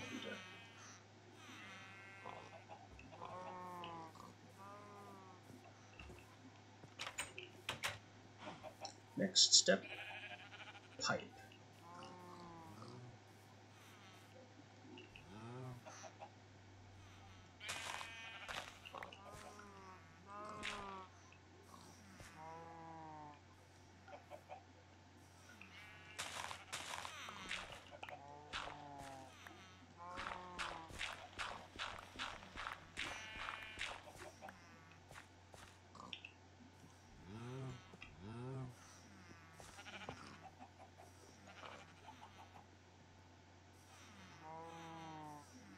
Well, it successfully puts it in the pipe.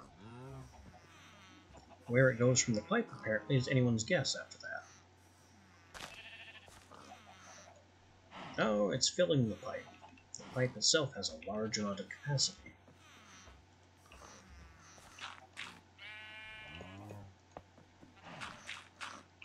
Well, alright then. Let's get this pipe on the road.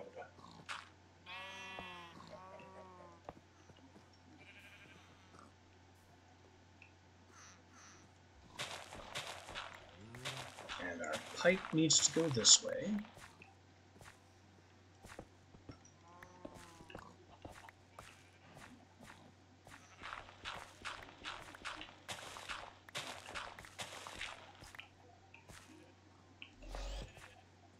What are you doing in my trench, you ridiculous witch?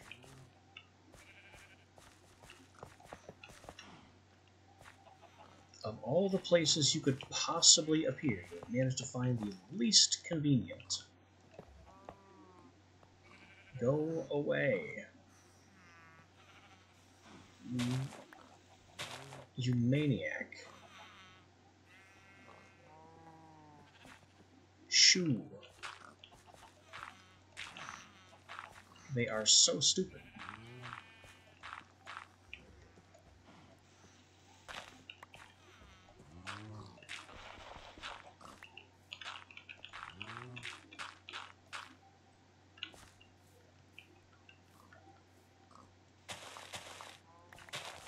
Alright, continuing on with pipe trench. It needs to go right to this thing.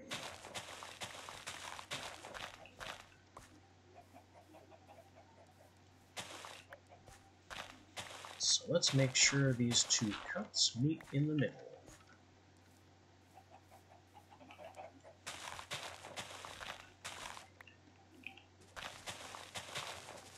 Bingo.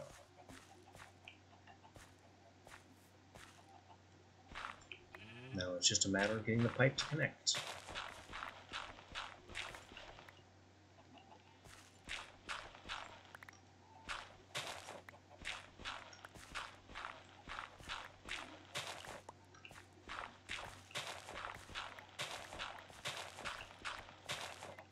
considering the unusual vertical distance, that seems to be a bit more of a challenge than I'm willing to admit.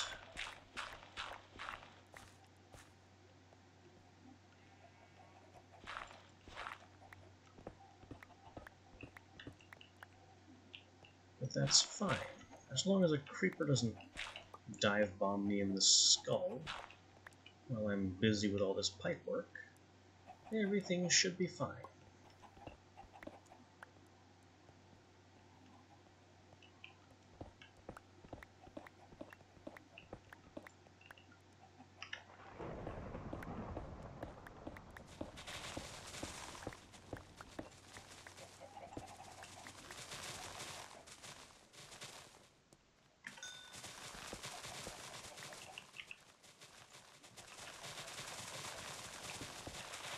I don't think I have enough pipe to make this final connection. We might, but I kind of doubt it. No, this is definitely not enough pipe. That's okay. We can make more pipe.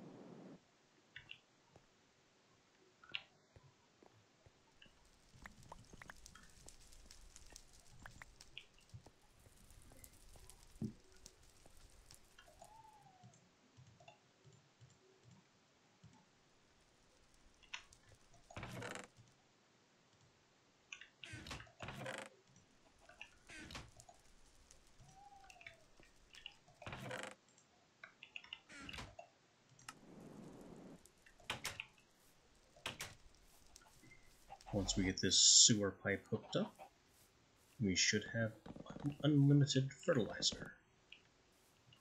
And that will get us wood even faster.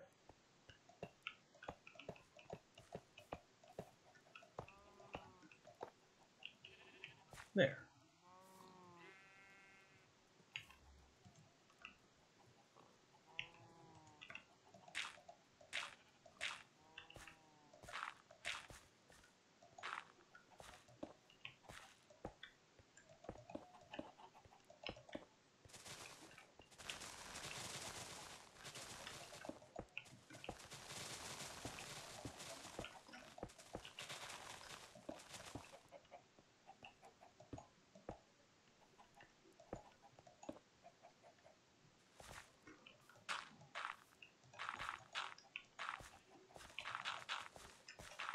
Now we'll just pave all this back over.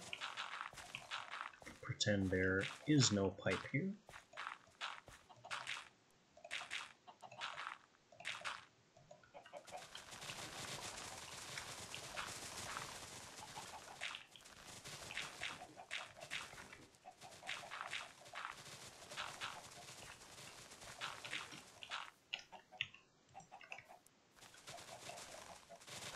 And that gives us a full composter of sewage, which makes fertilizer very slowly. But it doesn't have to be super fast. It's already completely overloading our ability to cut it. We already have more tree than our harvester can cut.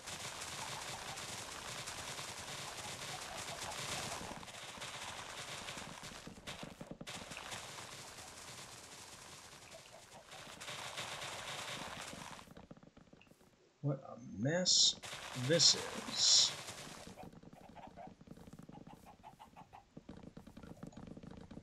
But boy, does it keep the furnaces busy.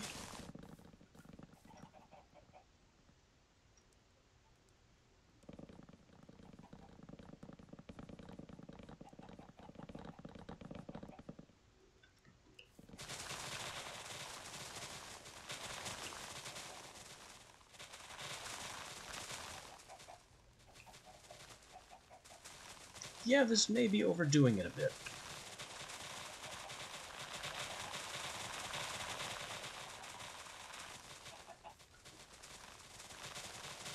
I may need that third furnace.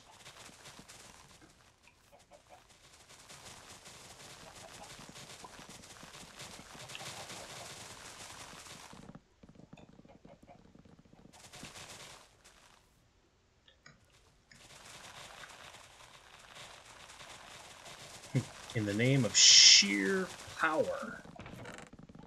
Oh boy. It's filling with wood faster than it can be removed.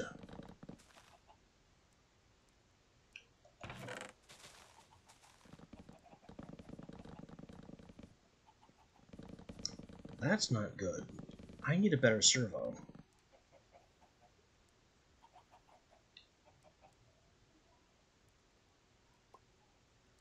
Oh, I see the problem. The problem is that for every extraction tick, it's filling one of these furnaces very slightly to top it off, and not pulling the entire stack like it's supposed to.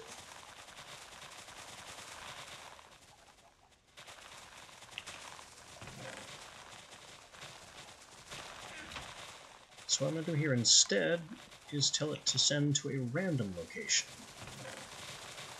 That solves the problem, though not nearly as well as I would like.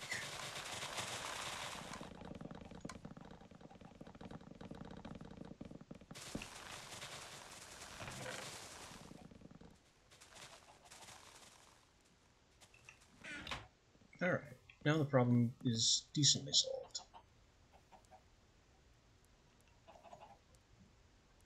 These will cook, and just to have fun cooking, wood will go into these, not as a matter of priority, but just whenever it can. And if it's stuffed, then it won't clog this up anymore.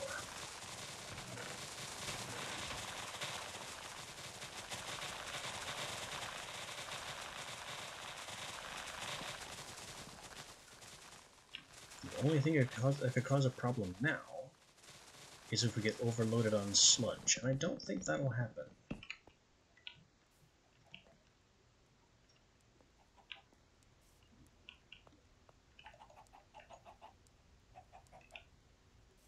The fertilizer has burned up all the sewage we gave it.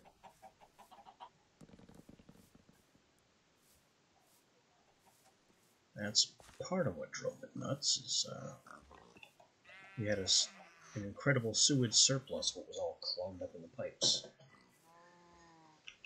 So now it might be to our advantage to go looking for more.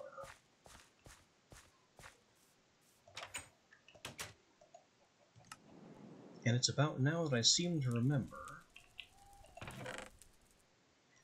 that I don't remember seeing a whole lot of sewage pools around.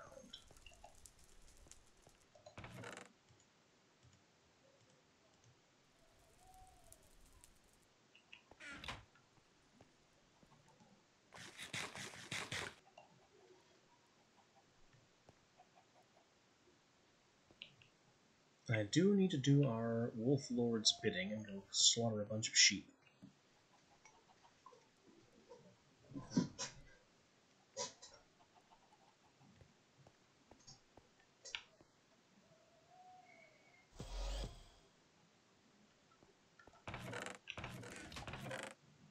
I'm thinking of doing it again.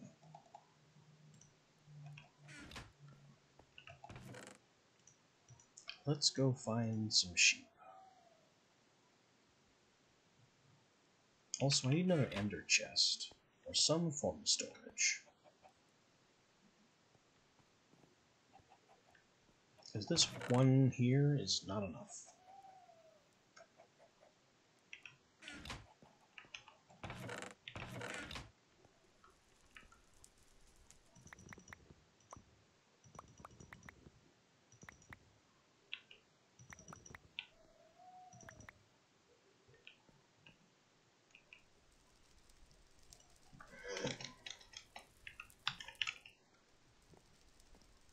need another ender chest.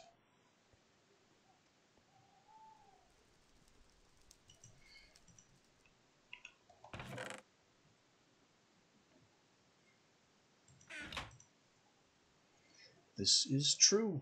They are still good for bats, though, because it's a lot easier to just conjure a ton of bats than to find 2 breeding bats in the first place. So, Bat Bomb still has utility.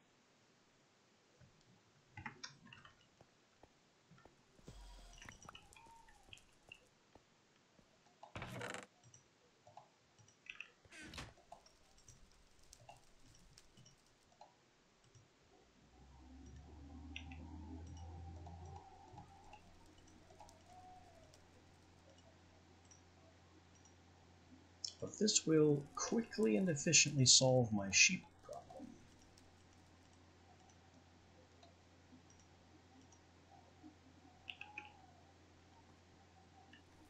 Let's see, what colors have I used here? Who are... I can't see. Oh, black, brown, black.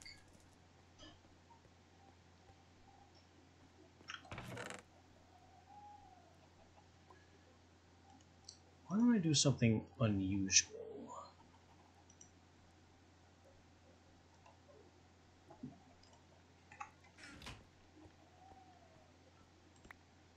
It would be. Bats up close are pretty terrifying. Especially in the dark, when you have no idea what's going on.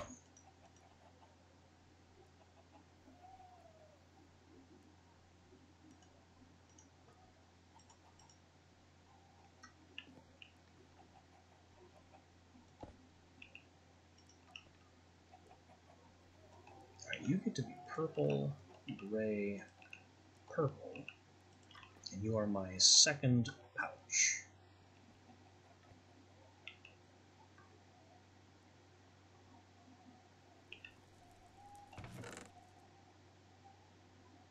This pouch I will use to store... Well, let's start with these luck potions. The Waystone, which I barely make use of. These safari nets.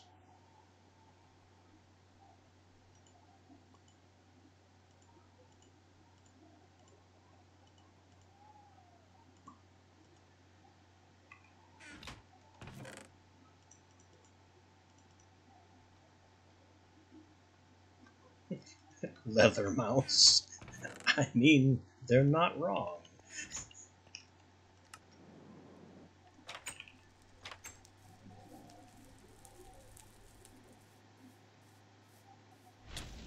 Ow. Should have seen that coming.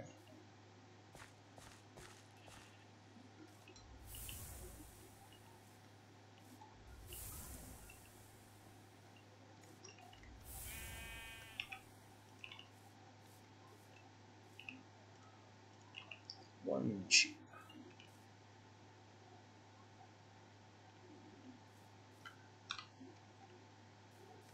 Let's go find... Oh boy. Okay, I'll just go this way now.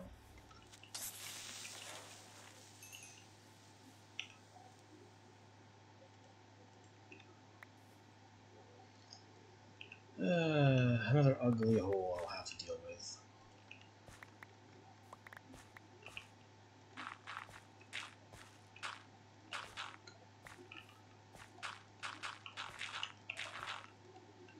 It's not even the damage, it's the fact that they reduce property values.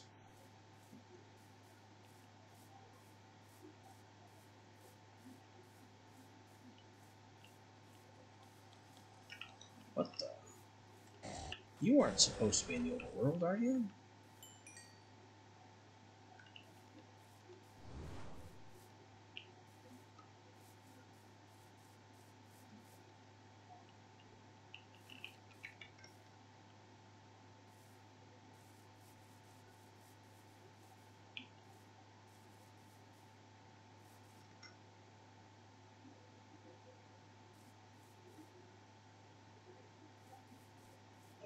You'd think a second sheep would be easier to find. I remember there being lots on the mountains. But now that I need one, it's all cows. Nope, wait, sheep over here.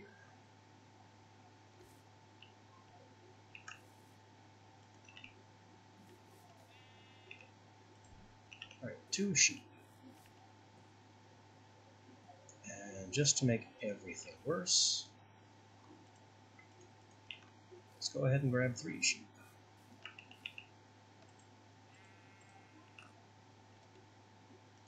And then this pouch, which is our storage system pouch, can have all that wood go in it.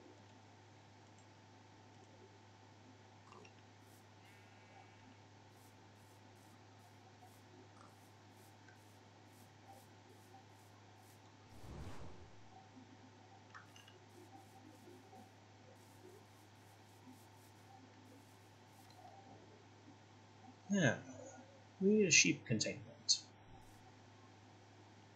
Hopefully I will know when to stop this time and not cause a sheep-based singularity.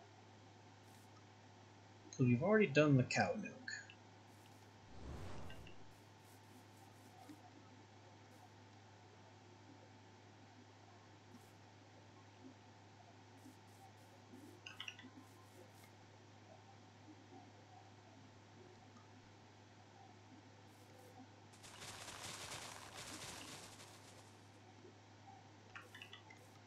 Any one of these houses should be fine.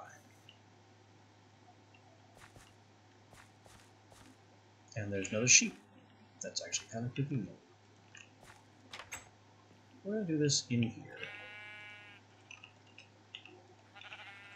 2 sheep, 3 sheep, 4 sheep.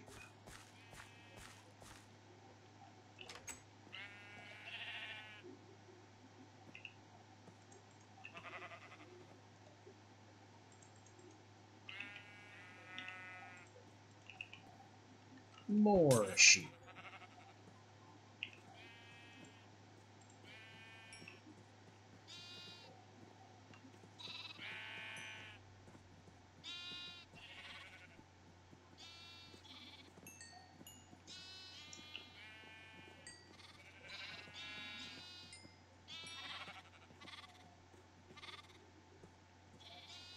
Sadly, there's no way to accelerate the sheep growing up process,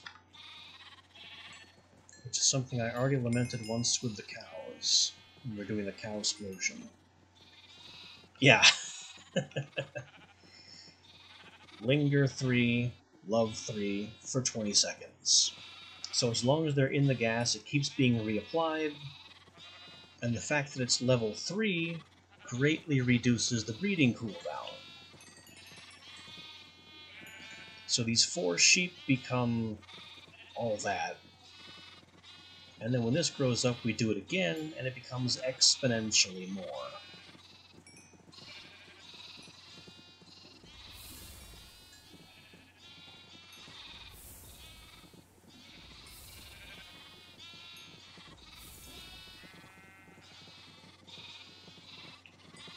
I'm only throwing 1 more. With the cows, I tried throwing 3 more, and it just exploded out of control. That's in my highlights.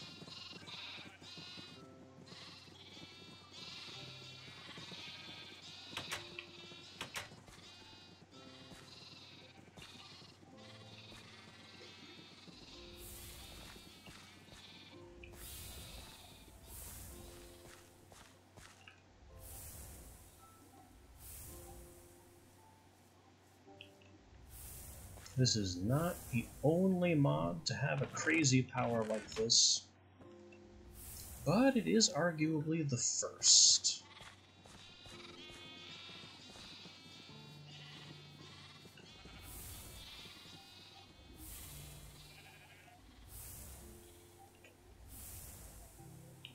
I guess while I wait for the sheep to grow up, I can grab a ton of dirt and start filling in some holes. Just do a bit of yard maintenance while we wait for nature to take its course.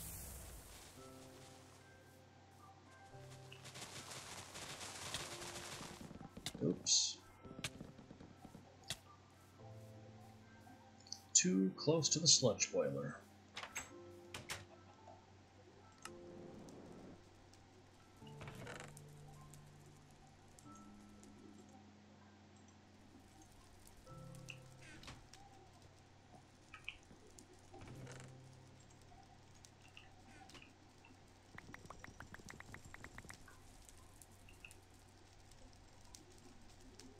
It'd be faster if I just put them in there directly.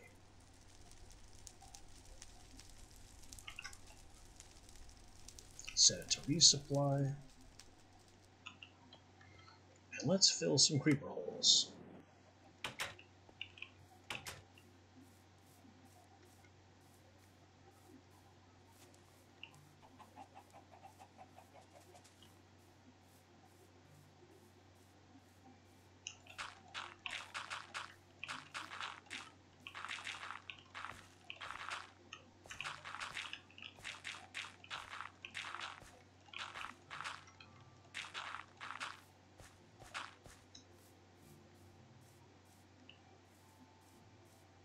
I know there are more around.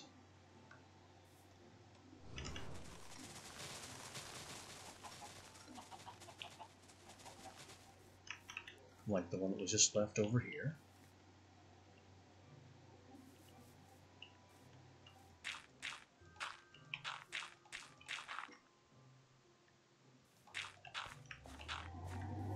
The speed and leap makes this a little disorienting.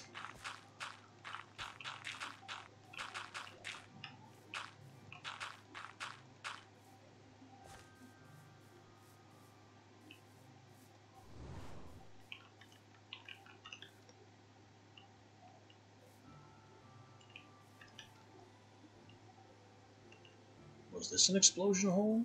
It certainly looks like one. Or 4.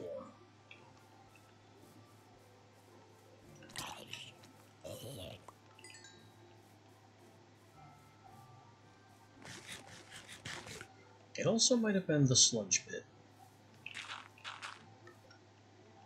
Yeah, I think this was the sludge pit that we completely drank and fed to the sludge boiler.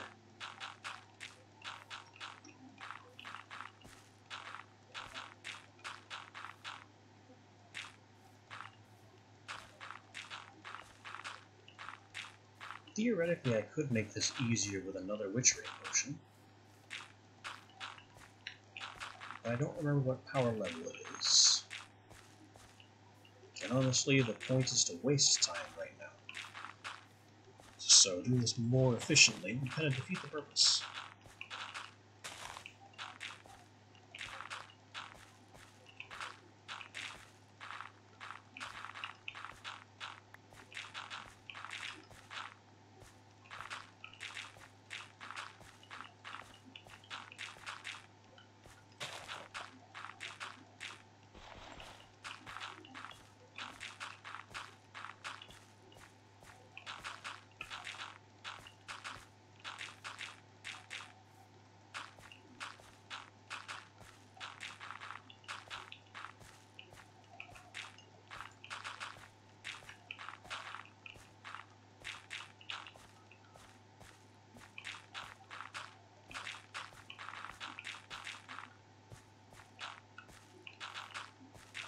But by the power of Digger's Pact, I definitely brought enough dirt.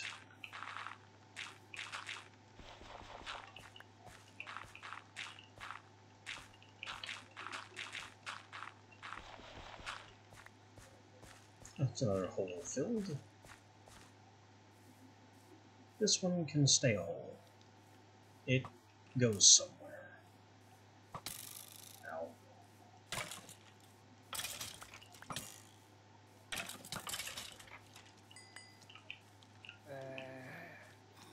Double baby zombie.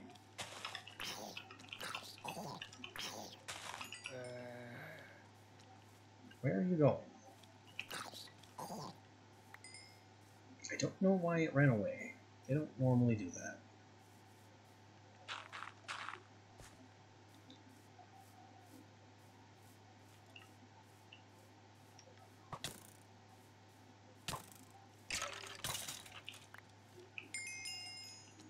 Triple baby zombie.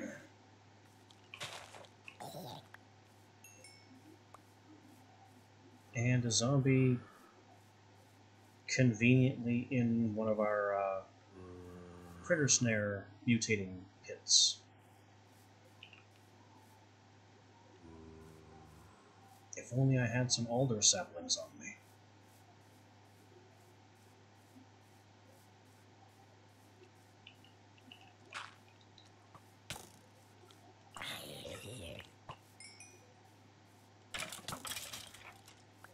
More hostile nonsense.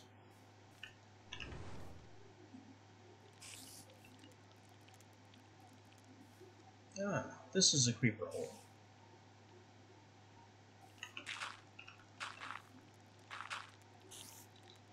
Spider, you have made poor life choices.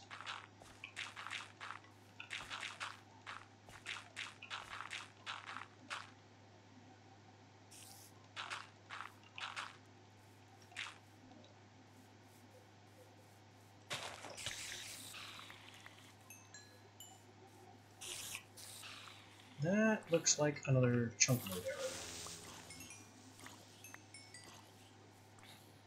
I really hate these. No idea what to do about them. Just a big chunk of my world is missing, and the only way to get it back would be to close and reload. Fortunately, I don't need to go that way.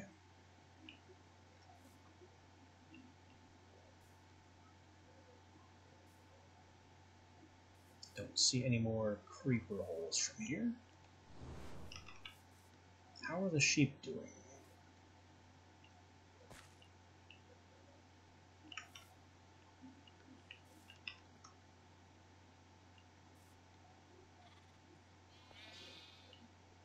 Oh, I wanted to fill this hole too. Still babies. Doesn't help me.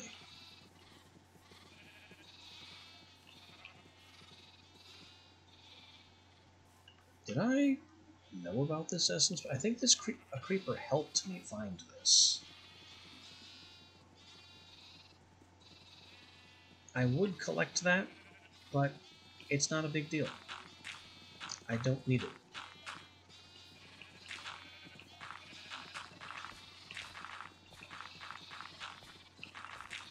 I already have a canister of liquid mana at home, and enough Ventium Dust production that I don't need any more.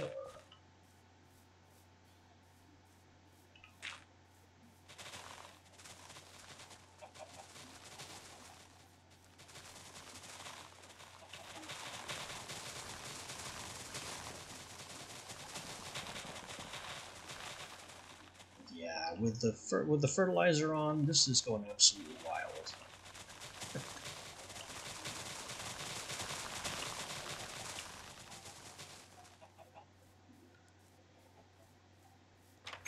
Very nice.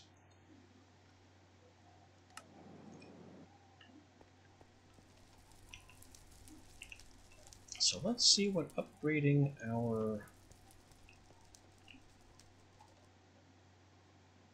Oh, it's full of rotten flesh. I need more void upgrades.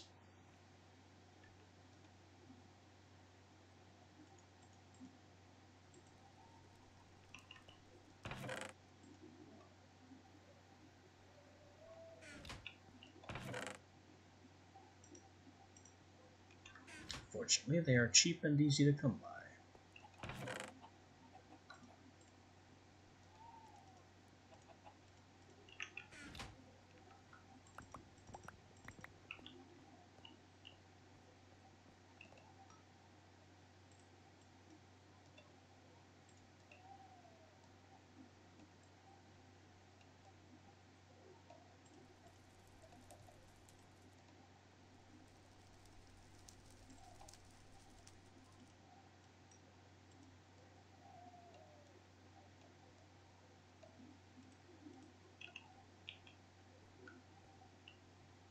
There, and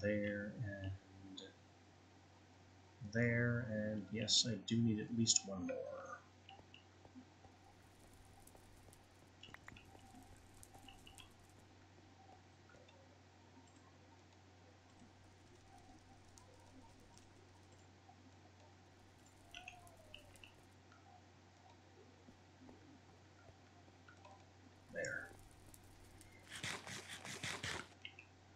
power of the Void upgrade to hold everything, and you don't have to worry about overflowing.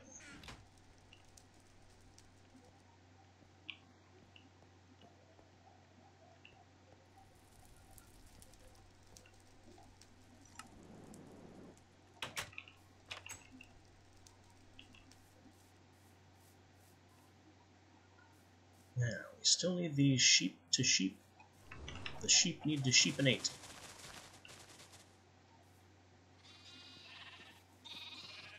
But they are still baby sheep.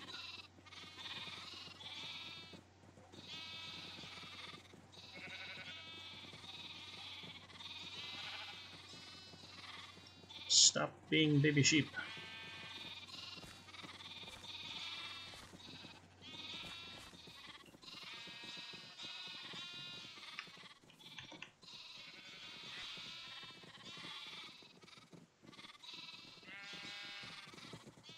They're already having strange collision problems, and there's actually enough room in there for all those sheep.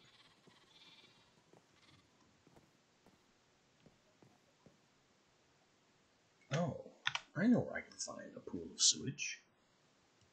I mean, first of all, there's one right here. There are several of them that I don't remember passing up, but I guess I just became blind to them at some point. But I was thinking one of these two villages, I think this one, has that inconvenient sewage pool in the middle of it that the villagers keep dying in.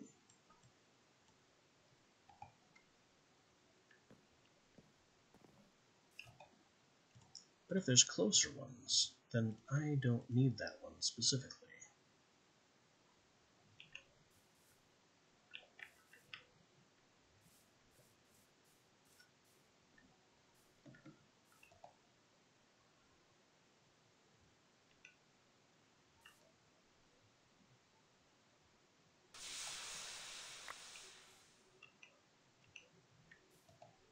A woo.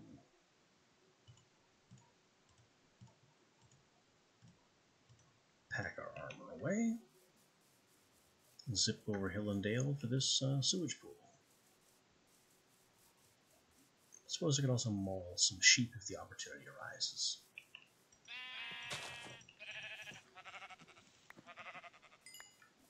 Death to sheep.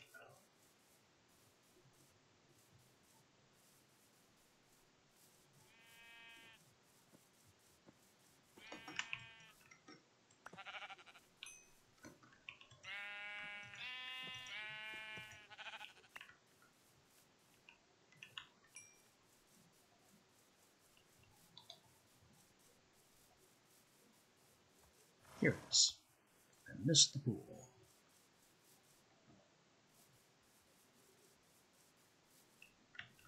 Mostly due to misjudging my increased speed.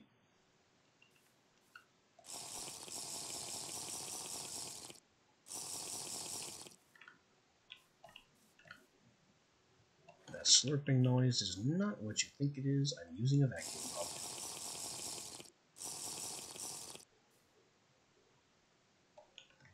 We are not drinking the poop water.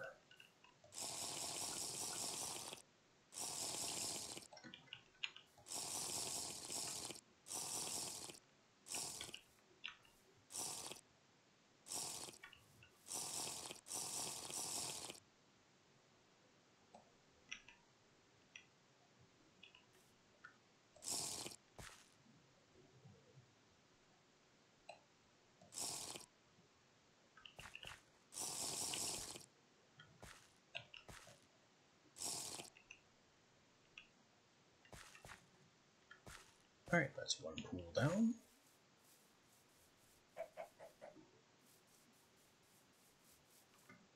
Here's our next one. Right ahead of me.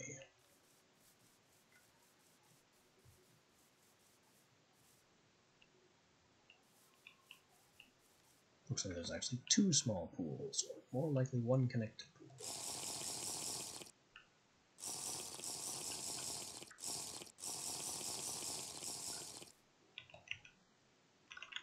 Second can not yet full. Now it is.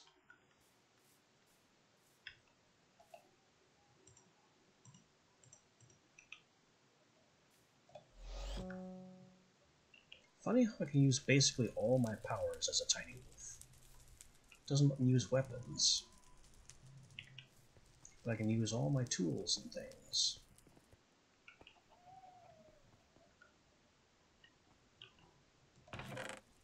I'm going to need another tank.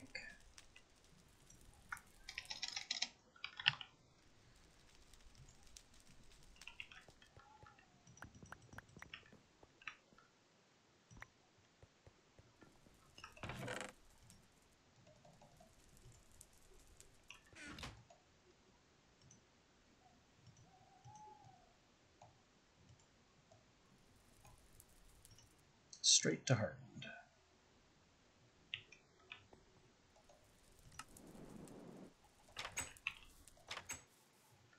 And the only thing I didn't account for is how to get this into the composter.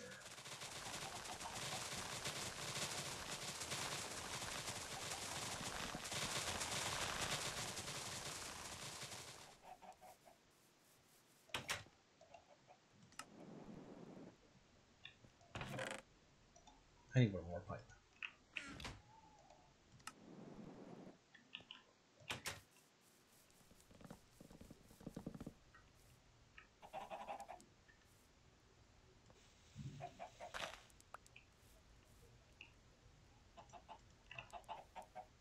There we go. Pipe, and tank, and wrench to change the tank to output mode.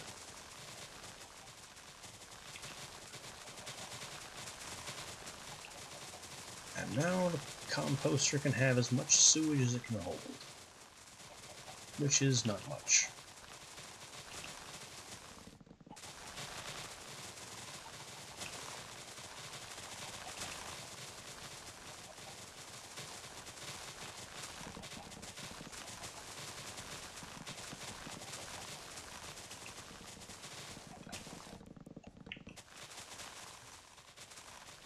I may have made a bit of a mistake in collecting that much sewage.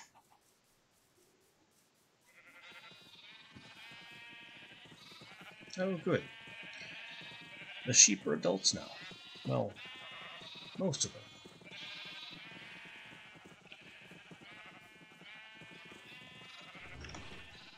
You know what this means.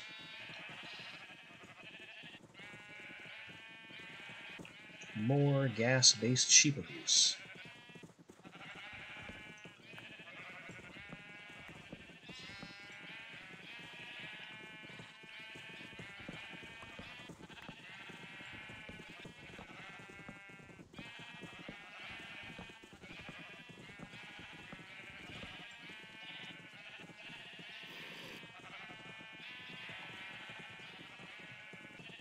We will introduce the toxin from above.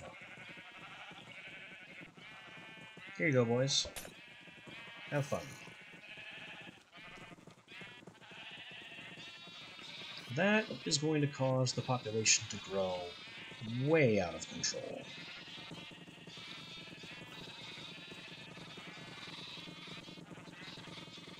You can already hear the colliding as they bounce off of each other constantly.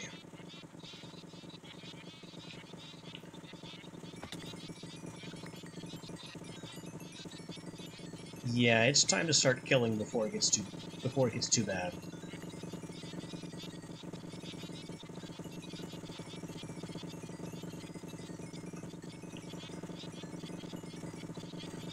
Kill them all while you still can.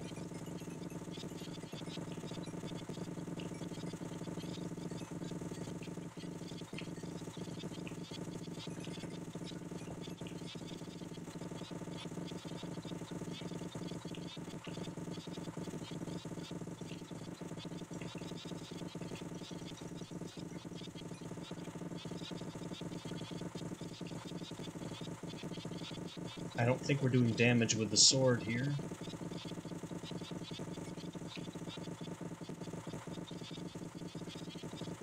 Oh yeah, I think I've just about broken it. Again. They're taking damage now. Very delayed.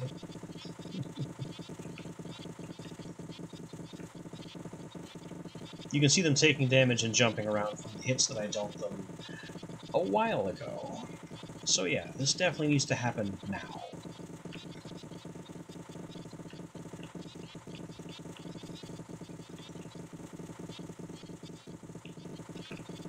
It's all sheep all the time.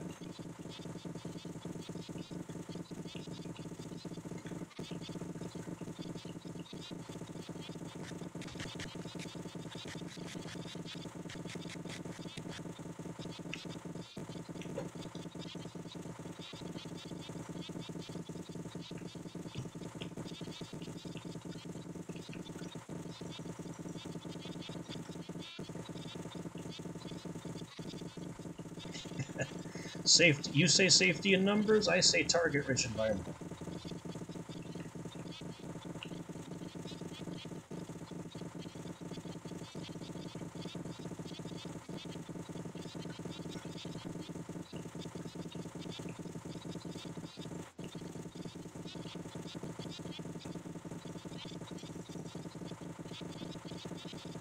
You know what? I should have the luck potion going.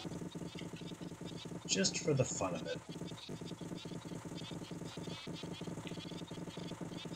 Except it's too lagged and I can't open my pouch. Would you like to count the sheep?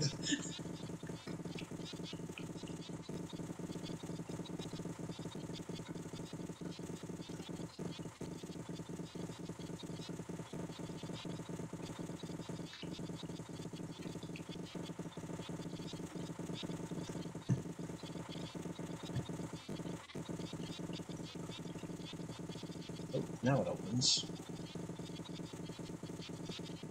I didn't even need that one. I need this one.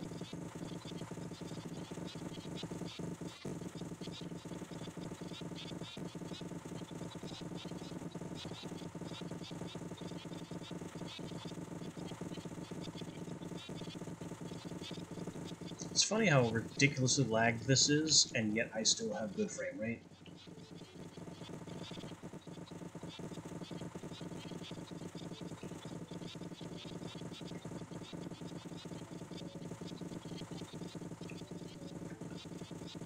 Let me get a little distance so it's quieter at least.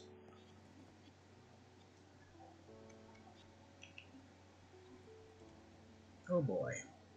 We're just collecting raw lamp chop passively, apparently. I never tried to charge my teleport. What's going on there?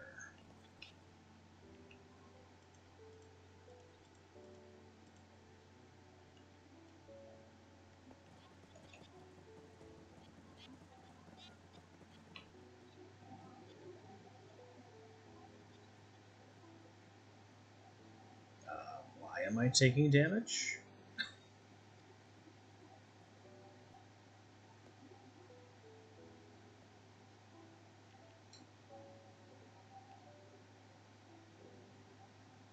I am taking surprisingly a lot of damage. From nowhere.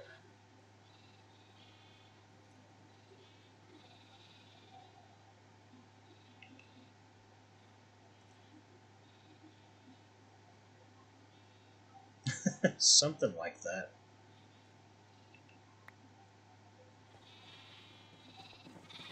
It actually looks like a zombie may have snuck its way into the sheep enclosure.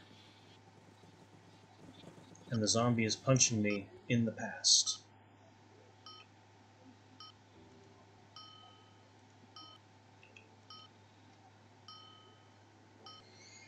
It also keeps trying to teleport because I put my ender pouch into the same slot as the hand, and it's not recognizing that I changed inventory slots.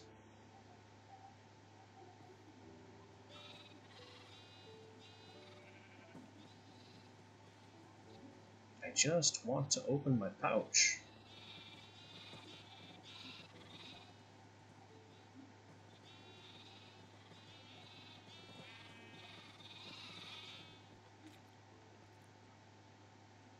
Stop switching back to the witch hand. That makes no sense.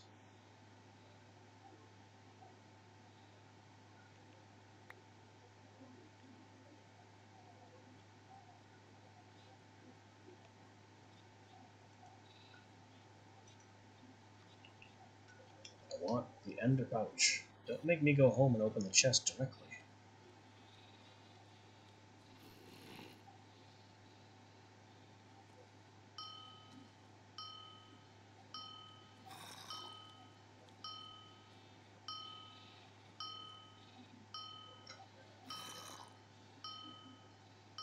Oh yeah, MFR's tree farm just does not give a damn. It's everything else that's choking.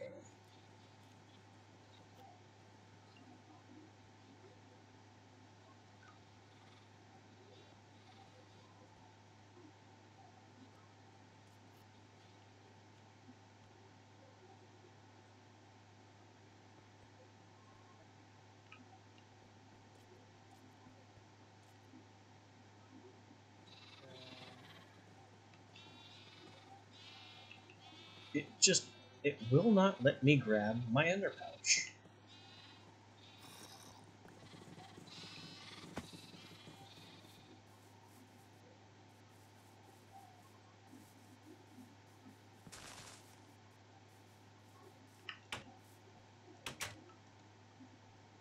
Well, that doesn't work. Another fantastic sign of things.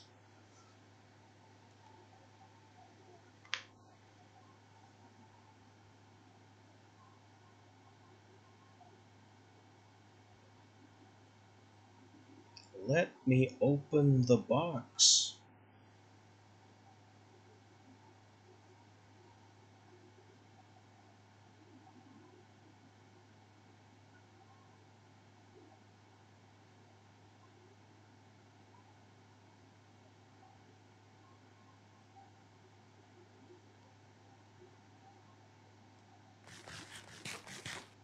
Apparently I can eat just fine.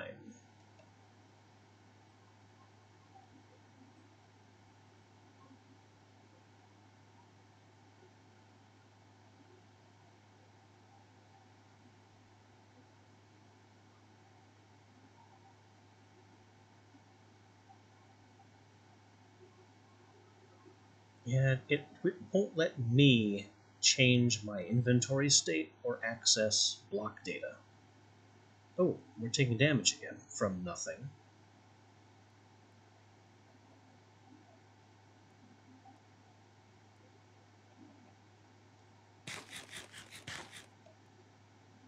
Oh, there's that.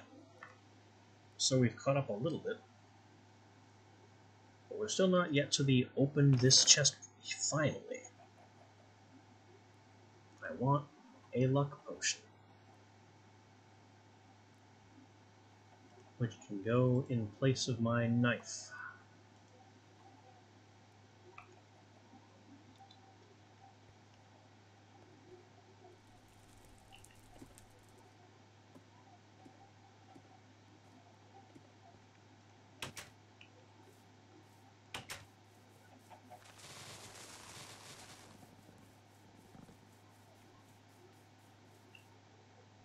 And cast Athletics.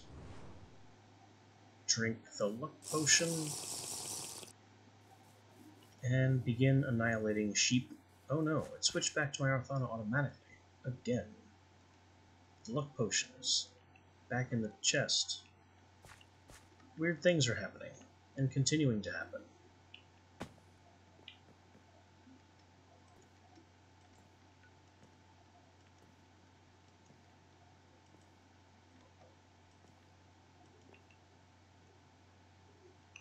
Did I even drink the potion?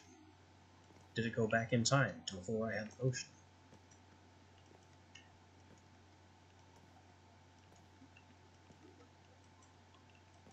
The sheep are silent.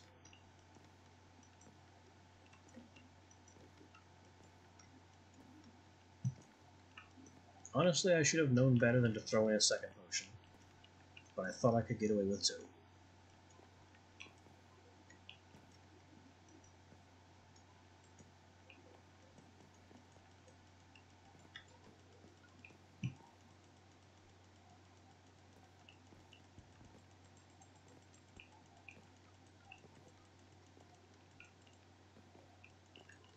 There is one very obvious known way to solve this, and that would be to let the pressure out again and cause a sheep cannon to shoot out across the countryside. But that would be letting the lag win.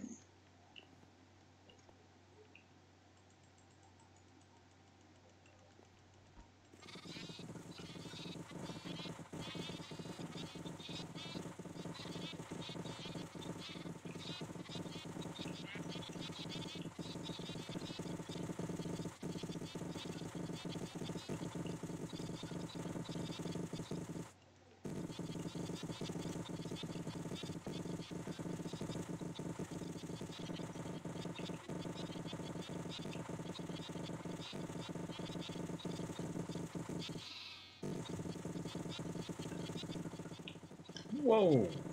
How did I rocket up like that?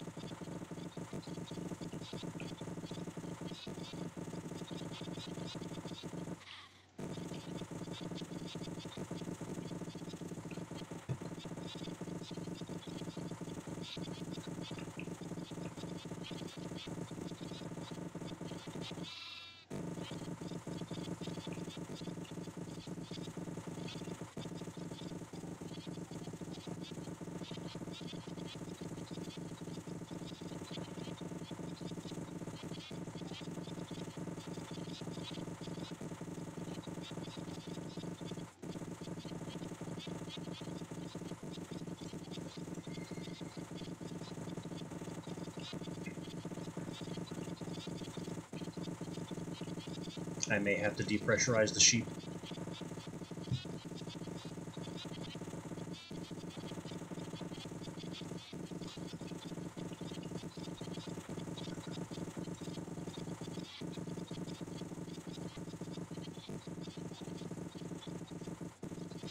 Yep, there is no alternative. We must depressurize the sheep.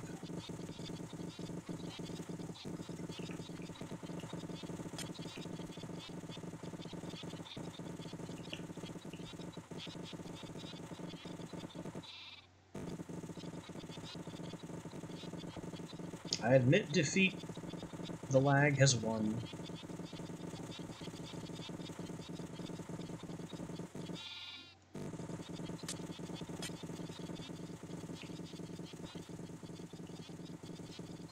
Be free, sheep. Also death to this baby zombie, which is probably what's been secretly damaging me all this time.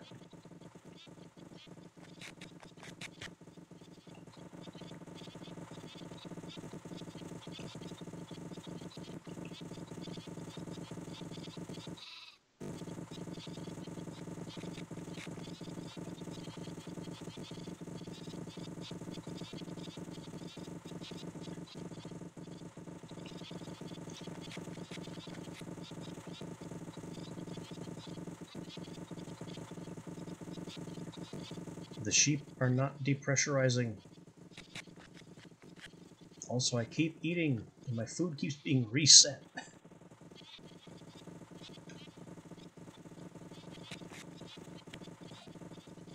Every time I eat a snake, every time I eat a steak, I become even hungrier.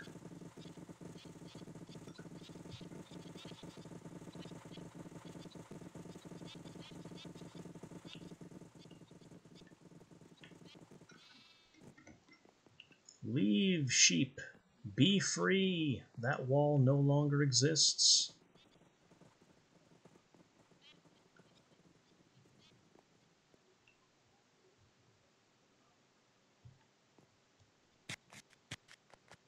I'm gonna starve to death while constantly eating steak.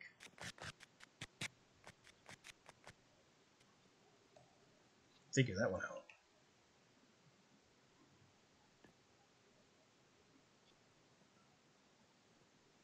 Also, some of the blocks I broke are coming back and reappearing. That cobblestone block that my crosshair is on, and that glass window, I broke.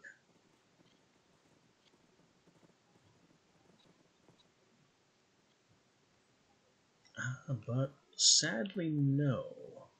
In order to get to grenades, I'd have to be able to mess around with my inventory order. And it's not going to let me do that. Oops. Fell off the cliff. Oh, okay. That makes perfect sense.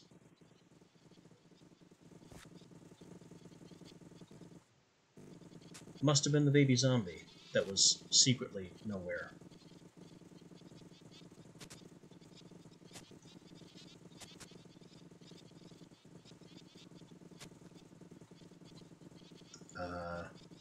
I would like to respawn.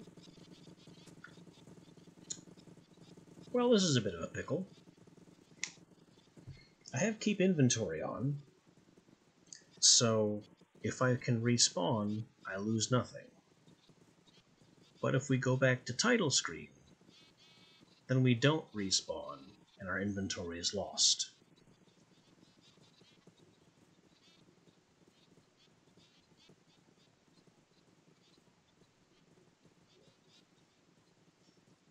So I guess we're stuck here until the game stops being very dumb.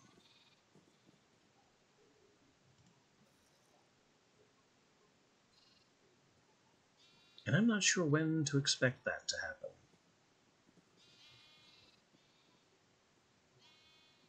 It sounds like the sheep finally depressurized, though. The collision noises have died down a bit.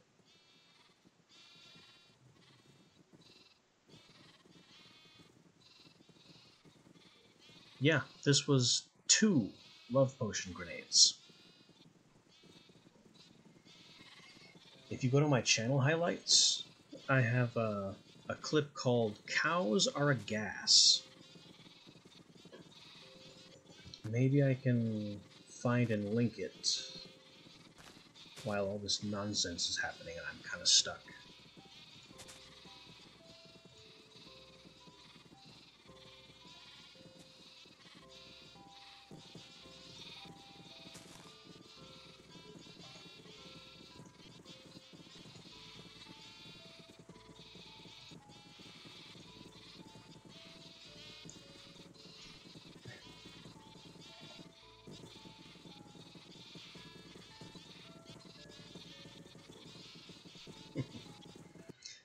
Oh, we successfully respawned.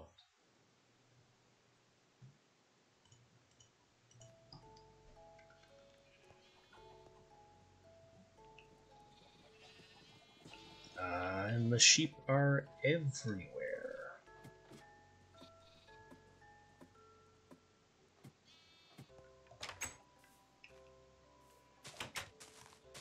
Oh god, yes, they are everywhere.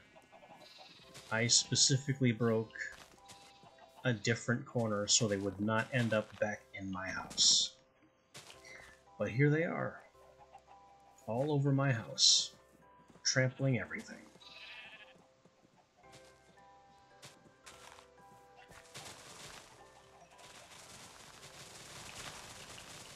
And we are still lagged. There are so many sheep that the sheep eating has completely raised the grass everywhere they walk.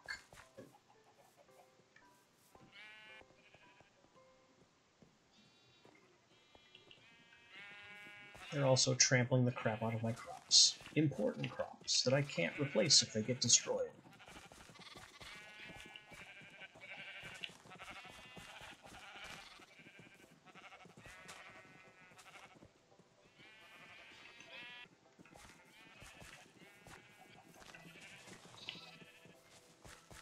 The sheep have been released. How am I still lagging this badly?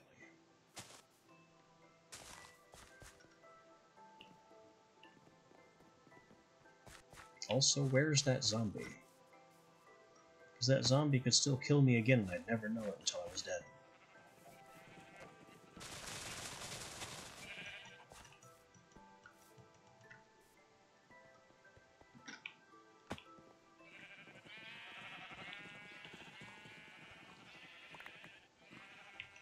Okay, I did collect my almond seeds. Good.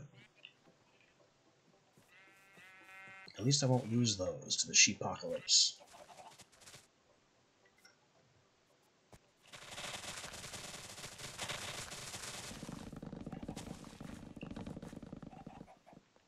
We've Had a few killed by... a few of them have... Whoa, whoa, whoa. How did I get back here?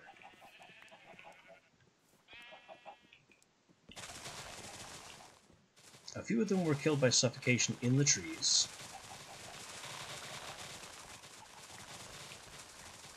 Oh, have I been caught up? We can attack in real time again. The lag has ended.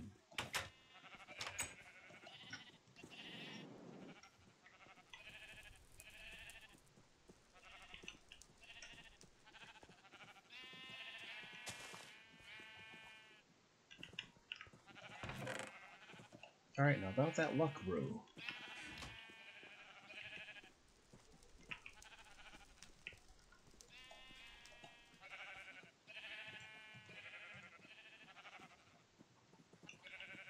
Also, I feel like the hunter's bag is kind of needed about now.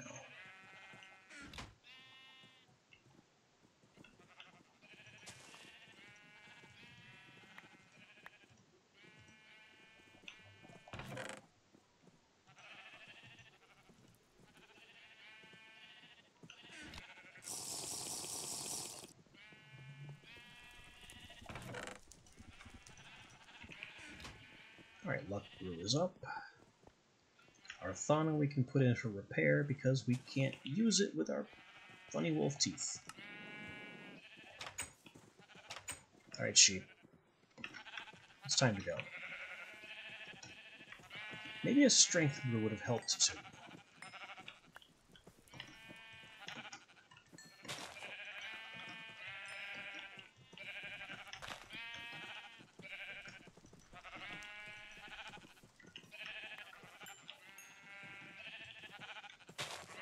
Sheep, get out of my farm. At least they're not trampling anything of value.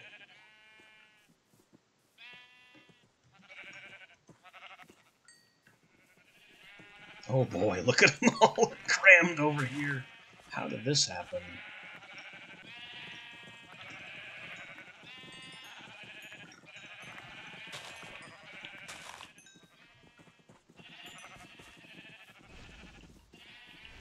And they're roasting in the fireweed.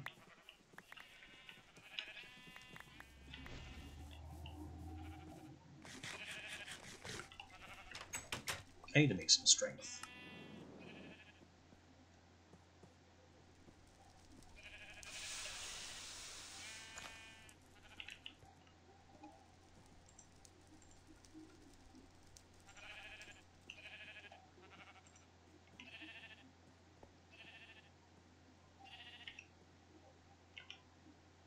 Being wolfy is doesn't give enough bite force to kill sheep outright.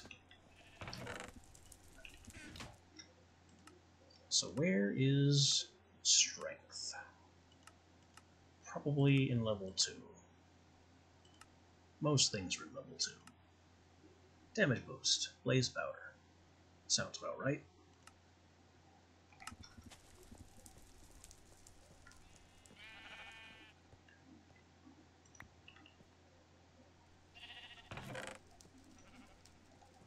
Netherwort, blaze powder for effect.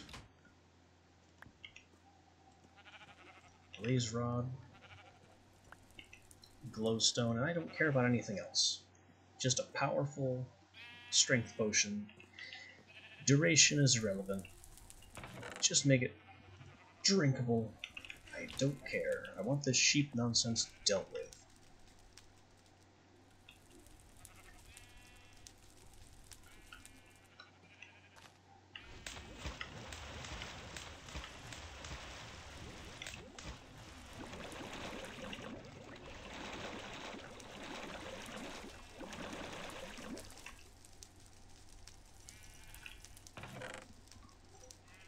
I'm running a bit late, and I don't want to close down with the game in a state where it might not recover.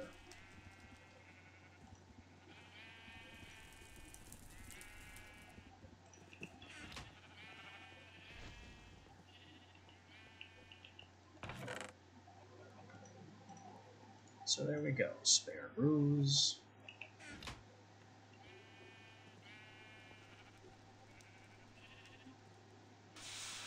Wolf down. Drink up. And now let's see how fast we can take care of some sheep.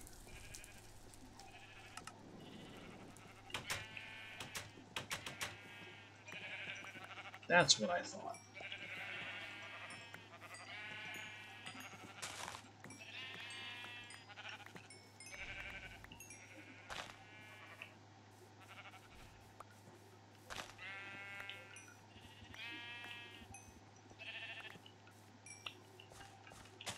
Now I can one-shot the little irritants.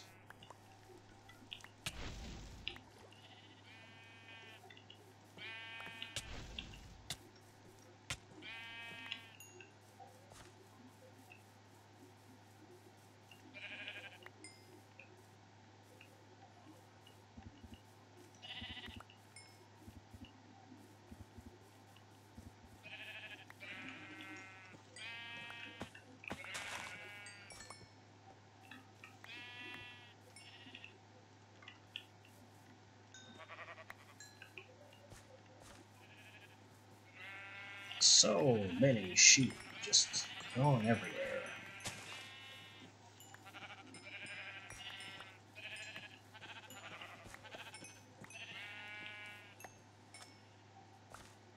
But that's okay. I'm a vicious, hungry boy.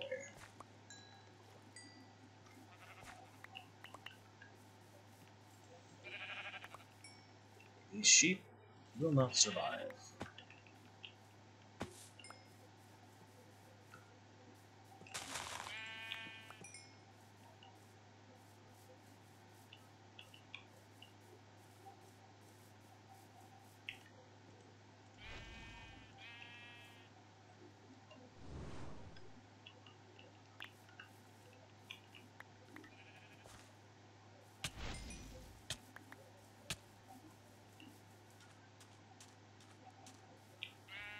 Okay, these sheep are still contained. They're fine.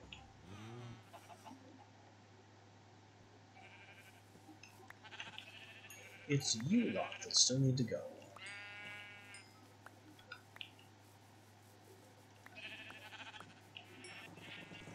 Oh god, there's still crazy sheep noises in here.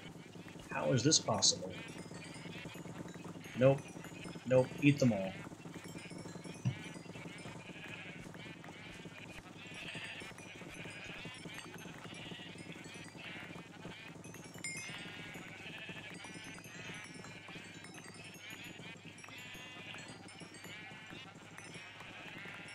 Devour the sheep mosh pit.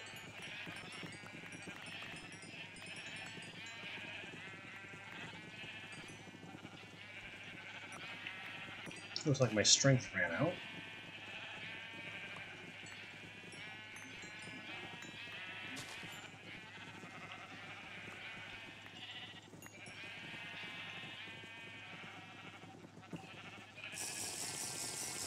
Give me another hit.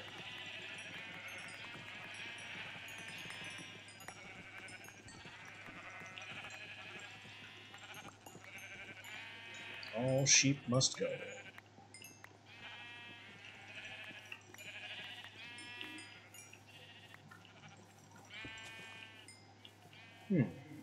Seems I have a phone call. Hello?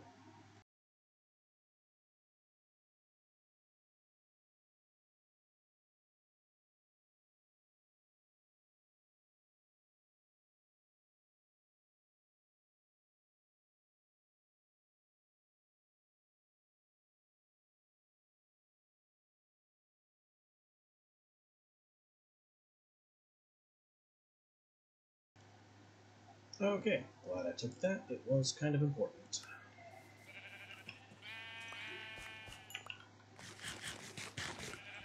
Still have to massacre the rest of these sheep, though. It looks like I'm getting most of them. I think I only see one big sheep cluster left.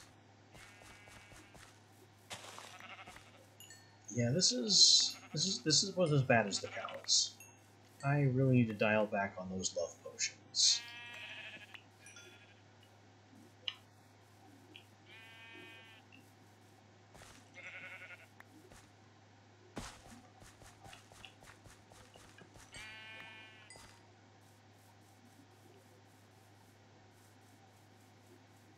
Alright, minimap said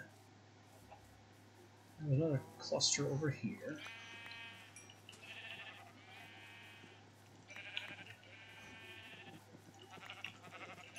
And somebody's selling view bots in here. Fortunately, my chat rules block that. Not allowed. Oh no. Did some of my sheep end up underground?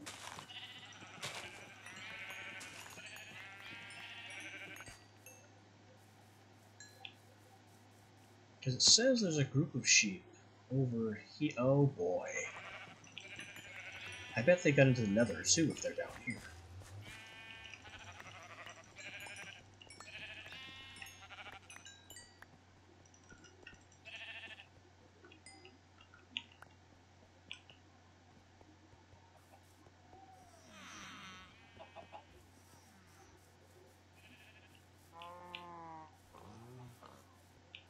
Alright, is that practically all of them?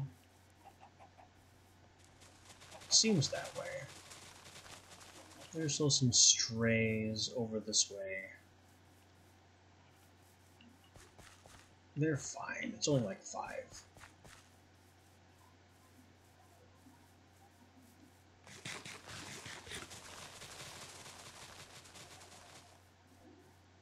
Alright, we'll need a hoe to fix this. And then we can report our success to the Great Wolf Demon thing. Look at all that. I mean, was over 3 stacks of lamb chops worth all the hassle? No. I could have stopped at the first love potion and been fine. But I had to go for the whole crazy thing.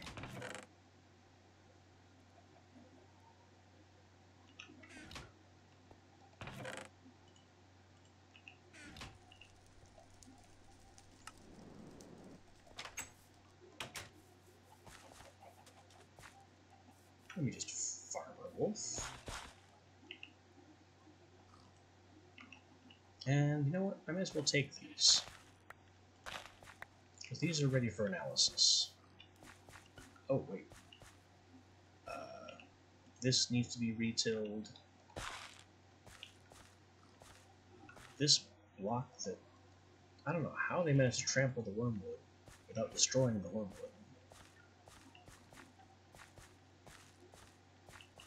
But I guess I don't care about the wormwood. Oh man. They also destroyed 2 of my Oragold. I'm gonna have to clip her to replant these.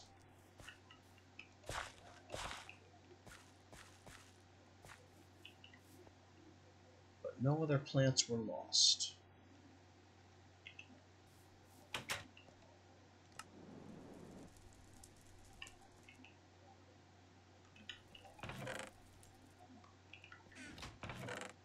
Alright, so some last-minute farming is required.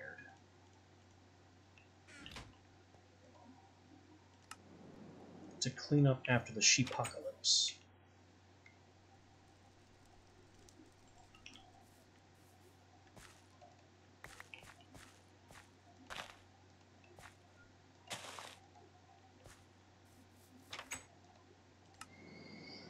But, for the most part, we seem to have dealt with everything.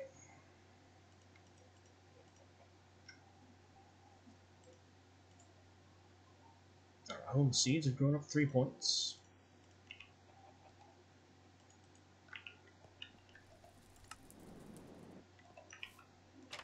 And once I get these back into place, we'll talk to the wolf, get our next assignment, and then shut down for the day, because that's enough nonsense for one day. Maybe this time I will have learned my lesson about excessive animal breeding. One can dream.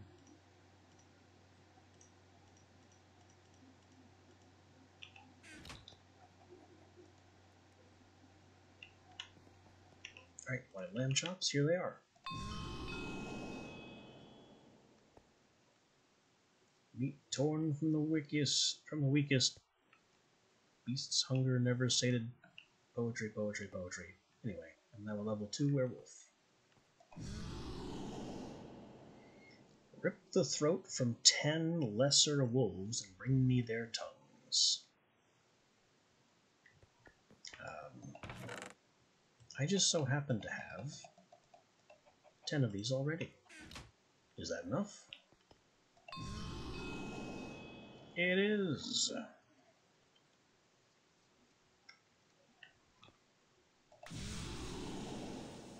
The wolf and the man must become one. Slay the horned lord of the wild hunt, calling forth with his horn and land the killing blow. The horned huntsman, as I recall, is no joke.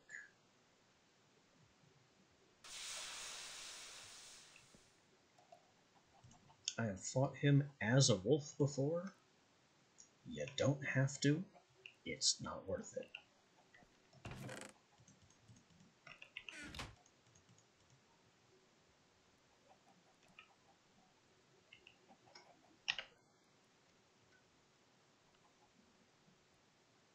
Lamb chop, garlic, raw, meaty stew.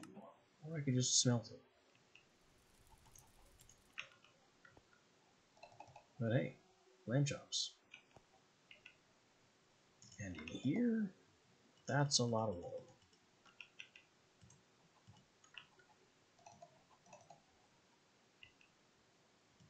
And in here, dirt and copper.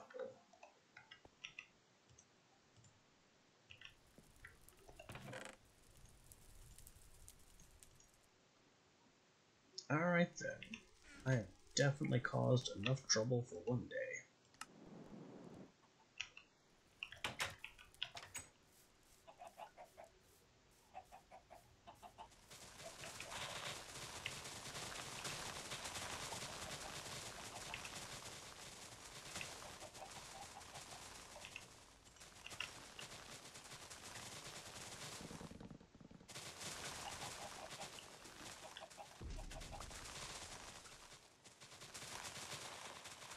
Also, one moonstone? Just one? Really?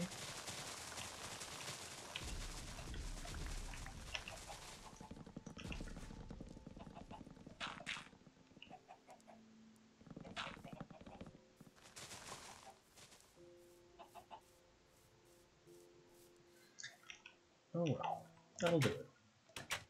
Tomorrow we have more sewage to dump out, a horned huntsman to fight, and more ways to appease the Wolf Lord. Or whatever Witchery calls it. It's just the voice.